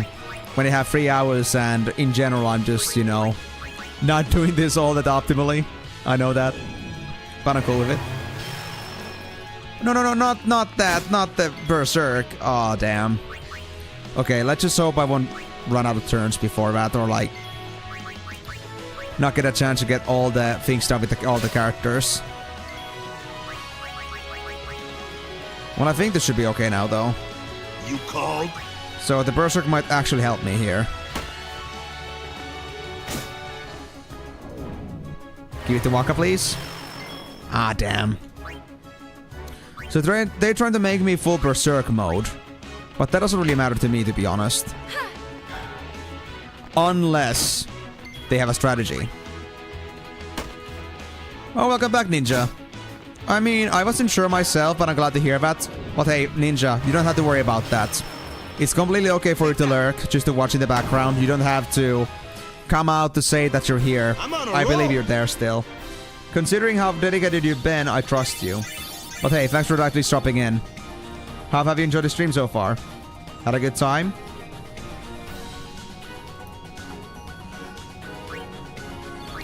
And I know I'm not talking as much about like things that come to mind because, well, or like talk about different things, but that's only because, well, I don't have as many chatters here right now, but that's okay.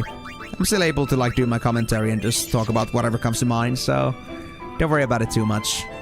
Just do whatever pleases you the most. I see.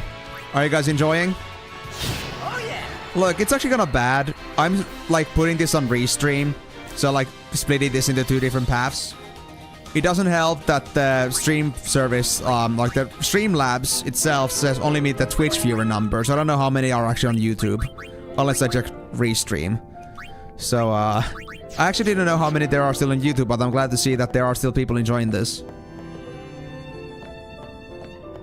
Actually, now, Karin, since you're here, if you don't mind staying for a little chat, I was actually curious about, since you said earlier that you were in the Polish Taiko Cup, what's your rank currently in Taiko?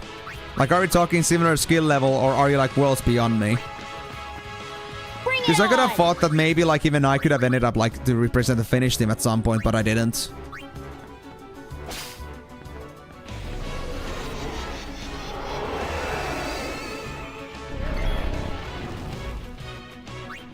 If Finland even had a team in the first place, I'm not sure.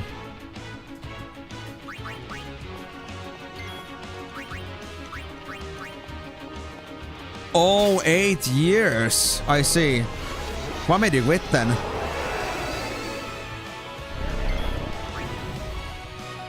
Okay, not bad at all. Yeah. I wonder if our skill levels would be kind of similar then, if we were to be in our full mass, of course.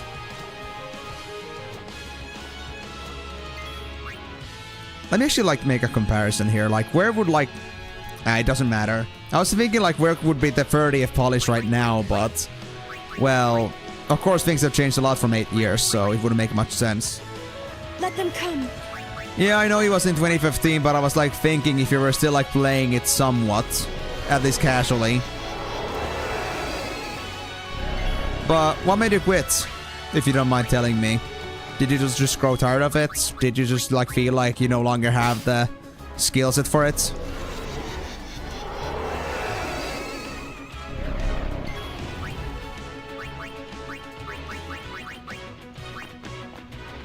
No problem.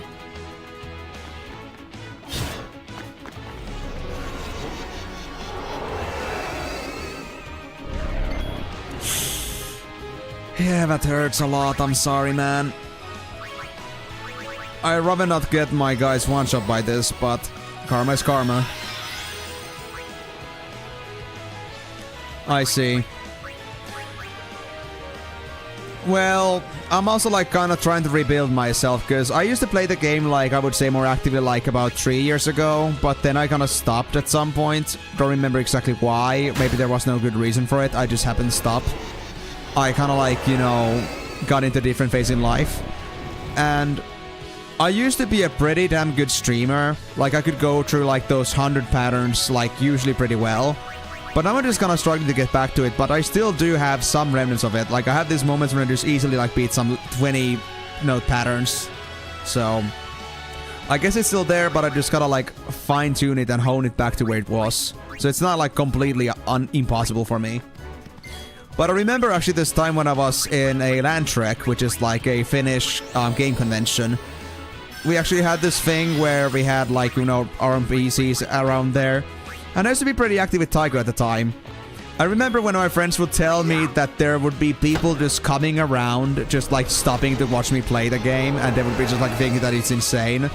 And then there was also this one time as well that I saw like, there was like this one YouTube channel that was also like visiting the place as well. I remember one of their crew was also like just like almost sticking their face to my screen. I could like see them with my side eye to the left. It was like, you know, what the hell is going on, dude? It was pretty fun. But, I'm a little bit rusty from where I was before from that, so... Takes a while to get used to it again. Oh yeah, I get what you mean there. I mean, I have this thing with certain maps, like... I do certain patterns instinctively. It just happens to. But I've been getting more out of it because I have a feeling that some of these instincts are not maybe the best and are just bad practices. So I'm just trying to like get myself to a point where I would just be able to just like reread it properly. And I have, but it can be a bit tough. And I gotta say, I actually have a little problem right now. Since I used to play on a laptop, like, I would say... I don't know what the dimensions were again, but it was like about basically... I would say I would cut a third of my monitors right now, and my current monitors I think were 24-inch. Or was it 28? I don't know. I don't remember exactly. But still, the point is that my monitor is way bigger, which also means the game area is much bigger, which means the nodes also seem like they're going faster. So I have a very hard time adapting to things I was able to do once, because they look way faster on that bigger monitor and more close up. Yeah. To be honest, I kind of regret the mechanical keyboard in that sense. I feel like, at least with mechanical keyboards, the very common thing is that they're meant to be in a way that they press halfway through. And it has been a little bit hard to like get adjusted to like when I actually press my buttons, unless I press the whole thing all at once very quickly. Like, when there's like the half press happening, you might press it a bit too early, a bit too late, usually a bit too early. And it's a little bit something that you get used to, but it's kind of like an unnecessary challenge. Look, I used to have this what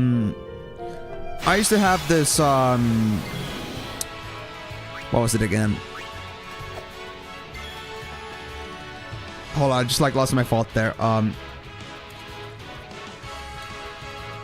There was something that I had.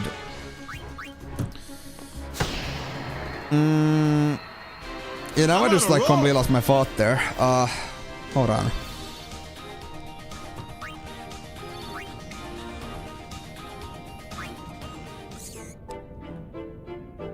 Oh yes, yes. I used to have like this chiclet keyboard, and I don't exactly know if that's like a proper like term for it, but chiclet keyboard is like, you know, I think they're like this like very slim, very low press buttons. They're kind of like laptop keyboards, but they're like actual things. Like, let me show you here real quick. Hold on, I'm just gonna put this full cam for a moment here. I can pull it from here actually.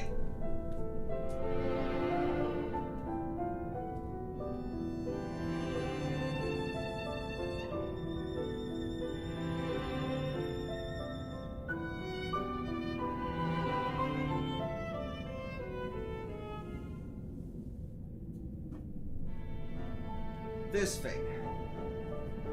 Yeah, this thing. I used to have this thing called a Razer Deathstalker. And I'm not sure if the picture shows properly, but you can see that the buttons are pretty damn slim. It's like, I would say, only a couple centimeters, or a couple centimeters is a lot. Just about a centimeter or two of pressing, and that's it. It's done. It's pressed in.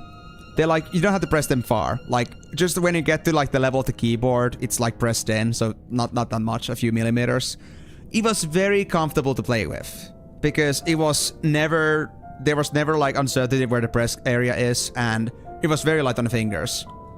And I gotta say, I still do prefer playing the game with my laptop keyboard, because it's like a very slim button that's very easy to press. There's less travel time, so it's way easier to do faster maps with that. Yeah. I see. I don't know how your mechanical keyboard is, but it, like, for me at least, half presses are a little bit bad. I'd rather have just like one of these keyboards with like minimal travel time, but like still like full presses. But at some point, like, the keys started getting sticky, and some even started going off, like the silicons and such, so I just like, you know, had to give up this bad boy at some point. But I would like to have one of these kind of keyboards again. This was really great. Yeah. But yeah, I mean, in rhythm games it's important because it's kind of like a professional tool. You gotta like go for something that helps you the most. You gotta maximize your performance. That's like I was mentioning it earlier that I have like these, well, I have the pen tablets for Osu, so it is just how it is, you know. But even then, I would honestly say that I prefer these kinds of keyboards in general. Like, it was my first like proper mechanical keyboard that I have right now. ROG Strix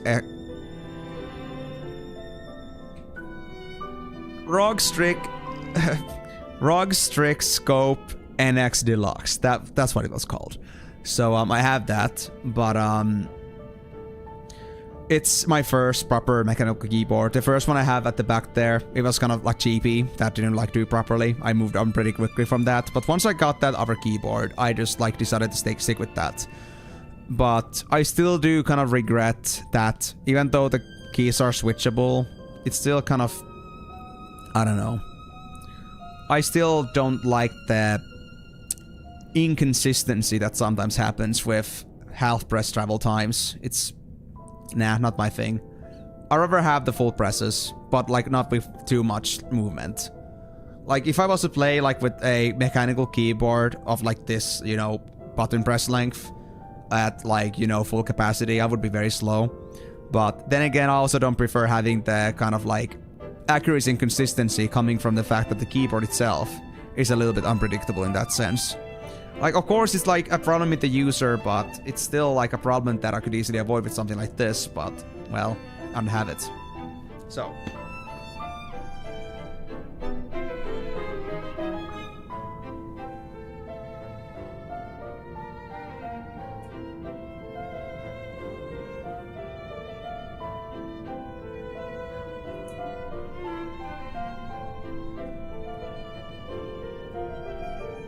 So I would prefer that kind of a keyboard, but I'll think about it once this keyboard actually ends up dying. I might not even get myself new switches for this thing. I might as well just like, you know, think that, well, I can just like sell this forward. Somebody can get replacement gifts if they want to, but honestly, if I could decide, I'll take this one. Something like this. I mean, I'm obviously like this, Karyu, in case you weren't aware already. Like, I'm very much a gamer, of course, but first and foremost, when I stream, I would say that I come into things with community first. So if people do want to talk about things, if people do want to, you know, discuss things, I'm all open on that while I'm gaming. I might even go out of my way to pause the game for a moment to do that. And I think it's okay, because I can play the game at any time. But I could play that game anytime, but I cannot redo my interactions with my community. A rank on a Freedom Dive. Let me actually cheat. Like, are we talking about the very original, like, Freedom Dive that has also, like, those very, common, like, the original Ozu levels as well? Like, was it another and 4 dimensions? Let me see this, actually, out of curiosity. So, it's about, Freedom Dive. Is it the one from Nakagawa Canon? Or actually, no. Map by Onosaki Hito. Is it that one?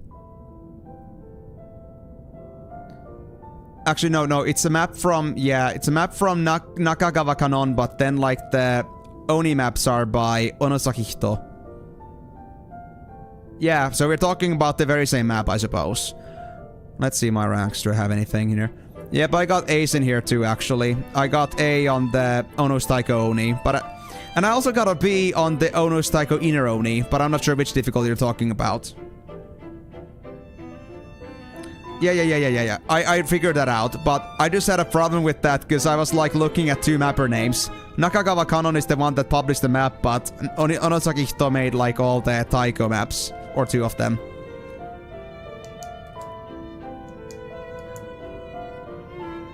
Ono's Taiko Oni. Yeah, I got an A on that too.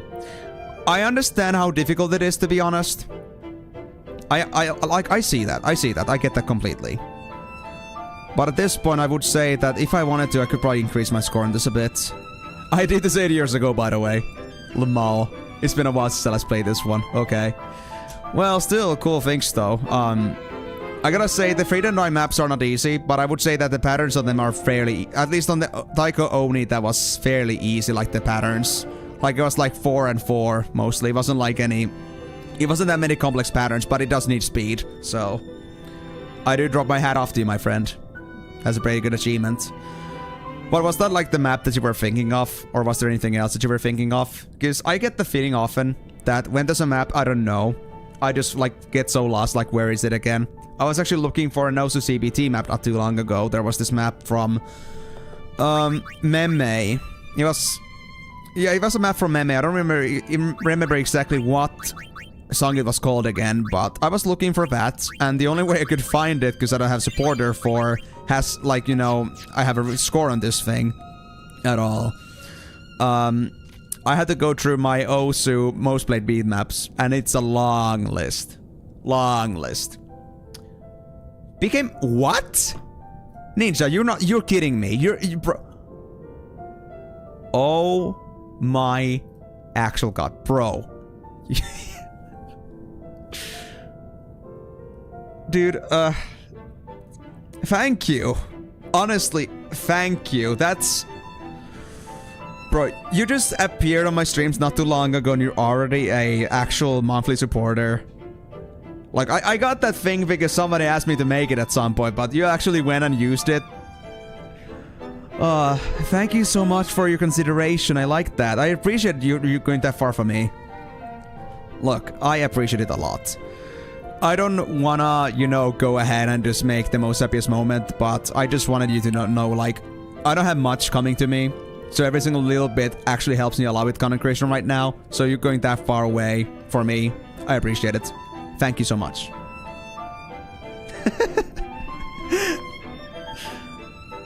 Yeah, there are 3 only difficulties. Oh, all of them! Oh my god. Dude, I gotta actually catch up on that because it's been a while. I need to actually like check like if I've done Freedom Time in a while. I might be able to like, you know, get something similar also if I like tried it again. Because if it's like scores from 8 years ago, that was way back when. No worries, Scaryu, no worries, Scaryu. But yeah, I got to be on the hardest one, but it's only 6 stars, which is something I would do like... It's fairly common for me at the moment. 80 misses, that's a lot indeed. I want to believe I could do it. I want to believe.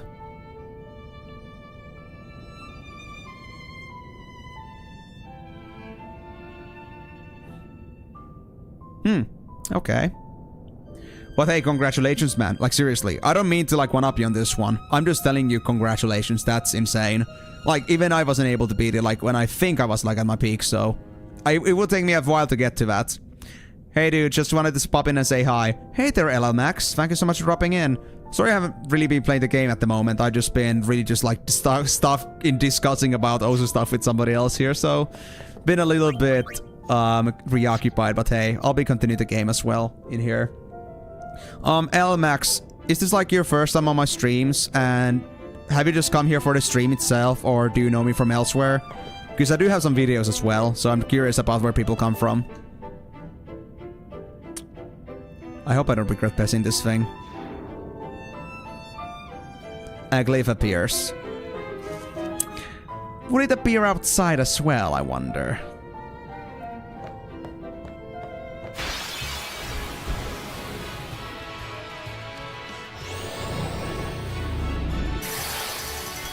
I wonder if any of your old friends still play that game, by the way, Karyu. Would be pretty funny for their reaction if, like, they saw you play after years and like, bro, what are you doing here? I thought you were dead. Or something like that. Bring it on!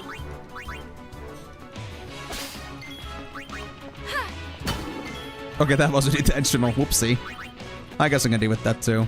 100 damage.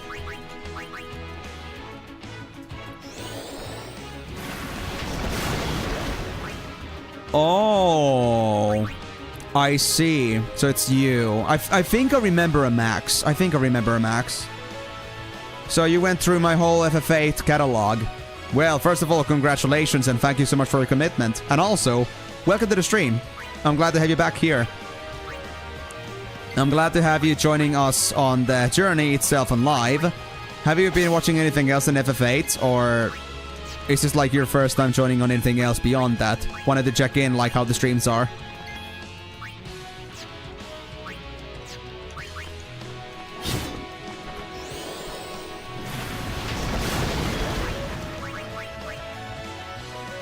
You called?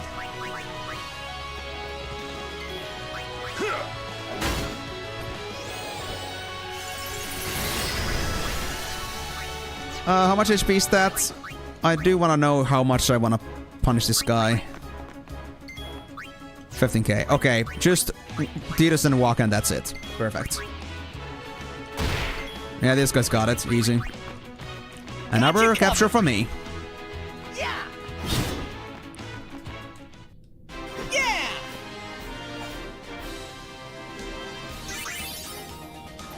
Oof. Got so many sphere levels too, man. Dude, before I do anything else, I must, and I really repeat, I must get out of this place. And I must actually save before I do anything else. Otherwise, I might regret it.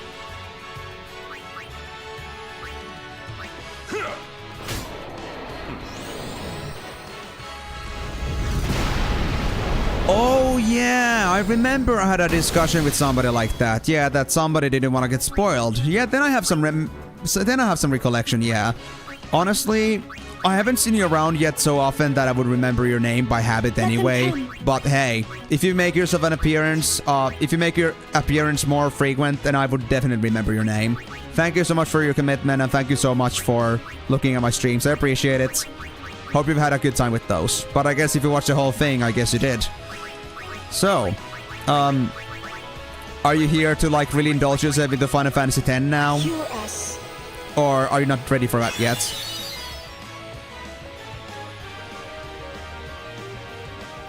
Whoa, that's crazy. Let me actually check mine. I think it was 199 combo on the harder one. Freedom Dive.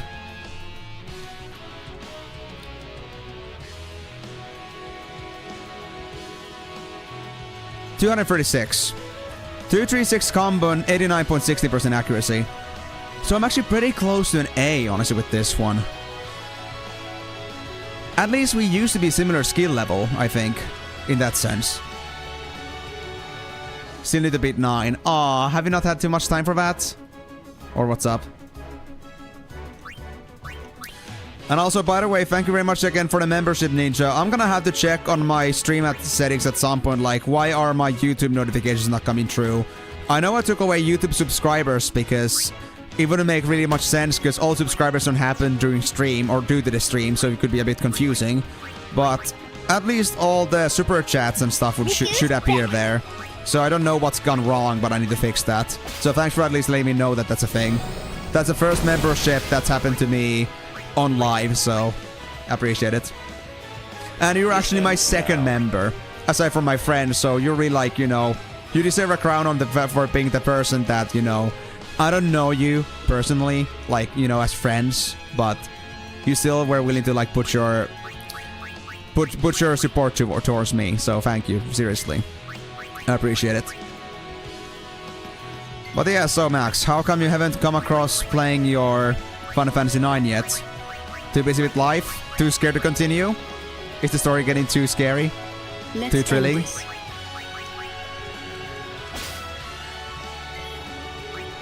Oh yeah, I hear a lot that people say often that FF9 is their favorite. Like, I don't say that FF10 is necessarily like the best game. I'm just saying this from unconditionally from the perspective that I've never played any other Final Fantasy before until 10, before I started this. So I'm just heavily biased towards Final Fantasy X. And I guess that's understandable. But I do seek to rectify that. I want to make myself to be more judgmental about which game I prefer the most. I gotta say though, so far it seems Final Fantasy X has much more endgame content. It's crazy. Like, I can't believe how much they crammed into this thing. Back on the field. Like, so far, I'm not even close to being done yet, but I think this must be like the most endgame grind I've ever done. It's crazy. And it's, oh, there's still way much more ahead of me. Yeah, I remember that. I'll try to keep my eyes open for that at some point. Also, did I just miss your message, or did you ever like respond to me like if there was a big price difference between the remasters and the originals? Because I was like thinking which one I would actually like go for realistically, considering the budget. If I was to get any of them at any point soon. 13 games, yeah, that's a lot. It's actually comparable to Final Fantasy's size at this point. And I guess the releases are also a bit more frequent too, so it's not completely bad either. Like, they are actually like building up a lot. Well, yeah, of course they're cheaper, but by how much? Are we talking just about like 5 euros difference, or is it more like double the price? I don't mind a little bit of retro. In fact, I could even like scram these first trail games to be in the retro section. Because there's a fun fact. I'm currently streaming on retro category on Twitch. And that's because Final Fantasy X is from 1999 to 2002. And by PC game specifications, and because Final Fantasy X was originally on PS2, it is considered a retro game. So I thought I could put it there instead rather than Final Fantasy X, because I don't know if there's gonna be much people coming into this game specifically, looking for this game in Twitch.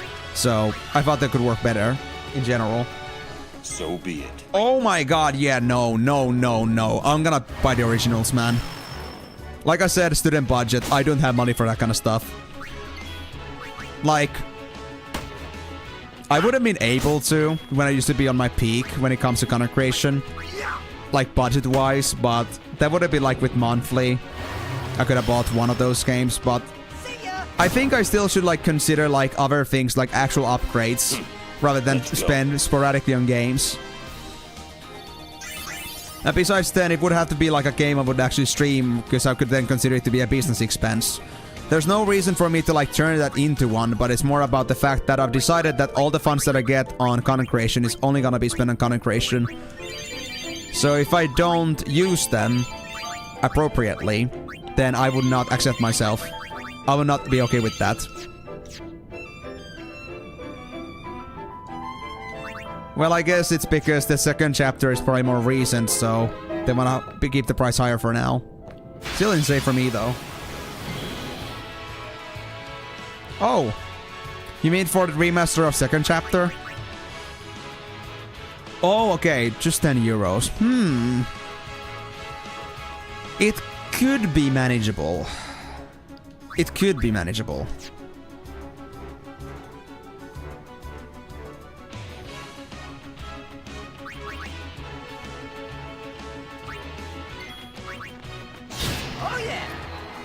Alright, I'll take your word for it.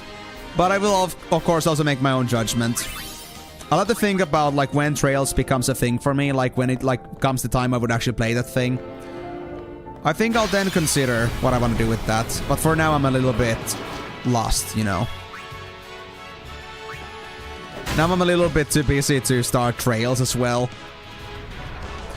Like, the reason I'm streaming actually Final Fantasy is because I thought originally that there's no way I could even, like, make an actual, like, video series out of this, because there's just too much stuff to play. And even now I'm struggling to, like, get this done ASAP. So, putting more onto the field would be just insanely hard. I would have to be a full-timer for me to be able to, like, pull out 2 game series. Enough. And also, like, in a reasonable time period. No time to waste. I see. Let's go. Interesting. How so? Do you feel like you have a way to describe why that is, or is there like no real reason behind it? Just happens to be.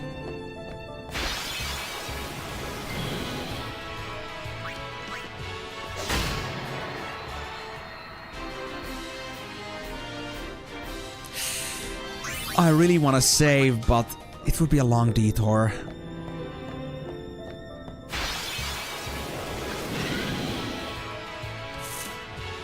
Are toast. No, I'm rye bread, not toast.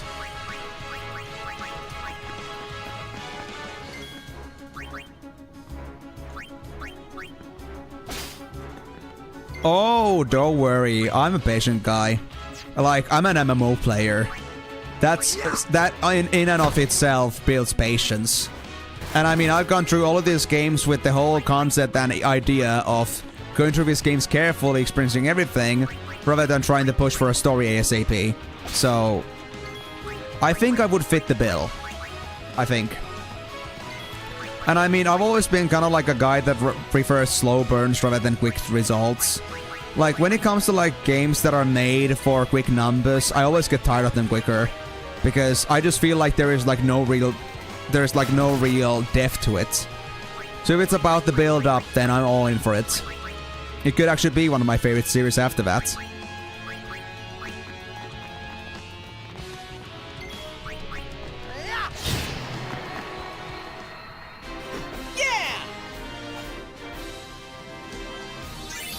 Yeah, so like it kind of like builds up on top of each other. It's not just like a hodgepodge. Interesting. I gotta be honest, I haven't really ever been much of a theory crafter or to draw too many conclusions from like the remaining story, but I think it could be a nice time to like really like put a multi-perspective story together and try to like, you know, do the detective work in between to really get to the feeling of that for the first time.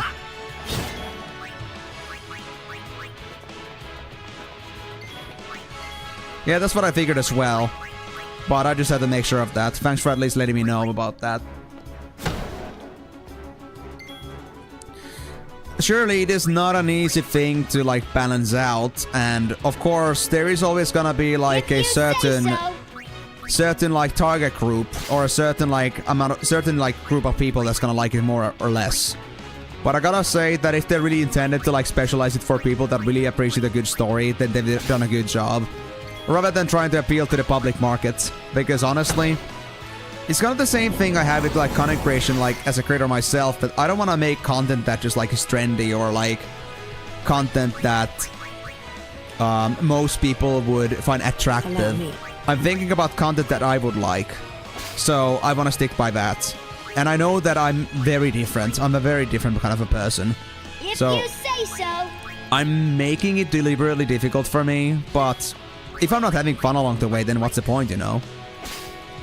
So, me playing all the Final Fantasy games, going through the whole thing, yeah. Final Fantasy itself is already a niche thing, but then I got on my way to just more than just beat them. It's satisfying. Very satisfying.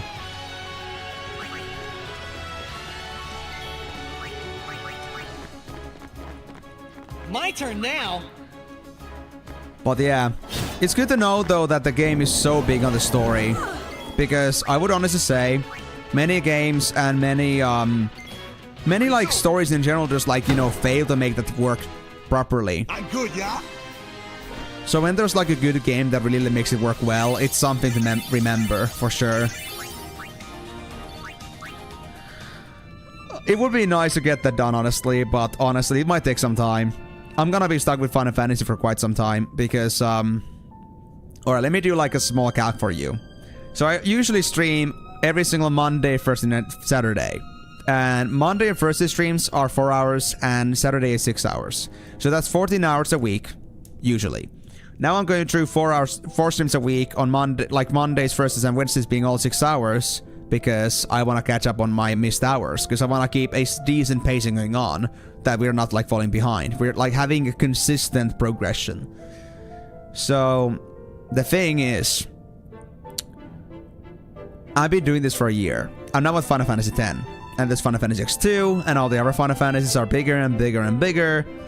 We're gonna be stuck with this for a while, okay? I would even say that I might still be doing this for like 2 years.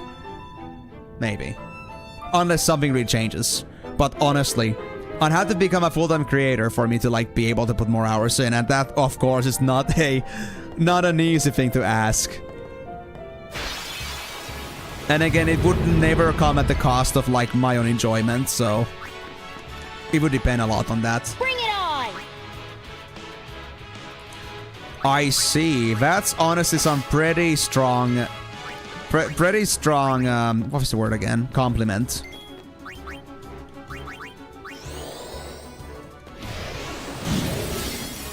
Perhaps. We'll see. And I know 2 hours... I mean, 2 years sounds like a lot, but again, this is all about patience. Final Fantasies aren't by no means small games. And I don't have the kind of thing where I could play these for 12 hours every single day. If I could, this would be done within a year. But because of the time restrictions, well, good luck with that.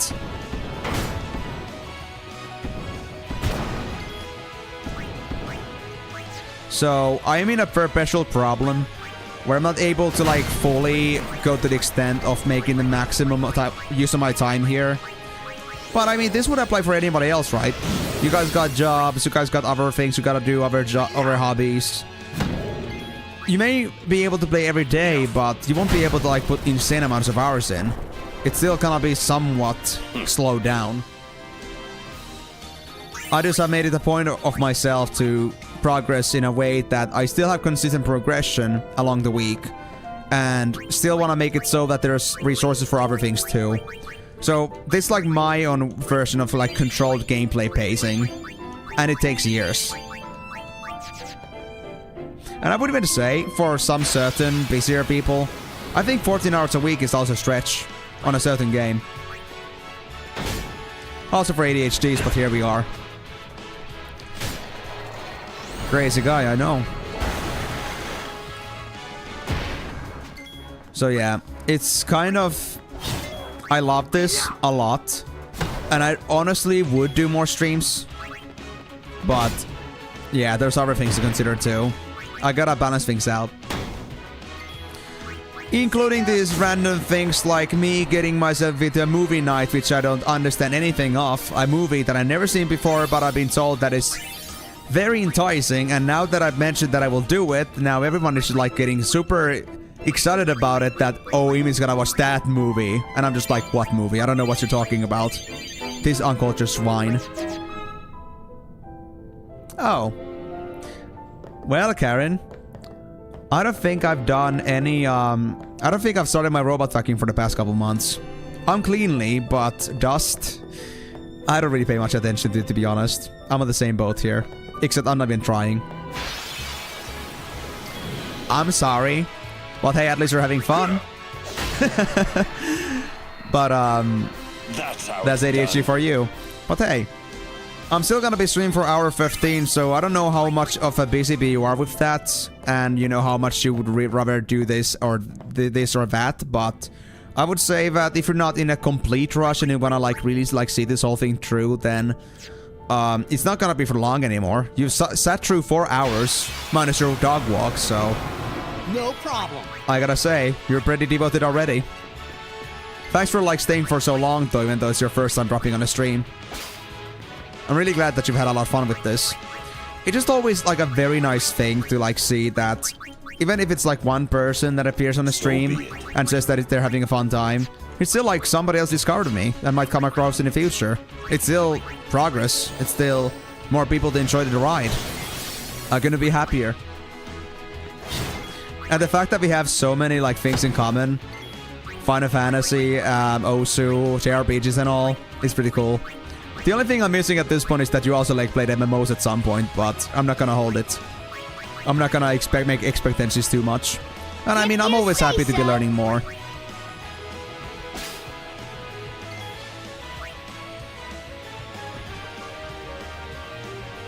Oh yeah, Fly, if you were one of those. Sorry, I just like this. There were like a bunch of people that came in. Oh yeah, you did say that you realized afterwards that I was the creator that also made the Fly videos. That's true. So yeah, we have also MMOs in common. Lots of fun stuff in common. That's pretty cool. I think we'll get... so easy on you next time. Oh, that wasn't my intention. But I guess, you know... we'll get along pretty well, I'd say. TFT guy, I see. Yeah, I mean, again, I would say TFT, there's nothing wrong with it, but... Nah, another kind of, like, matchmaking kind of thing. I don't think I want to get to it right now. Oh, what's this? It's an elevator! Can I go back? Can I please go back? Thank you. I'm gonna think about this very carefully. Now, this is a thing. Do I want to touch the thing? I don't know if I want to do the thing. But yeah, lots of like common ground in general. That's pretty good. So, well, I did understand that you meant that as a compliment. I honestly think it's pretty rare that anybody ever honestly like watches streams in a way that they're fully like fully taking part. In fact, I know that most of my viewers are lurkers. I know a couple of friends that never say a word. I know that there are a couple of people that are here every once in a while. They make their presence to be known, but, you know, they don't talk, and that's okay. I'm okay with, like, being someone to listen to in the background. And, I mean, I think that's, like, what streaming comes down to a lot nowadays. And I also promote in my Twitch channel that I am lurker-friendly, so there's no worries about that. I won't ask anyone to go out of their way to communicate with me if they don't want to, but of course, if anybody ever wants to communicate, I'm always open. Oh, you're also game dev? Dude, why do you have so many game devs in my channel? Holy shit. Like, I literally found a couple game devs in the past couple weeks. I found Karen, and they're also game dev, and then there's Radiantivity, who's helping me work on a Twitch interactive RPG game module right now. We just like got some ideas thought out yesterday, and now he's gonna work on those. And they're also game dev, obviously. And now we got a third game dev. What's going on? What is it about me and game devs? I don't understand. Well, I would still say that if you're making games, you're still a game dev. You don't have to be commercial. I even know that Migo told me about one certain case where they had a friend that made a realistic, super realistic, I think truck driving simulator, but they never put it on the public market just for personal use. Just because they wanted a game that would fully be faithful to truck driving in realistic situations. Like, I think that's okay.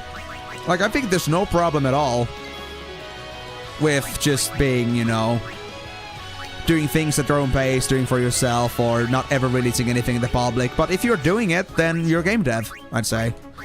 I cannot call myself a game dev myself, though, because I have no idea. I know the game basic coding things, like, I had some courses about that on school. It kind of comes along with my course that I have right now, but never tried actually like putting coding into practical use in games and such, ever. So, it's a little bit of a passing trend for me, at least. No problem.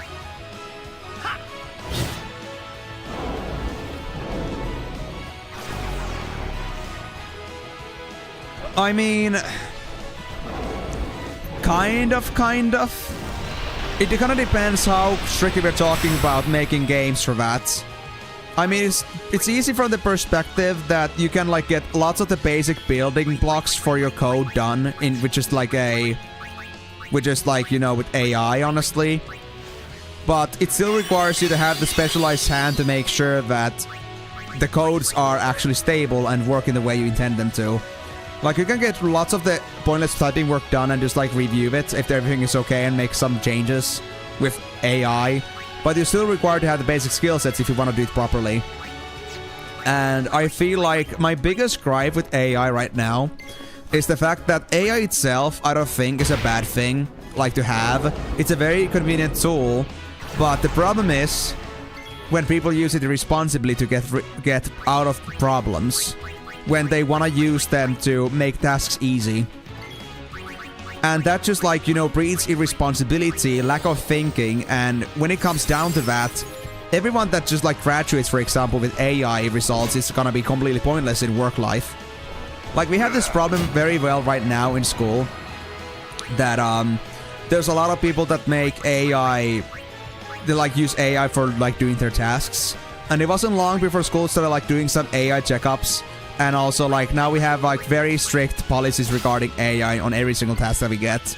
Or every single course that we start. So, if those are not adhered to, then those could be, like, course-breaking things.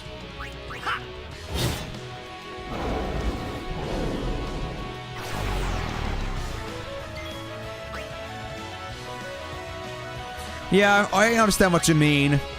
Game dev is not just the programming, but it also comes to design. And that's actually kind of like what me and Radiantivity have going on right now, that I have no balls at all. I have no dice when it comes to game dev at all. I cannot develop code, but I do have ideas and designs. Well, I haven't like thought about designs, but I would call myself a designer in nature. I like coming up with creative solutions.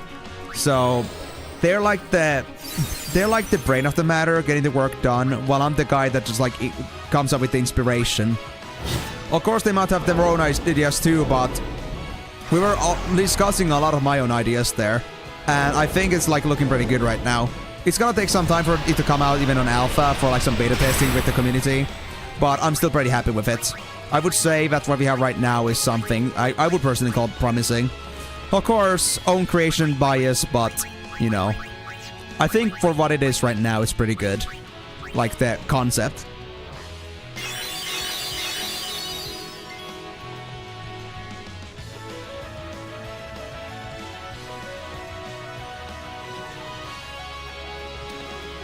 Hold on.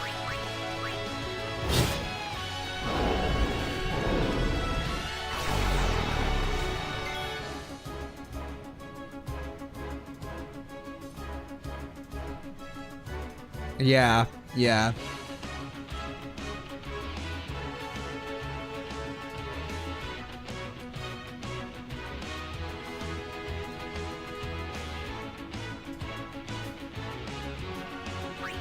I would say that I would say I agree with this fact in general. I think that there is the truth in that there are just about as many solutions to a problem as there are people and games and companies out there for a simple thing such as jumping on movement. It could be the animation cycles, it could be the simple concepts that make the game's building blocks come together. Like, there are many solutions to that, and there is no like clear answer to it. And it could be that somebody actually wants to have a more floatier jumping, for example. Like, it could be like part of the deal, but not everyone wants that. So the question that comes down to is that what is your preference and how do you want to make it work?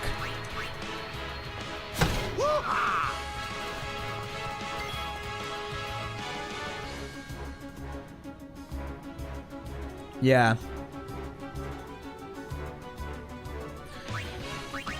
Yeah, but I would also say that this is one of the things where I would say that using AI is kind of bad, because while you can like get yourself like some pretty like standard level jumping mechanics and like you can make it work, but the fact that you don't like exert energy for considering what you want out of your jumping mechanic is just something that I feel like discourages inspiration and creativity.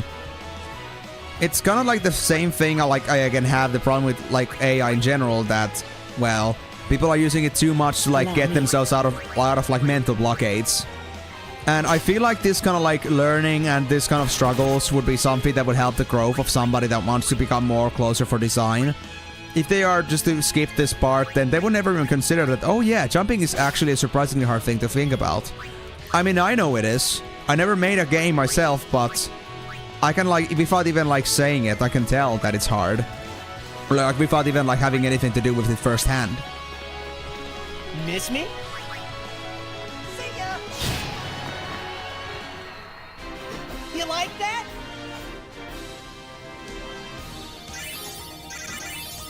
I see. So you kind of like used AI to make the foundation that you already kind of knew to how to make, maybe. And you can like, if nothing else, you can like cross-reference with how they made it. And then conclusively, I guess you can come down to then just like tailoring it in your own way to give it the final touches in a way that you like it. So I guess there is like truth in that. It's not like AI is certainly like, you know, always bad. It's just that people need to really know when to use it responsibly. And the sad part is that I think most people don't. Which is why I'm very critical about how AI is being used. And what I say about when AI should be used and when not is more like on the foundational level. But if a person trusts really that they can handle it, no problems at all, then I have also faith. I have also faith that... Oh. Am I gonna get the bridge now? Hey, cool shortcut. Like it. So, it's foundational, but if you know yourself to be a person that knows like where your own limits and weaknesses go, then you're just able to use AI whenever, because you know that you won't push it to a limit where you're just trying to make things too easy.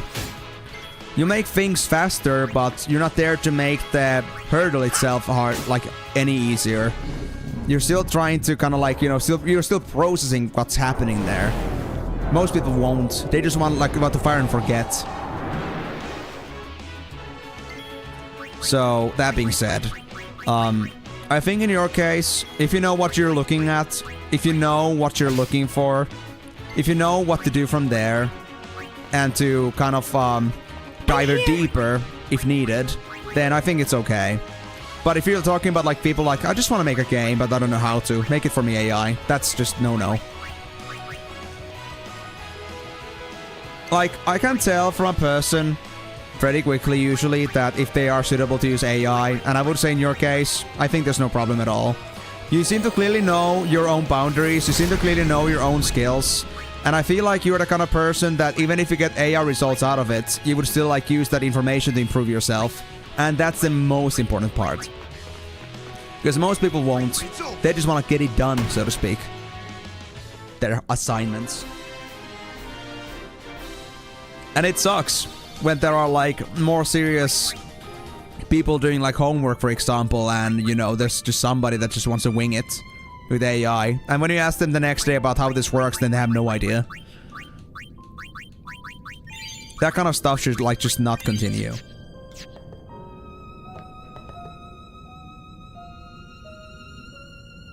I mean, Karyu, honestly, I also got into pixel art at some point with the intent of like making my own overlays, for example. Like, let me see, can I still find it? I used to like, when I was like a very early streamer like years ago, when I was still playing the original Life, there was a, I had an overlay that I made. Let me just search for it real quick. Add source, overlay test, and yeah, I do. If you want to join it, then go like look in the link tree. You can join there.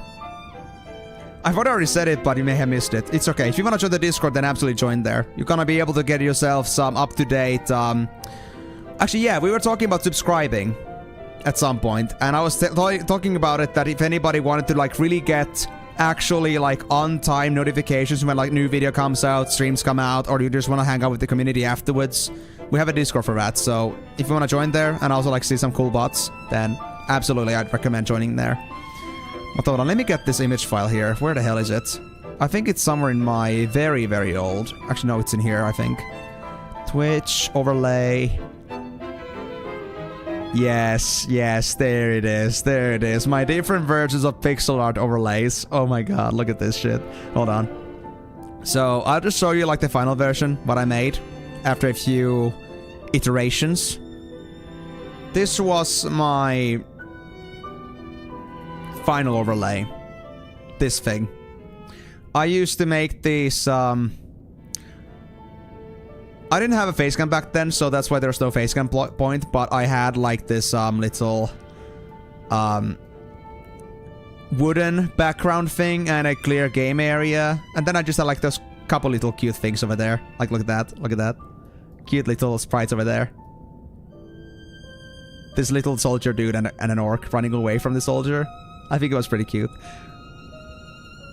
Yeah, I think like for one of my first pixel art works, it's pretty good. I mean, I also like had some other things too, like that I made. Honestly, pretty good, I'd say. But well, at some point I just stopped using overlays because I thought for MMOs like there's so little button areas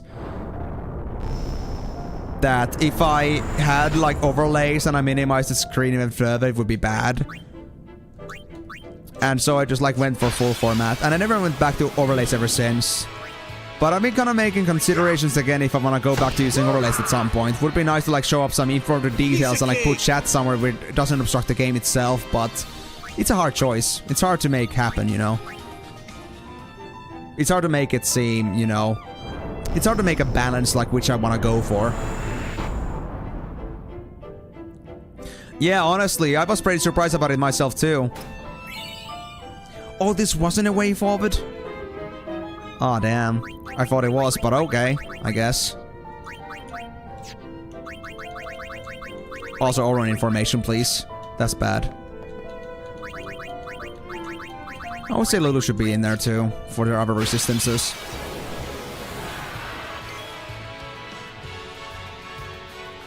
But yeah, thanks for letting me know, Kitsudote, that you like the texture. Like, I would say, like, the shading at the time... I talked about it like on a video years ago, but when I first made the shading, I didn't think just adding some simple like shadow layers would add so much depth to it, but it was so damn good. I loved it. I also had like this stone wall at some point. I used it for my intermissions for streams at some point, but yeah, that's also like in the past. I don't have anything like that anymore. And honestly, making something else again would be just a long hassle. So it's kind of like a difficult thing to just recreate or remaster or create new ones. I might go for like at some point, I might as well just like spend a budget at some point for like a proper overlay, buying a professional one. If I get the if I decide to go for one, but we'll see about that. At least I now had the possibility, because at the time that I didn't get money from anywhere yet. But now I've actually gotten hundreds for content creation from funds over months. And that's like how I got this microphone too. So big thanks to that as well. So in the end, I would say that it would be a good time to consider like something professional, more tangible, something I'm gonna be actually proud of having. My turn now. Yeah. Yeah. And also, I see now that you mentioned about the Discord link not working. It could also be the fact that I actually like very recently changed my Discord link. I made a little mistake. I accidentally removed it.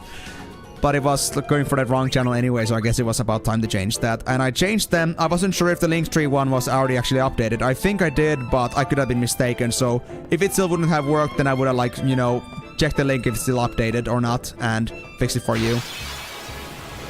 But yeah, like, absolutely, thanks for joining in. Hope you're gonna find a good time there. And it would absolutely be wonderful to really like be in touch outside also the streams, because I feel like there's lots we could discuss in the future. Of course, provided that I'm not always the most talkative person out there, because, well, I'm busy. I try to, like, you know, make time for a lot of different things, but whenever I get the chance to, I love chatting, and whenever, like, there's something people want to discuss. But just don't expect me to be much of a discussion opener, simply because, yeah, I need to get things done. But I guess I still am kind of on the chattier side. It's a pretty chill server, not much actually happens there for now. We still have a pretty small community, so we cannot expect there to be daily chatting happening with hundreds of messages, but for what we have right now, people just like talking about their gaming stuff and, you know, enjoying the different features that the server has. So I gotta say it's a pretty chill thing. For what it is, it works pretty well, I'd say. And so far, we have been pretty botless. So oftentimes, people don't have to worry too much about malicious presences, which is becoming more and more common in Discord nowadays.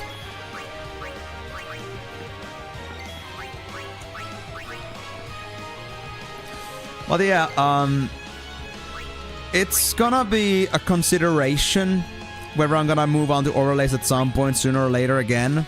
It's certainly gonna be a different thing, since I haven't used overlays for years now. I think I removed my overlay at 2021, 2022. And I also like got my face cam then.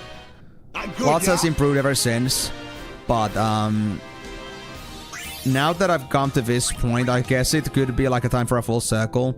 Not only would it like give more character to my stream, but also like the fact that I wouldn't block any more of the screen size anymore.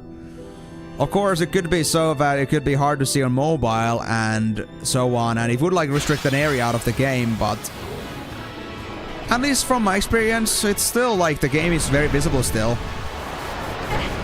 Regardless. Oh shit, this is bad. Oh no. Please wake up, Waka. I don't want to die here now. Why did I forget about the other guy? About Oren.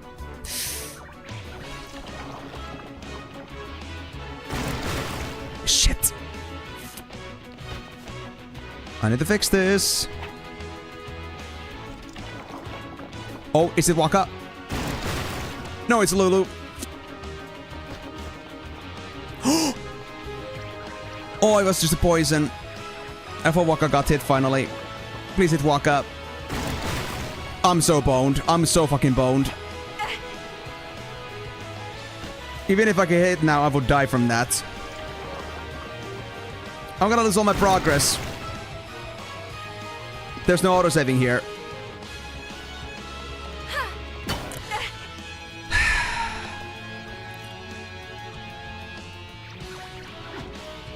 Oh, 7 indeed. I lost like 30 sphere levels here. And we don't have Phoenix stuff here. Ah, oh, fucking double berserk. Indeed, F. And I mean, our last save was like, I think from like 1.5 hours ago, so that's gonna take a while to catch up to. Oh boy. Oh well. It happens sometimes with Marlboros. Yeah. Look at that. It's been 1.5 hours, guys. Did I at least save my sphere? Yeah, I did. Right, this was like shortly after that. I see. Well, now I know where to go, so at least it's not gonna be as bad. We'll catch up with this like in, I would say, in half hours, but... Man, I need to really make sure that I have Auron in the team all the time. That was my biggest problem. My biggest mistake. Because Auron is the one that's the best resistances right now.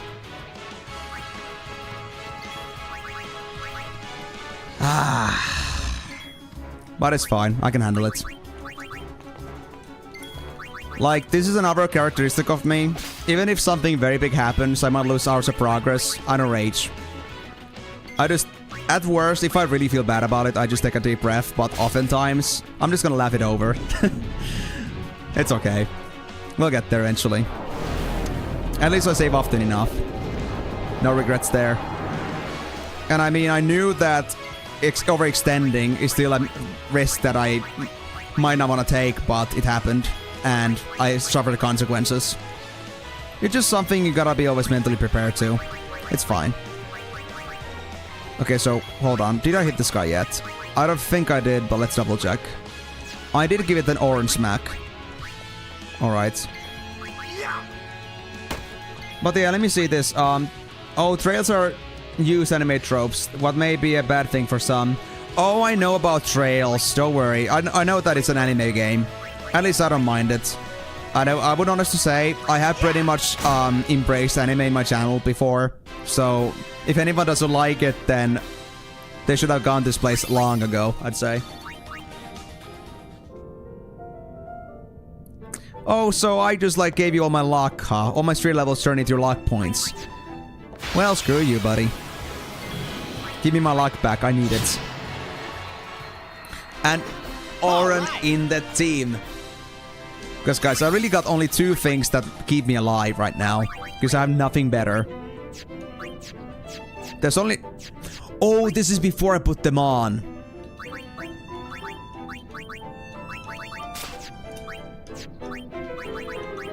There's only Orange Stone and Poison Proof. Then there's Saver Bank. Wait. Didn't I have anything else too? Didn't I... Oh yeah, this one. No. Not just that one. Berserk and Poison Ward. You know what? Sure. I'll take it.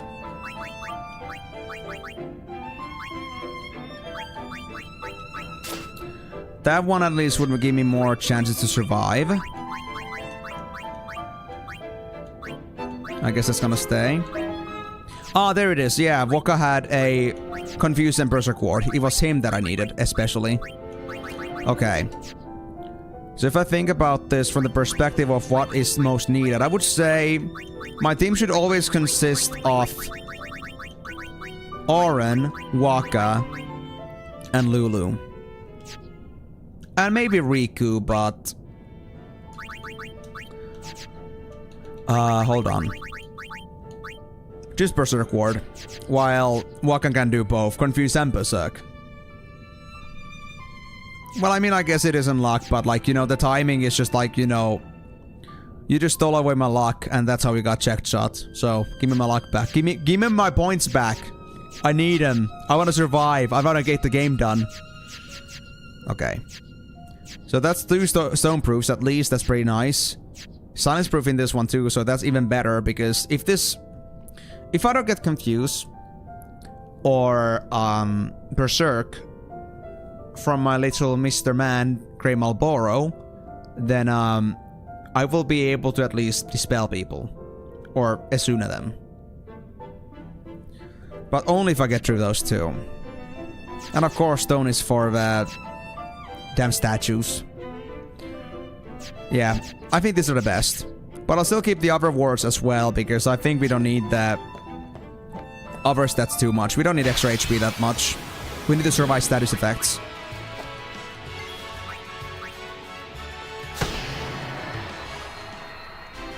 Piece of cake! I mean, that's a fair point, Timur, since Imishu all the time, but I'm telling you.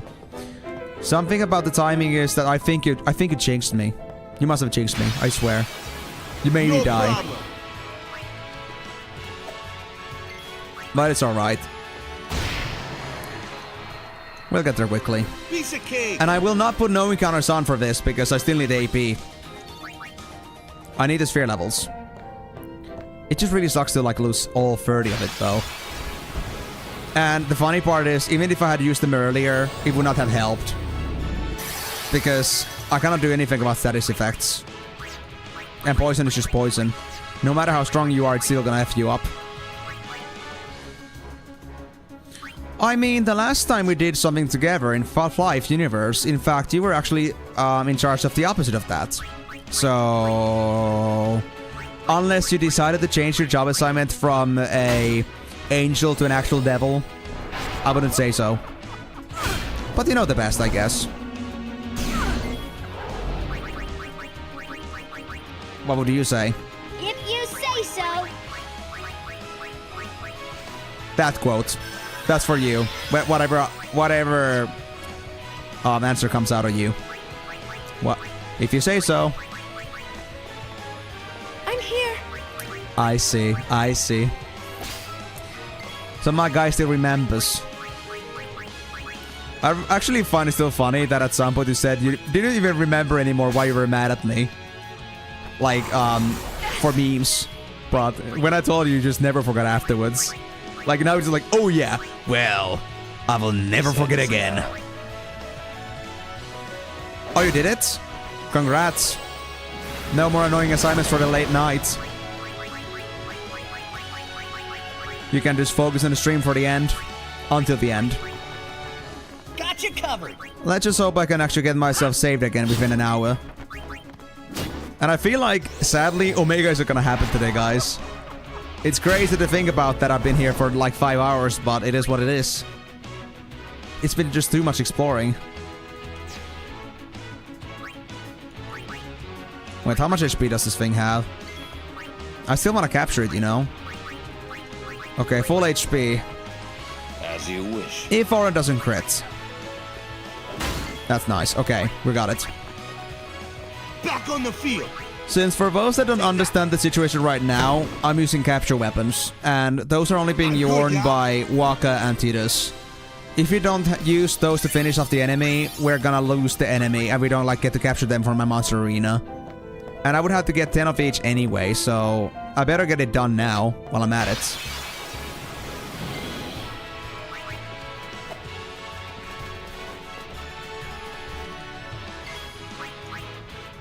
There we go. And, well, yeah. The problem is that only Waka and Tidus cannot do that much damage right now because their weapons don't break the damage limit. Only Orange does from that team of 3. So, I'm in a little bit of a problem here. That Oran might easily overextend himself to make too much damage.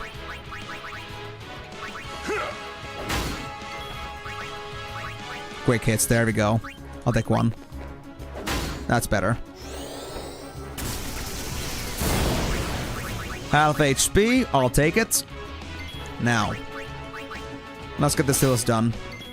Wait, what was that you stole? What did I steal? Oi, oi, oi, oi, oi, oi, oi. Hey. What are you doing slow for, buddy? I really don't want to rectify that. How shall we do this? I can't bother. I mean, I guess I can still just smack in another time with Oran. Even if they're slowed down, and just let Waka and Tidus finish this off. It's fine. I think.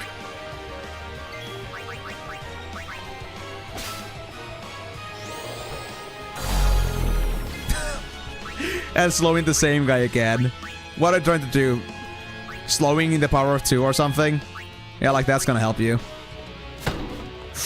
That's not quite enough. Okay, Yuna. Can you do 120 damage? Yes! Just enough, thank you. Calculated, No guys. Calculated. Only 2 damage. Only 2 damage under the required number. See ya. There we go. Told ya. I got this.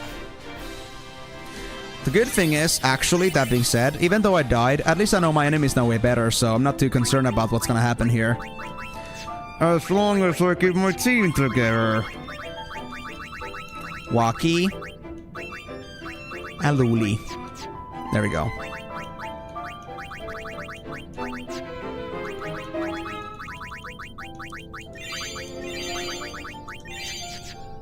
Okay. Also, I know this comes off very randomly now, but Karyu, now that you mention anime tropes and trails, like, I know, like, what anime does to people. Okay, that sounds pretty bad. I know what anime usually does in general, but I need to ask, like, what kind of tropes? Are we gonna get a mandatory beach episode? That would actually be super hilarious. And there was actually, like, at some point, I remember when I was going to this youngster facility, and don't know what to call that, like, you know, youngster hangout place, an official one. There was, like, this one game called Fairy Fencer F, and I tried it a little bit, and it was super funny how the game was basically just a parody of Final Fantasy games. And like, the main thing about it was that you could, like, tilt your camera just under the girl character's skirt level. And if you end up getting a glimpse of their panties, then they would just, like, you know, hop at your camera and just, like, you know, just try to, like, embarrassingly just hide themselves. It was just, like, super funny. Anime tropes. Anime tropes.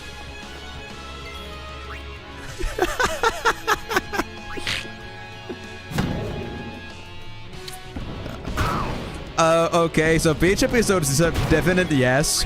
What else goes down the bucket list? You can give me all the juice and I wouldn't know exactly what you're talking about, most likely. I just want to believe so.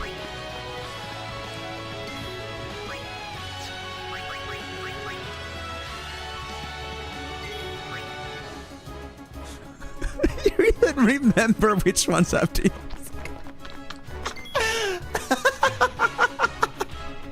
You actually remember where those GPH episodes are? Man, I feel like we have a very strong appreciator of culture right here. And out of culture, I see. That, like, there are moments that are just unforgettable, but then there are, like, those moments that will never leave your brain.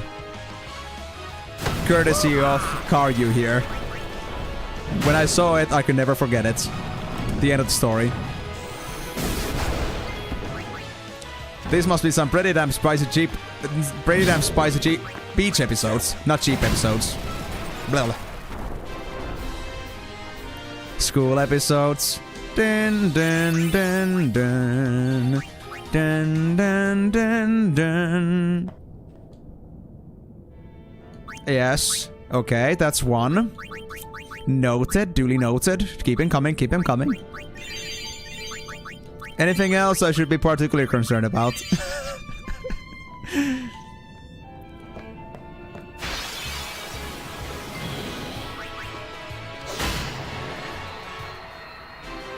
That's how it's done. Like the kind of things that would just like make you feel like somebody out of context coming in and just like being, oh, what the kind of fucking bird game is this? Why would anybody play this? Ugh. Ugh. Because I know there are people like that. I'm okay with it. I'm used to it, but I know that doesn't appeal to everyone. Okay, well. Me saying it like that was the most appealing thing to me ever, just sounds also just about as bad, but you get the point. Let's just say that some people won't tolerate it. I can tolerate it, I'm used to it, but maybe some don't. But hey, I would call that just spiciness. All right. In its most broadest term.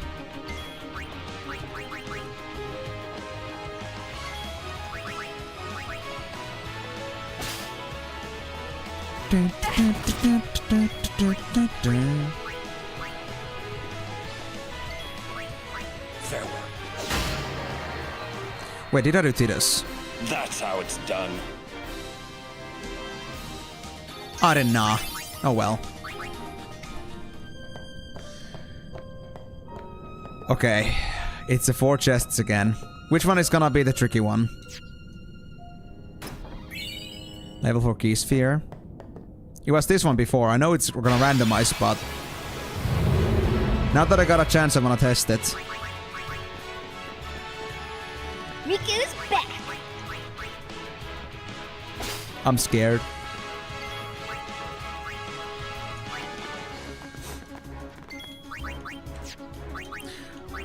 By the way, Timor, do you think that if Miko were to come in on the stream anytime soon now, and they still discovered that wasn't beating Omega, would you think he would like flip in his grave or something? In his early grave?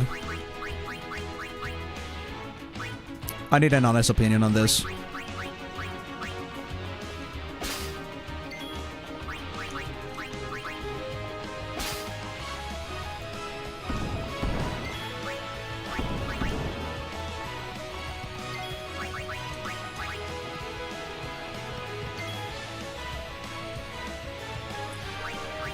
Okay, now it's just R and Waka. Well, it's you. Oh yeah, of course. Expectations couldn't be any lower. That's just how I roll. Oh yeah, it's Eam. Of course it's gonna be a dead-ass snail. Who would have thought? Only those that are not in the know. No worries. I just love at this point that it's been a thing for the longest time to call Emishu, and the more I do this, the less I can give credibility that this is not true. The more I just bring in the point that there really is Emishu.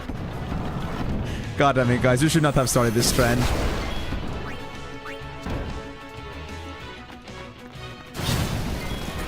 I feel like I'm being openly judged and I think I'm kind of liking it. Wait, what? It's over. You know what? Let me go get a drink. Oh, I need a refresher. Hear me.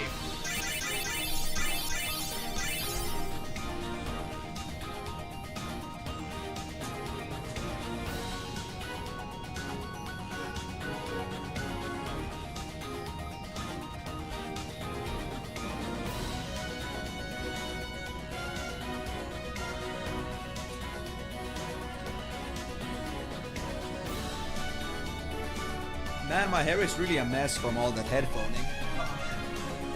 I don't usually get my hair this messy, but, well, I guess that's electricity for you. So, I guess I got decent AP. Defending Bracer? What defending? What do you defend from? Silence and Dark. That's so pointless. Ah, now I found the trap. Okay, fine. Keep it. I don't want it. No time to waste. I hate you, mimics. My chest, no! I think I just lost something important in my life. I think I lost myself.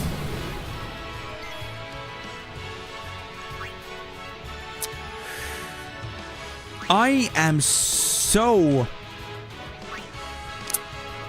I'm so enticed about the idea of just slapping the shit out of these enemies with some overdrives, but I need the captures. I so want to kill them, but I can't. So, what HP do these things have anyway? I don't know. Let's try a little black magic here. Water, does that do anything? Ooh, that's good. I think that's just about right. So it doesn't die yet.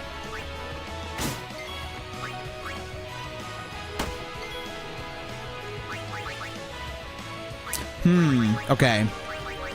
Hold on.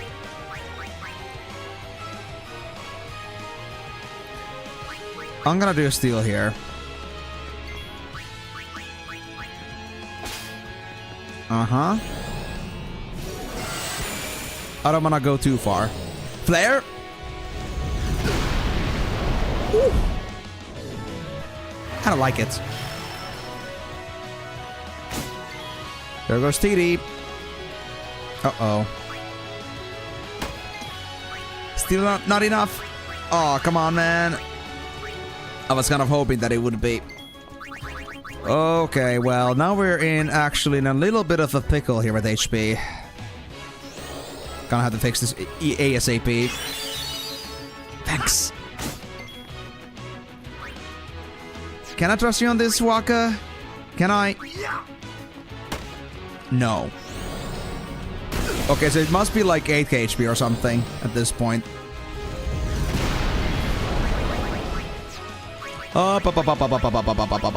Which do I heal? Which do I heal? Titus.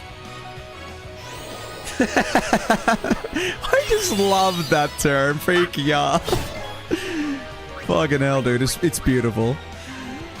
Yeah, the elementals are so nasty, and it doesn't make it any better that these enemies cannot be censored, so you cannot see what their HP is. And I kinda don't want to overdo it for obvious reasons. I still need the captures. Okay, Wawa, please take your HP. One thing Falcon did was use the toast. Oh my god, the toast running schoolgirl.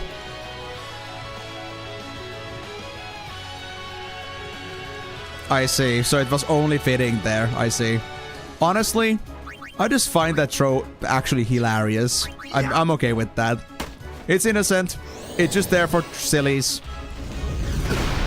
Oh, and of course, do we have school festivals in the school arcs?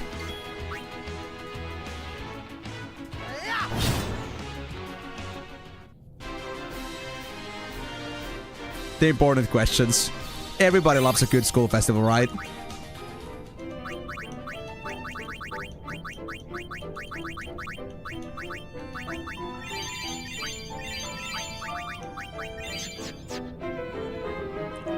In every single arc? Oh.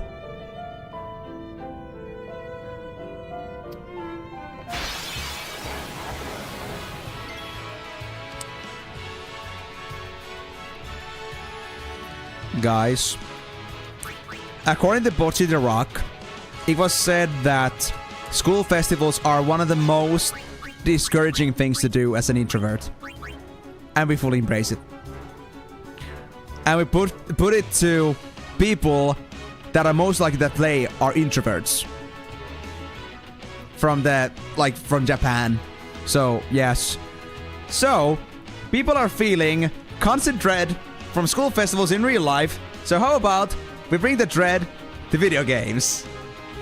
I mean, okay, I'm not like seriously like against it, but like, you know, it's just funny to me how you can't escape these perpetually dreadful things even in video game life.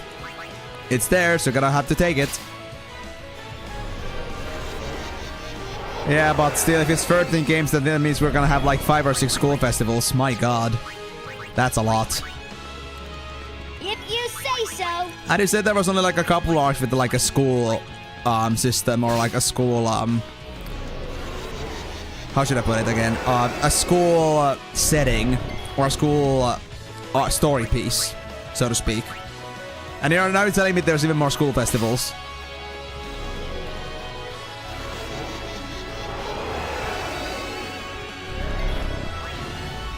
Well, they sure are going full on anime with that. Can't argue that with that one.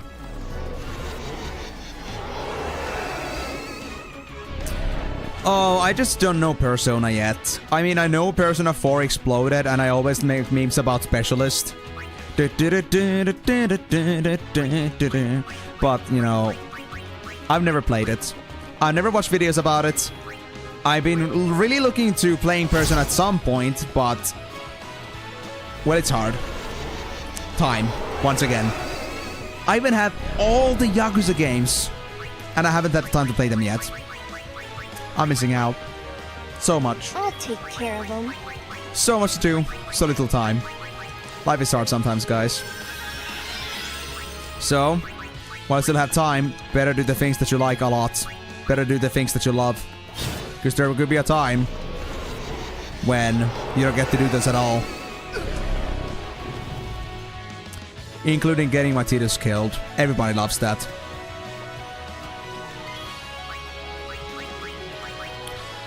I would say at this point that Persona just at this point for me is freaky meme dance.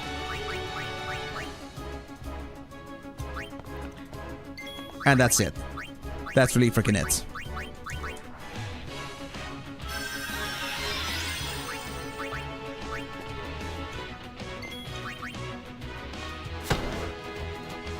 Oh, you need one more hit, Tomby? Fine.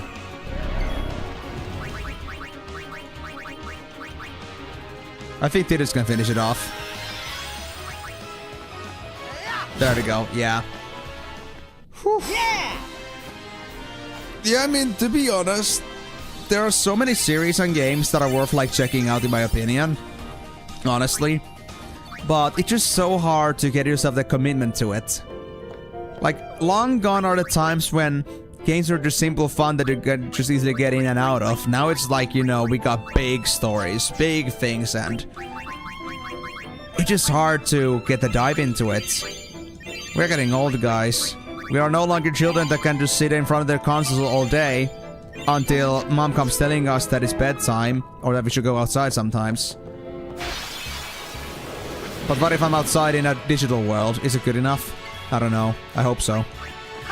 But, you know, the thing is that it's hard to play this much anymore. What happened? Responsibilities.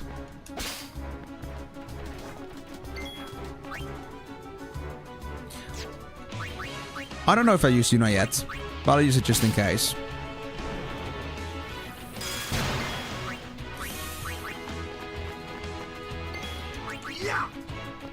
You nasty, nasty piece of crap. But yeah, like, you know the specialist dance, right? You know what I'm talking about. Hold on.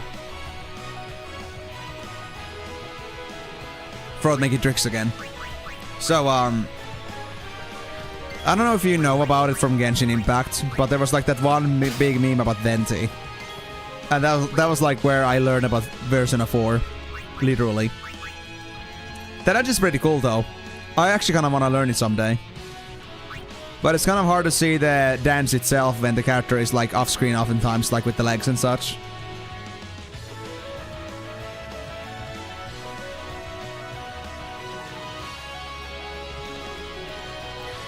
Are you trying to say that it's kind of similar to Kingdom Hearts kind of combat? I mean, I don't know much about the combat itself, but I know it was more action-oriented, but there were still, like, commands to do.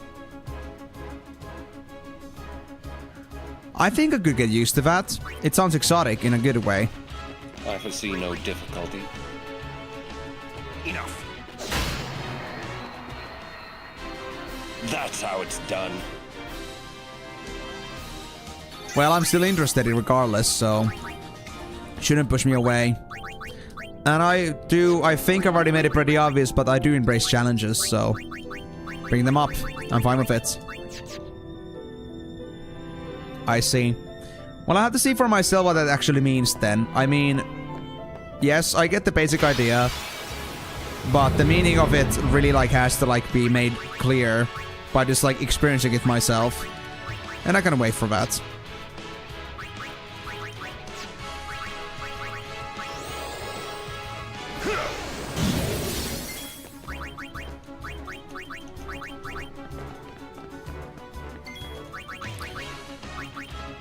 It's kind of like hard to like, of course, explain that most likely from just like without like spoiling the game itself and how it works. But I think the vague idea is enough for me. I'm kind of looking forward to finding it out myself once I get there. Of course, still gonna take me a long time. And by then, I think even remakes should be pretty fully deep in. Like, there should be lots of remakes available. And I guess the prices could have also come down quite a bit. So I guess we'll find out once the time comes. But I don't think I'll need much more. I don't think I'll need much more like introduction to it. I think I'll be fine. Bring it on! Also, please, can you not kill my characters? Pretty please. I kinda need them. Okay, let's stop. Miss me? Let's stop playing around then, I guess. The good thing is, I don't have to worry about capturing these things. So you know what? I think it's about time we give a little bit of a test to one of my limit breaks here. Let's do a Dragon Fang after a while.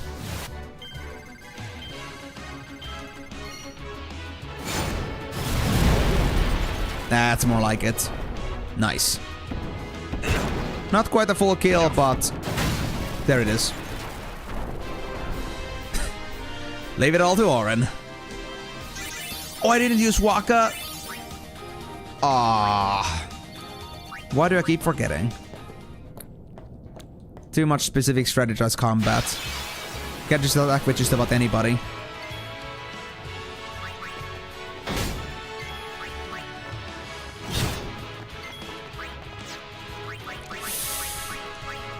I do need to get rid of the spirit. ASAP. No worries. This guy's a menace.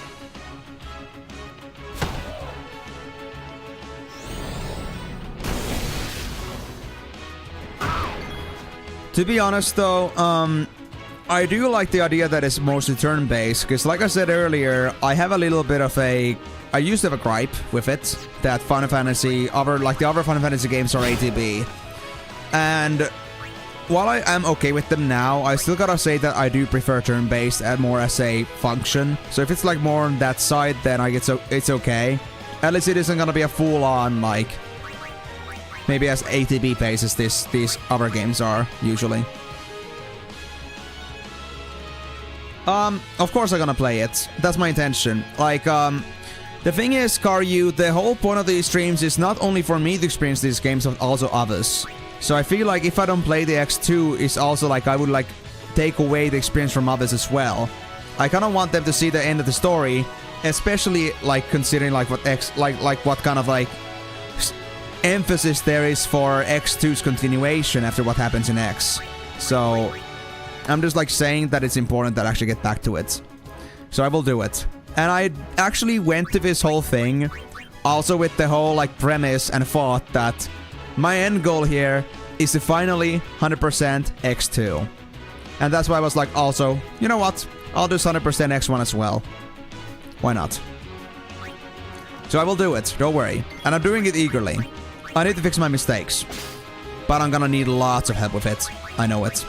But I know I got a very reliable network of backseating in here. They won't tell me what to do always necessarily, or tell me what's gonna happen, but do that and you'll be fine. It honestly is, Karyu, because honestly I gotta say, X2 plays very differently, and the whole premise of it is so much more lofty compared to the original game. Like, it really feels like X2 was not planned at all, and it probably wasn't. But I'm like saying, like, the energy is so different. In fact, I feel like the whole game is fan service. God damn, Riku got some stacks afterwards. And removed a lot of clothing.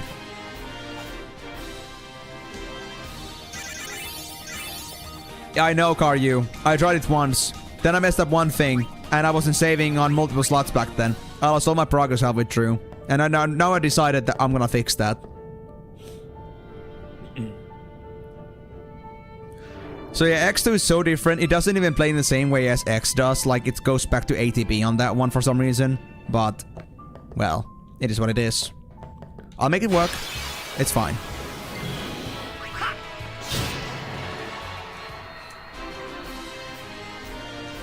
And because I would never forgive myself if I never fully completed X. And that also means X2. Like, me doing the extra content on X is one thing, but X2 is like the real goal that I have here.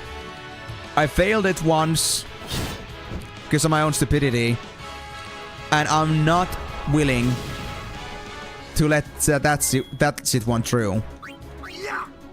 I cannot accept it. And I know that actually Migo actually once wrote a guide about this game, or like about the X2, and that he wrote it for a streamer that was also doing X2 for 100%, but they actually gave up. So they never used a guide.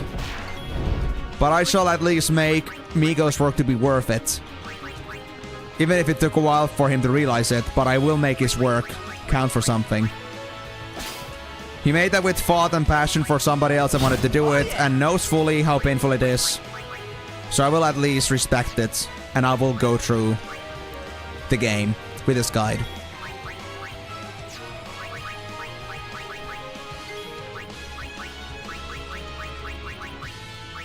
I think I still need Lulu and Kimari. Sure thing. Allow me. But yeah, like, it's so specific, I gotta say. And even now when I know, like, how much there's in X, like, the basic X game, even then, X2 is so much more pixel perfect about things. Like, you cannot miss a single scene, or you will miss something. It's crazy.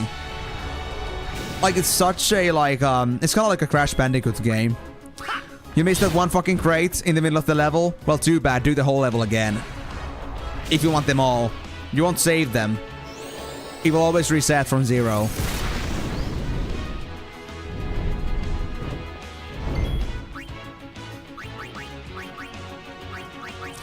I'm just saying that the straight up simping for Yuna in that is just insane. In that game. It's just something of another world at this point.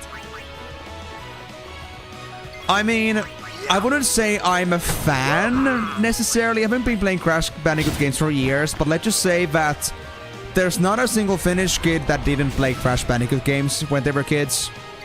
So, it's just something that you eventually come across. But I do want to actually play them again at some point, because I have, well, childhood bones to pick. And, like I said earlier, I couldn't play Osu Standard for a while when I was a kid, because I was a perfectionist. So you can imagine what kind of bullshit it was for me to play Crash Bandicoot as a kid and not get all the crates. I cannot just, you know, tense that enough. My god, that game. Those games were made by an actual masochist. And talking about Crash Bandicoot, because they're made from Naughty Dog, right? And funny fact, I've actually been pretty recently playing some other game series from Naughty Dog. Does any come to your mind right away? Any specific Naughty Dog game series?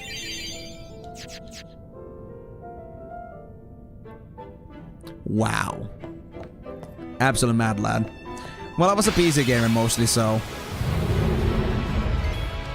I have to really, like, learn it myself and, like, get to, like, playing with controller.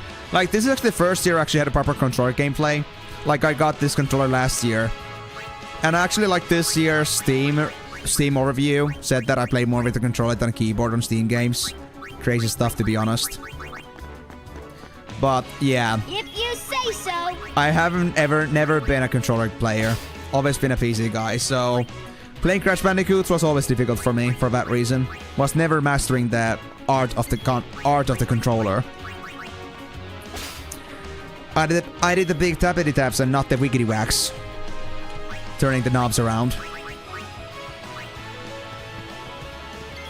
But also, I don't know what level Slippery Climb is, but I can tell from the name itself that I know exactly what kind of bullshit you're talking about. I don't need to know. I don't need to know. I know well enough already. But let's just put it this way in general. Every single time there's an ice level, it always sucks. And they know it. The devs know it. But they still suck. They just love the suckiness. But yeah, so I'm playing another game series from Naughty Dog. Can you guess what it is? Or I actually played, or I kind of still, I guess I still do kind of play it, but it's been kind of in the back burner. I went for the New Year's elsewhere and I didn't play much afterwards. What? Really? Bruh. They were slippery with that name too, you know. I'm telling you. For them to call something with not eye slippery is just heresy in its own way.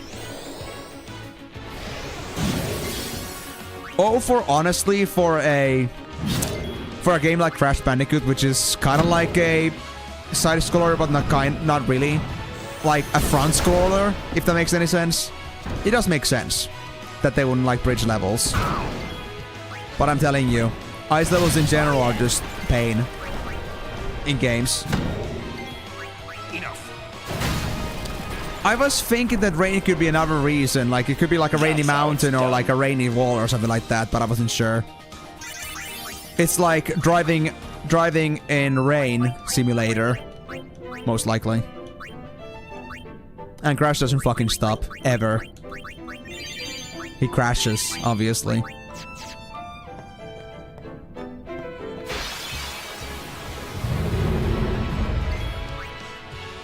Oof, spicy. I got 50 minutes? Ah, shit. Okay, now I gotta get pretty quick about this. Alright, focus.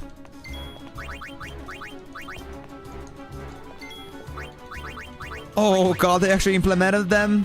Those bastards. God damn it, Naughty Dog. Why would you do this to us?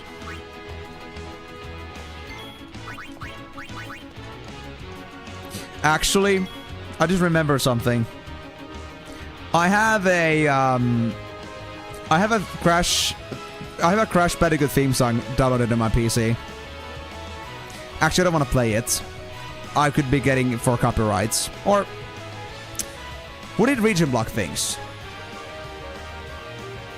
Dude, I don't want to risk it. But I do have Crash Bandicoot's theme song in my save folders. Don't ask me why. It's just there. This ends now. Wait, did armor break yet?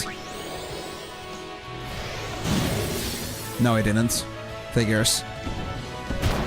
Yes, maybe. I can do that after like I'm done with the stream. Because I'm never on Discord when I'm like on stream unless there's a reason I should like drop in there, but I'm not gonna stay there. Usually on stream. So I'll do it afterwards, okay?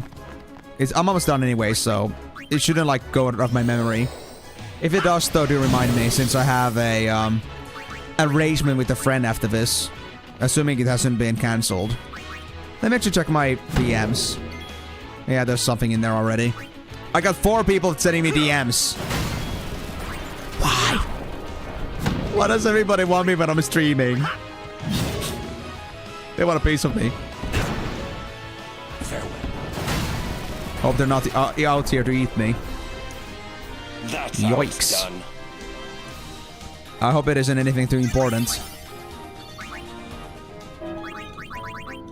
Time. I need time. I am running out of time. Oh shit. I mean, to be honest, I don't need to go back this way yet. I already know what's in here. There's gonna be the elevator and that's it. I can just take a step back and fuck off. Yes, great idea. Absolutely perfect. I agree with this one. Nobody else has to. But it's just because I only got 50 minutes. I don't have time to play around. Kimaru and Riku. I could also be doing defending, but I kinda don't want to. I do want steals too, you know.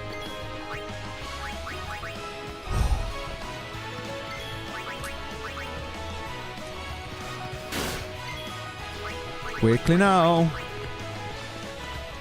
Miss me? No. Just get it done, bro. Please. Now, I don't want to make this sound like it's too, like, pressing, but it's just because, well, it's about to be 10 p.m. for me. And 10 p.m. is, by default, night, like, quiet time. So, if I don't get this done before 10, then I'm gonna have to be real careful not to raise my voice. And I don't want to bring it down to that. I don't want to take down the quality of the stream for that.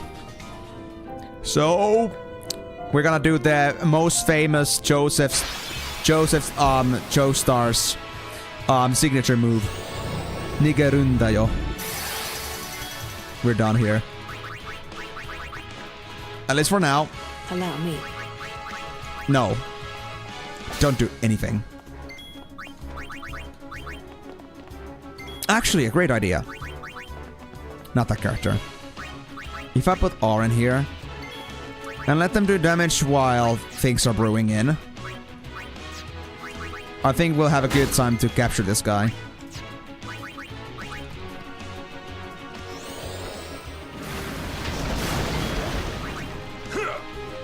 I'm from Finland.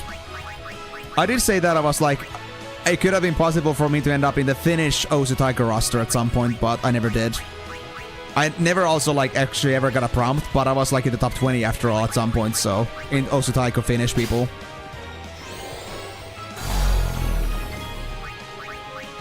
And I think I remember that Polish has the same time as well, so I'm not surprised that you might have been a little bit curious about that. But no, I'm Scandinavian.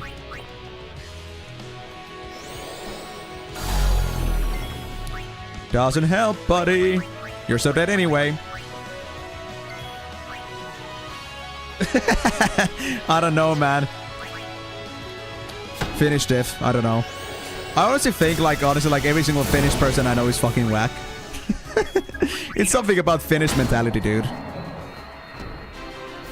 Oh, it's 2049 there. I see. Okay. I wasn't sure, but at least your time zone is close. No turn on Titus? Aw, shit.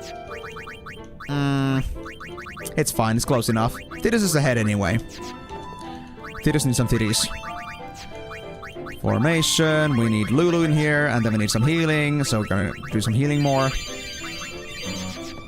Eep! Run!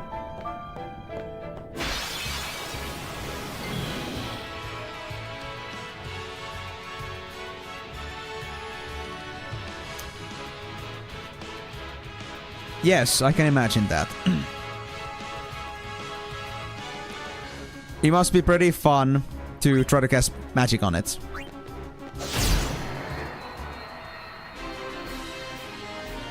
Oh, do you not have daylight savings yourself?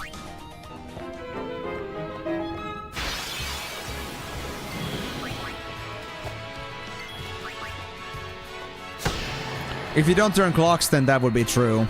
It is UTC plus 3 for me when it's winter time. I mean, not winter time, summertime.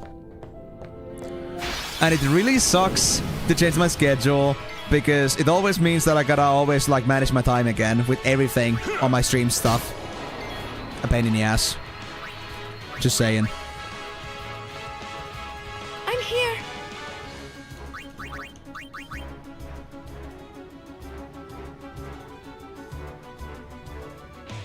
Oh yeah, of course. I understand that. As long as they don't do anything, I guess it's okay.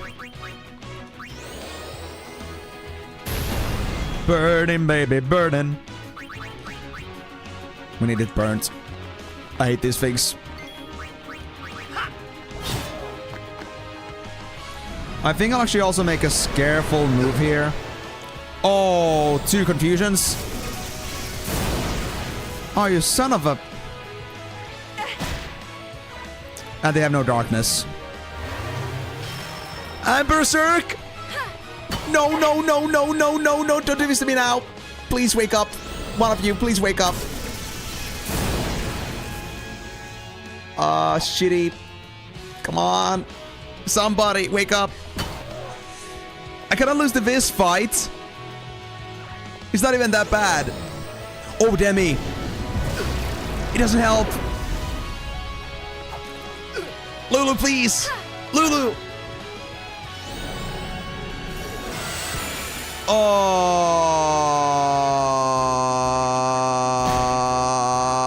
not enough time. Ah. I mean, I don't know if it's really like much of image at this point. It's kind of like, you know, game effing you up over real hard. Yep, that's it for today. We won't make it in 8 minutes. Not without having no encounter, and I won't do that. I want my training. So, with that being said, I guess I'll just do my last sphere grid before we end then. We got some points. I lost 20 points. My precious 20 points. Well, hey, hold on. We cannot get all the way to Ultima yet, but we're so damn close. My last save was from 1927, so I lost 2.5 hours of work. And that particular run was like an hour almost. I would say 45 minutes. My guy. I'm gonna really have to invest on like some protective equipment. This is freaking insane. But you don't just get confuse proofs or berserk proofs anywhere. Unless I really made them, but is it worth making? It's kind of hard to cheat though. I would at least need one confuse proof and one berserk proof character. That would be one thing, at least. Or one that has both, please. That would be just, you know, just have that in the team and we're done. But this is not easy. I think I made the resolution that the better way to do this would be to go from above. Yes. Or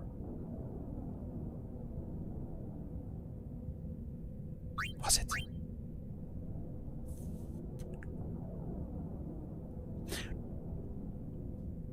No, it was like this. From below, we can do this, this, this, this, 4 moves and go back. Okay. That's the move. I don't even care if it's like always the same resolution, as long as I get there, I guess.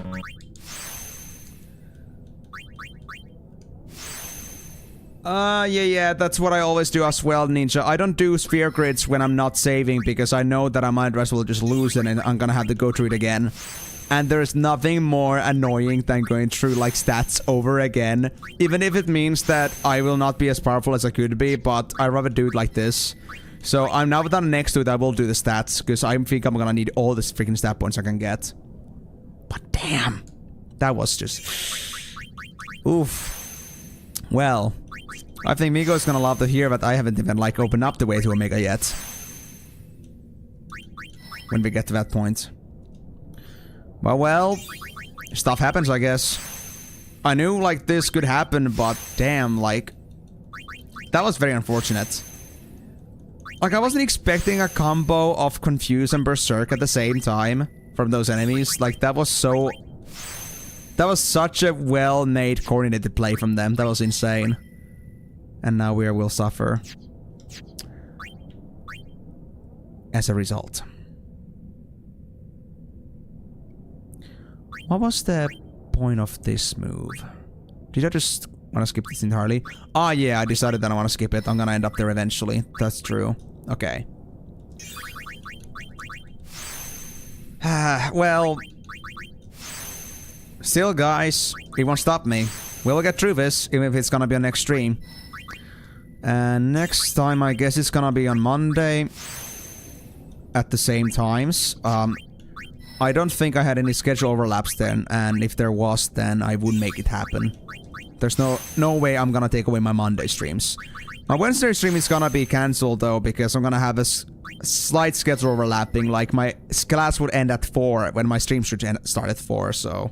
It's a little bit difficult to try to make the Wednesday stream happen with that, but instead we got the movie then, so... Well, you guys are gonna have fun with that. As for the next... Then does the same thing also like with the week afterwards, because I don't have time for that as well. Same thing with the same class. Stupid 3-hour class happening in the afternoon. Didn't need to put it that way, but they just had to.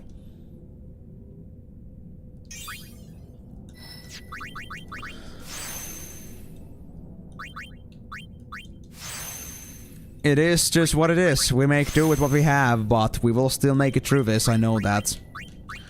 But I should really like check how expensive it is to make like Berserk proof or Confuse proof gear. Because we are getting free Tetras from this.